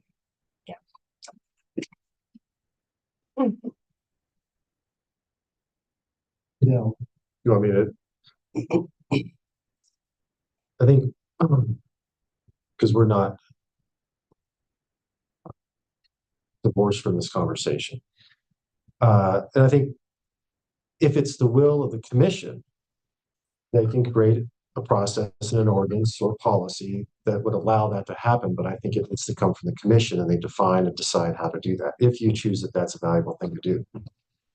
I think our response is this was an organic thing that happened from HCC, was self-appointing onto those boards members to be voting members. And it goes back to, you don't have that ability to exercise that authority to appoint yourself. That's not something that authority is given to you by the commission. So it's not off the table, but there's got to be an established process to do that. In a town of 40,000 people, having a concentrated number of people serving all these boards, we don't feel is a good recommendation. 40,000 people. So if you can't get people to serve on boards, maybe you need to think about, is there a relevance of this board? And if it is relevant and we need that advice, then we need to figure out how to gear up this apparatus to engage people to volunteer to be on those boards. If we can't get volunteers, we need to be thinking about, well, is this really a relevant board anymore? Should we start thinking about redoing our boards? It's an iterative process, right? Just because it was a need 15 years ago, it doesn't mean it's a need now. Bozeman just went through and they redid their whole board system. So they have one board. It's a mega board or super board, right? And they deal with many different issues. So I think it's always good to have this conversation and to discuss. But I think there's a flow of how things should happen. And I think the authorities that are exercised by the HCC need to be granted to you by the commission. And I think over time, things have just happened with a tacit nod, or we've agreed, but nothing's never been written down. So that's why we come back to there was a norm that's been operated by, and we need to think about what's formalize that. If we're going to either say, yeah, you can appoint people to serve on these boards, we're going to give you a seat, we're going to formalize that in some sort of policy or an ordinance doing that. It's a formal process. Nothing like that had existed from what we were to understand. So I understand your point there that HCC may have evolved this for a couple of decades, I think, the ability to appoint representatives on these boards. And we sent a letter to you back in some time ago, recommending that we sit down and revisit, which boards does HCC sit on, where do we have voting rights? We didn't hear a response back. So I appreciate that you read the recommendation, but we didn't hear anything back on that. But this latest version in December, last week, in fact, of extending the prohibition of anyone on the HCC, not representing HCC on an advisory board, but anyone who is elected as an HCC representative also can no longer serve on city boards. And that, I don't understand that logic, honestly. So I think those are debatable, negotiated discussions to have as you go through and evolve, how you view the role of the HCC, how you view the role of these advisory boards, and how do we engage the citizens, right? That's really what we're looking at. How do we diversify the voice that is feeding into the decision-making process? And if I may just say one more thing, and then I'm going to have to go. I'm making food for people, and there's not going to be any food for tonight if I don't leave soon. It's because the process has been, in my opinion, has been really broken with communication from the commission, which is who we communicate with. We don't communicate with the city manager or staff. We communicate primarily with the city commission. It's the message to the community is our input is not valued. Community engagement is not valued. And personally, when I'm termed out on the conservation board in February anyway, but as openings come up, it's really hard to recommend, hey, this is a great board. You should really sign up and, put your name in because it's really awesome. We have this really good working relationship. I can't honestly say that. So that's why I think you've got this long list of vacancies, because the process has been really broken. So one thing I might just offer is, and like we mentioned before, we get public comment from a lot of different people. And we did receive, we received feedback from other people that are on boards that are not that are on the advisory boards, but they were folks that were not on the HCC or HCC representatives. And so I think there might be a perception that like this decision was made in a vacuum and we only, we looked at HCC's position and said, no. And I've always been of the position that I don't think any elected individual should be on any of our advisory boards, whether it's from the HCC or on the commission. It's just a position that from my experience, I found that you avoid, you get more diverse perspectives that way. From my experience, I think it's the same reason why you can't have no elected official can be on the local government review study committee, for example. I think it's probably the same thought process that went into what our local review process is, study committees. But I think we do get feedback from more than just the HCC, and so I hope you don't think that we received an HCC opinion and said, well, I believe this and it is the opposite of HCC and that's it. I don't think that was probably the case for any of us. And I know for me, I did take into consideration some of the other feedback that we received from advisory board members that were invited on boards because they didn't feel like their voices were being heard on these advisory boards, like they were being, I would say, maybe drowned out because there were others who had an elected position on the HCC that had a very strong position on these advisory boards. And so I just, I hope you don't, I mean, not at all is this directed at any one individual. I mean, we all fill seats and one day someone else will fill our seat, just like you all, there's been 50 years of the HCC and I'm sure there'll be another 50 years of the HCC. 28 people coming and going every 2 years. And so I think that I just want to kind of provide that context that from my perspective, like I'm always taking in lots of different opinions that we're getting and public comment we're getting. And sometimes it's really formal, like a letter from HCC, and sometimes it's, a phone call that you get or a text message that someone sends, or you get pulled aside on the side of the street and say, well, I just want to let you know that I'm going to be stepping down. And you say, oh, how come? X, Y, and Z. So those are, I think, as I mentioned before, we take in a lot of things. And I think sometimes the output may not be exactly what someone wants. And, we all do it to draw our own conclusions as to why a decision was made for whatever reason. But I hope that gives some more context in terms of it didn't happen in a vacuum. Well, thank you. I appreciate the opportunity to be here and the holidays. Do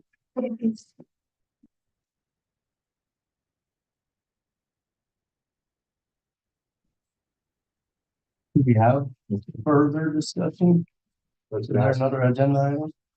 That's all that was on the agenda for the HCC. So I guess maybe Mr. Mayor and Ben, for your, all of our next steps, when you guys start talking, maybe working with the clerk's office, can we figure out what might be a good process moving forward? And solidifying, and maybe with the budget, the city manager, obviously too, but solidifying how we maybe get recommendations on an agenda so that we can respond. Yeah, I think that would be a great recommendation to do that. I also want to meet with each of you one-on-one, kind of drill into context, and we can kind of try and combine everyone's ideas to make the best possible procedure that I would like to have. Sure.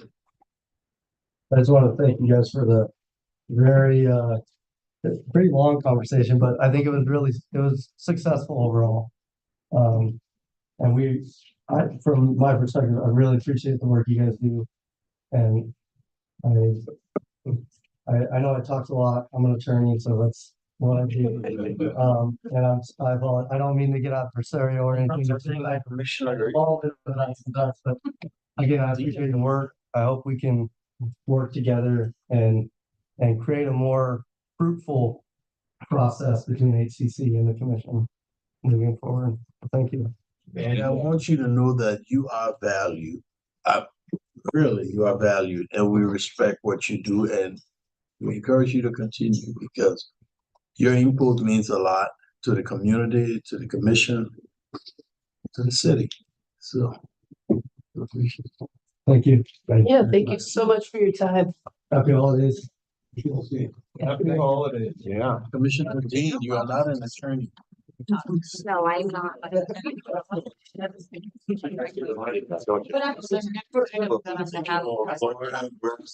That is about. Which is what I was taught elementary and recommendation. So college. I'm letting you know that you can. What's the pleasure of the commission? Do you want to continue on there a couple other things, or are we like? I beg of you, just bear with me a little bit longer. Commissioner Reed was going to log in on mine, so we could tie up this last little bit. I think honestly, from my perspective, it will address a lot of what has been discussed here today. I said it yesterday, when we talked about the survey results. I've said it to you all privately in our one-on-ones. I've talked to the city manager about it. Obviously talked to the local government center quite a bit and asked for their expert opinion on this. I've talked to the city attorney. If there's one thing that everyone agrees on, it's that the recommendation process has not been functioning in a way that helps everybody feel heard and responded to. I mentioned to you guys when we did the board's work session this summer that we needed to create some foundation for us to work from. And that included just, centralizing a digital file for us to house all of the board members' information. And we were starting from ground zero in many ways. And I think Dan and Ashley helped me think through a lot of where we might start, reset the chessboard a little bit so that we had everybody starting on all these different advisory bodies, including the HCC, sort of from all the same consistent process. And it's not to presume that we made every perfect decision at that time. It also didn't presume that we were done by any stretch. And I think at the time when I left you guys in June, I think it's a meeting, it was to tell you that at some point I needed to come back to you and propose this recommendation workflow in some manner. And what I've heard today is that the HCC is trying to work from their perspective on how they can best propose items as a body. And then on our side, from staff perspective, how I might work with the city manager to get items on the agenda to get these recommendations to you, not just from the HCC, but from your boards generally, when they need to make a recommendation on the area that's within their scope and purview. So what I propose to, there's a few items that I would reference. There's this one that we looked at in the PowerPoint that we did in June, and we talked a little bit at that time. I had you just tell me how do you feel about this model. This is, as I said at the time, used by a lot of government structures or at various levels, but it's used by the military. But it's the strategic, tactical, and operational model. And it helped, I think, give me guidance as to how we might filter a recommendation through any advisory body through a public process to get a recommendation through you to discuss that at a public meeting with the city manager and then bring that item for a consensus to ask for more information and direct the city manager, hey, would you put this on a future agenda? Much what we've talked about today. And then through internal processes in the operational level, ultimately, if it needs a level where it needs to come back to you all for consideration at a later meeting, that can happen. And then at some point, what we'd see is at that staff level, maybe even implementation of a recommendation. But it needs to go through some process, iterative process at a public meeting. And so what I proposed to you at that time was this model. You all agreed that we could continue to move forward with this plan. So what I tried to do then was take this concept and apply it to this city board recommendation workflow that I put in front of you, this piece of paper here. And with that, we created a template letter. This is really would look more like a letter at its output. And it would create an opportunity for a board or even the HCC, should they choose to use this, a way to conceptualize in a written form and put in a process these recommendations that you guys would then be able to think through prior to sitting down in public and then maybe even have a discussion about them. And in the workflow, you can see on one side is the staff process. And there are staff liaisons that would help facilitate this with their supervisor, ultimately the city manager, to get those items on an agenda, should it be appropriate. It also gives the city manager the option as part of this process, very much aligns with the topic we started with, which is he needs to consider all things when he's formulating the agenda. So certain items may not make it on an agenda for various reasons, or they may need to wait for quite some period of time, or they may be being addressed elsewhere and a recommendation coming from a body. It may just require a response FYI, from an operational level, this is potentially already being covered, or from a policy level, this is already in development. But what we'd ask is that the board would go through a process where they would develop these policy ideas that they're going to make recommendations on, ultimately go through a vote and approval, and it sounds like that part's already covered, and to make a recommendation to the commission. And then within that body, the officers would coordinate on drafting using this template. And we've given them these bullet points, I guess, for lack of a better term here, as to the things that they should be covering in any recommendation. It's very similar to what staff are expected to present to you at a meeting in a memo. And then once that letter is drafted, a recommendation, they would work with their staff liaison to facilitate that, the request of that letter, making it onto an agenda with the city manager's office. The city manager then has that ability, that's within his charter role, to determine if and when that item ends up on an agenda. What we would ask for process is that that board would then finalize their letter and submit it to the appropriate staff. You could determine that's me. You could say that you'd like to talk to the city manager about the role of his staff in that process. But one way or the other, we want that letter of recommendation to come in no later than 14 days prior to the expected meeting. So we work on a process where they would be notified.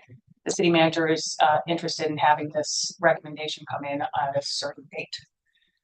Once that item is approved to be on an agenda and we get that letter in internally, then it goes through our agenda process. Staff are familiar with how that all works, but it gives the staff an opportunity.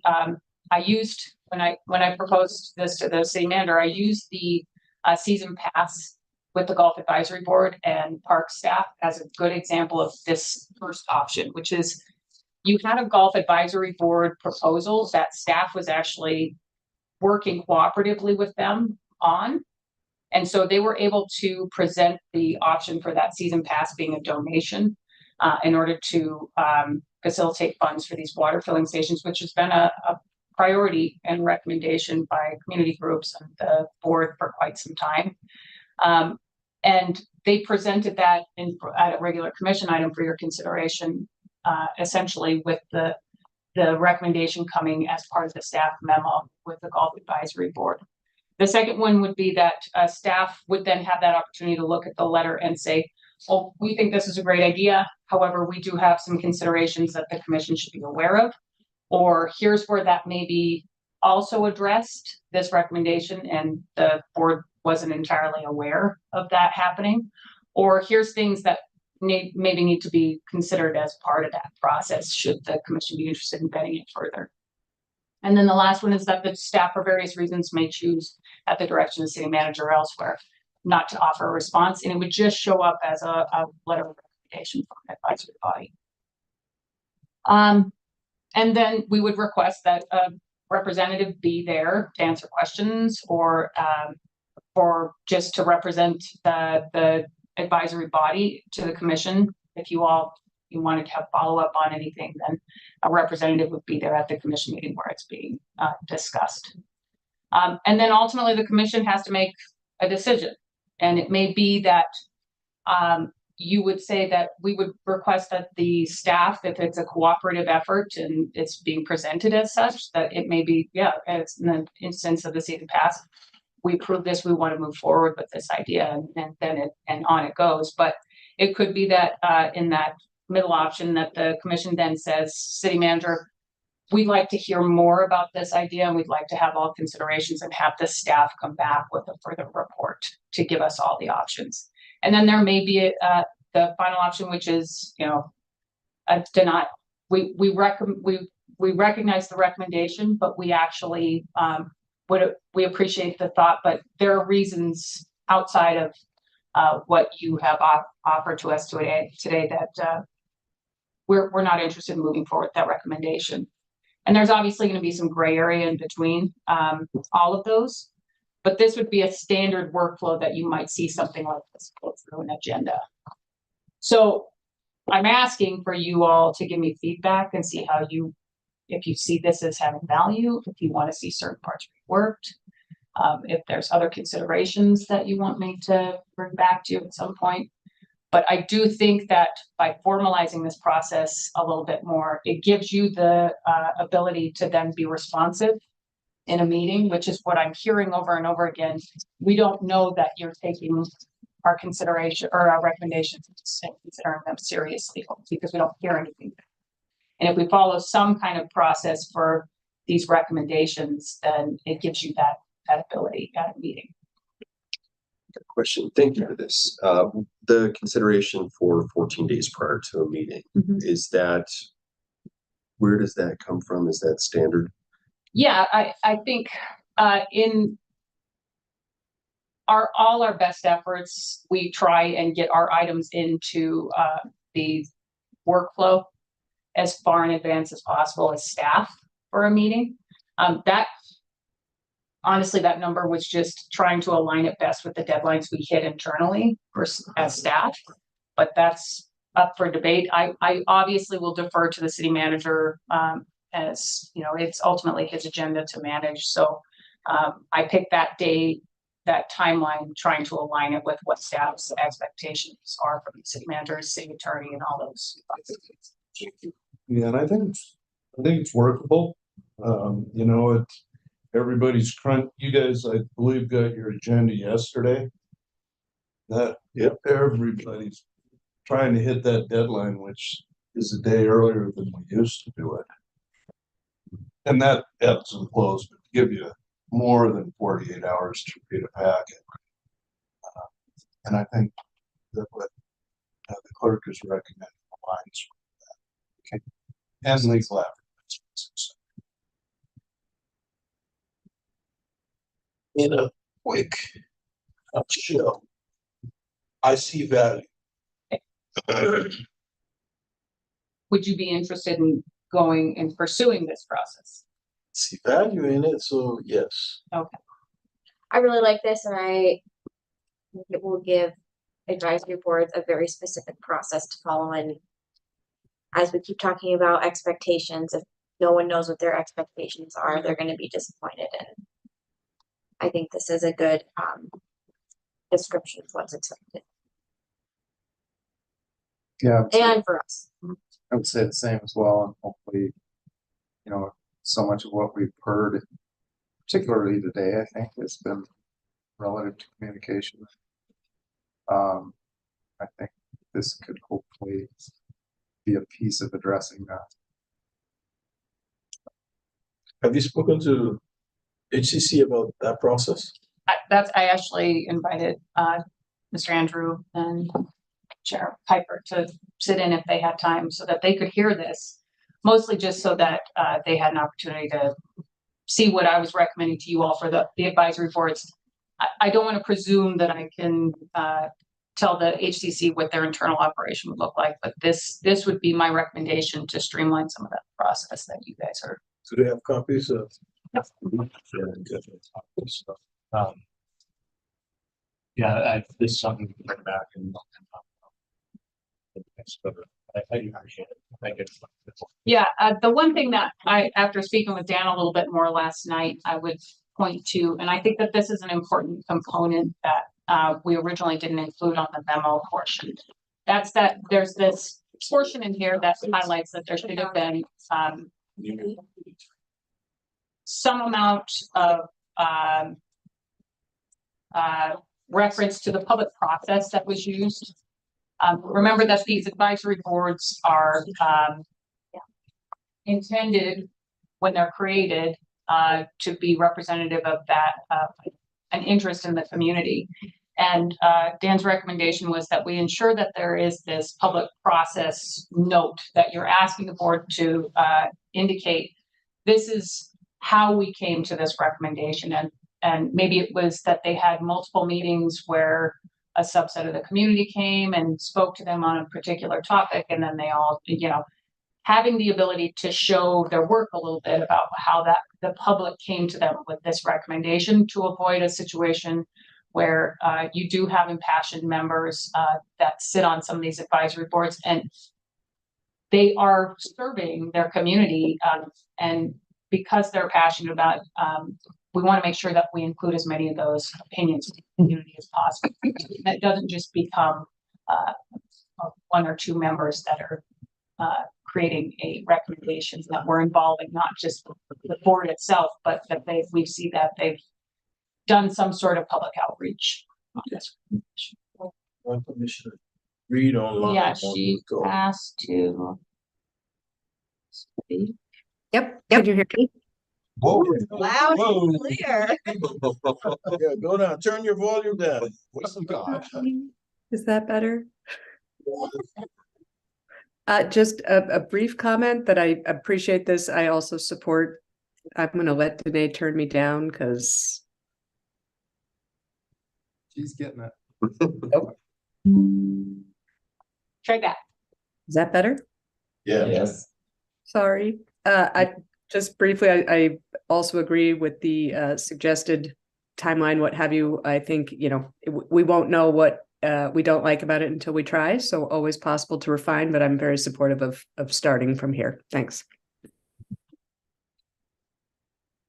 And I would maybe just offer, if we get feedback from the boards and if this is what HCC decides to use too, I think it'd be helpful to get some feedback on what works and what doesn't. Sure. I mean, we, as part of the board's project, generally, we went around and spoke with the boards and got responses to some of the policy decisions that were made in September, and talked a lot about the bylaws and the reasoning behind all of that. And I understand that it's a change in culture and a very much in some instances feels like a dramatic shift in the way we do things.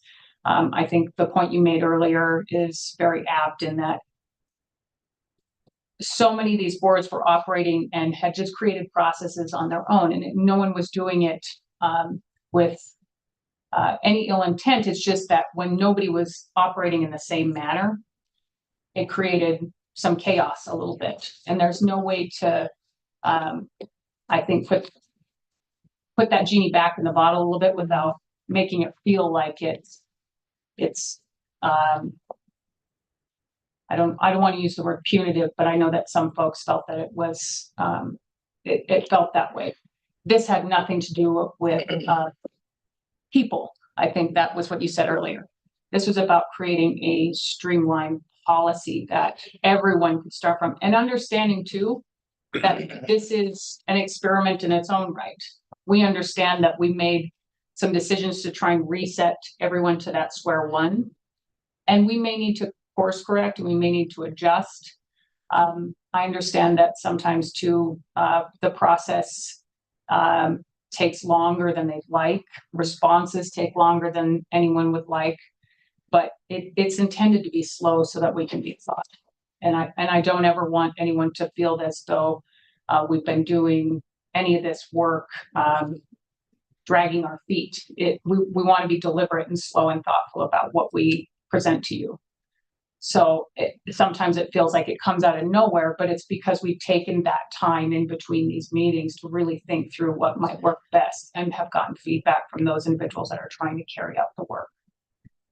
So I appreciate the comments, and I think what I'll probably do is ask if Ben and whoever else is interested from the HCC would like to talk more about what this might look like in action and answer any of those questions. And then with your permission, start working with the staff liaisons and boards on how we might implement this. And then obviously with the city manager through the agenda process. Thank you for that. Thank you. I agree with Commissioner Reed. It's, if you don't know until we try. Appreciate the work that you put into this from the boards to getting this process together. So thank you for that. Yeah, thanks a lot. Yeah, thank you. And Mr. Chair, we will be looking forward to hearing feedback from you guys on that process. Okay, great. Yeah, I'll pencil that in. So we'll talk about it. Thank you. Director Clark? Thank you, John. Thank you, Mayor and City Commissioners. And as Mayor Collins likes to say, go Grizz. Oh, I don't know if you want to say that here. Thank you. Oh, yeah, and Montana change. Thank you. So, we'll turn it back over to. I'll just recap, wrap up by saying what I said earlier, and I think what became evident to me, the amount of emotional energy that's been spent on this relationship because there was a lack of process.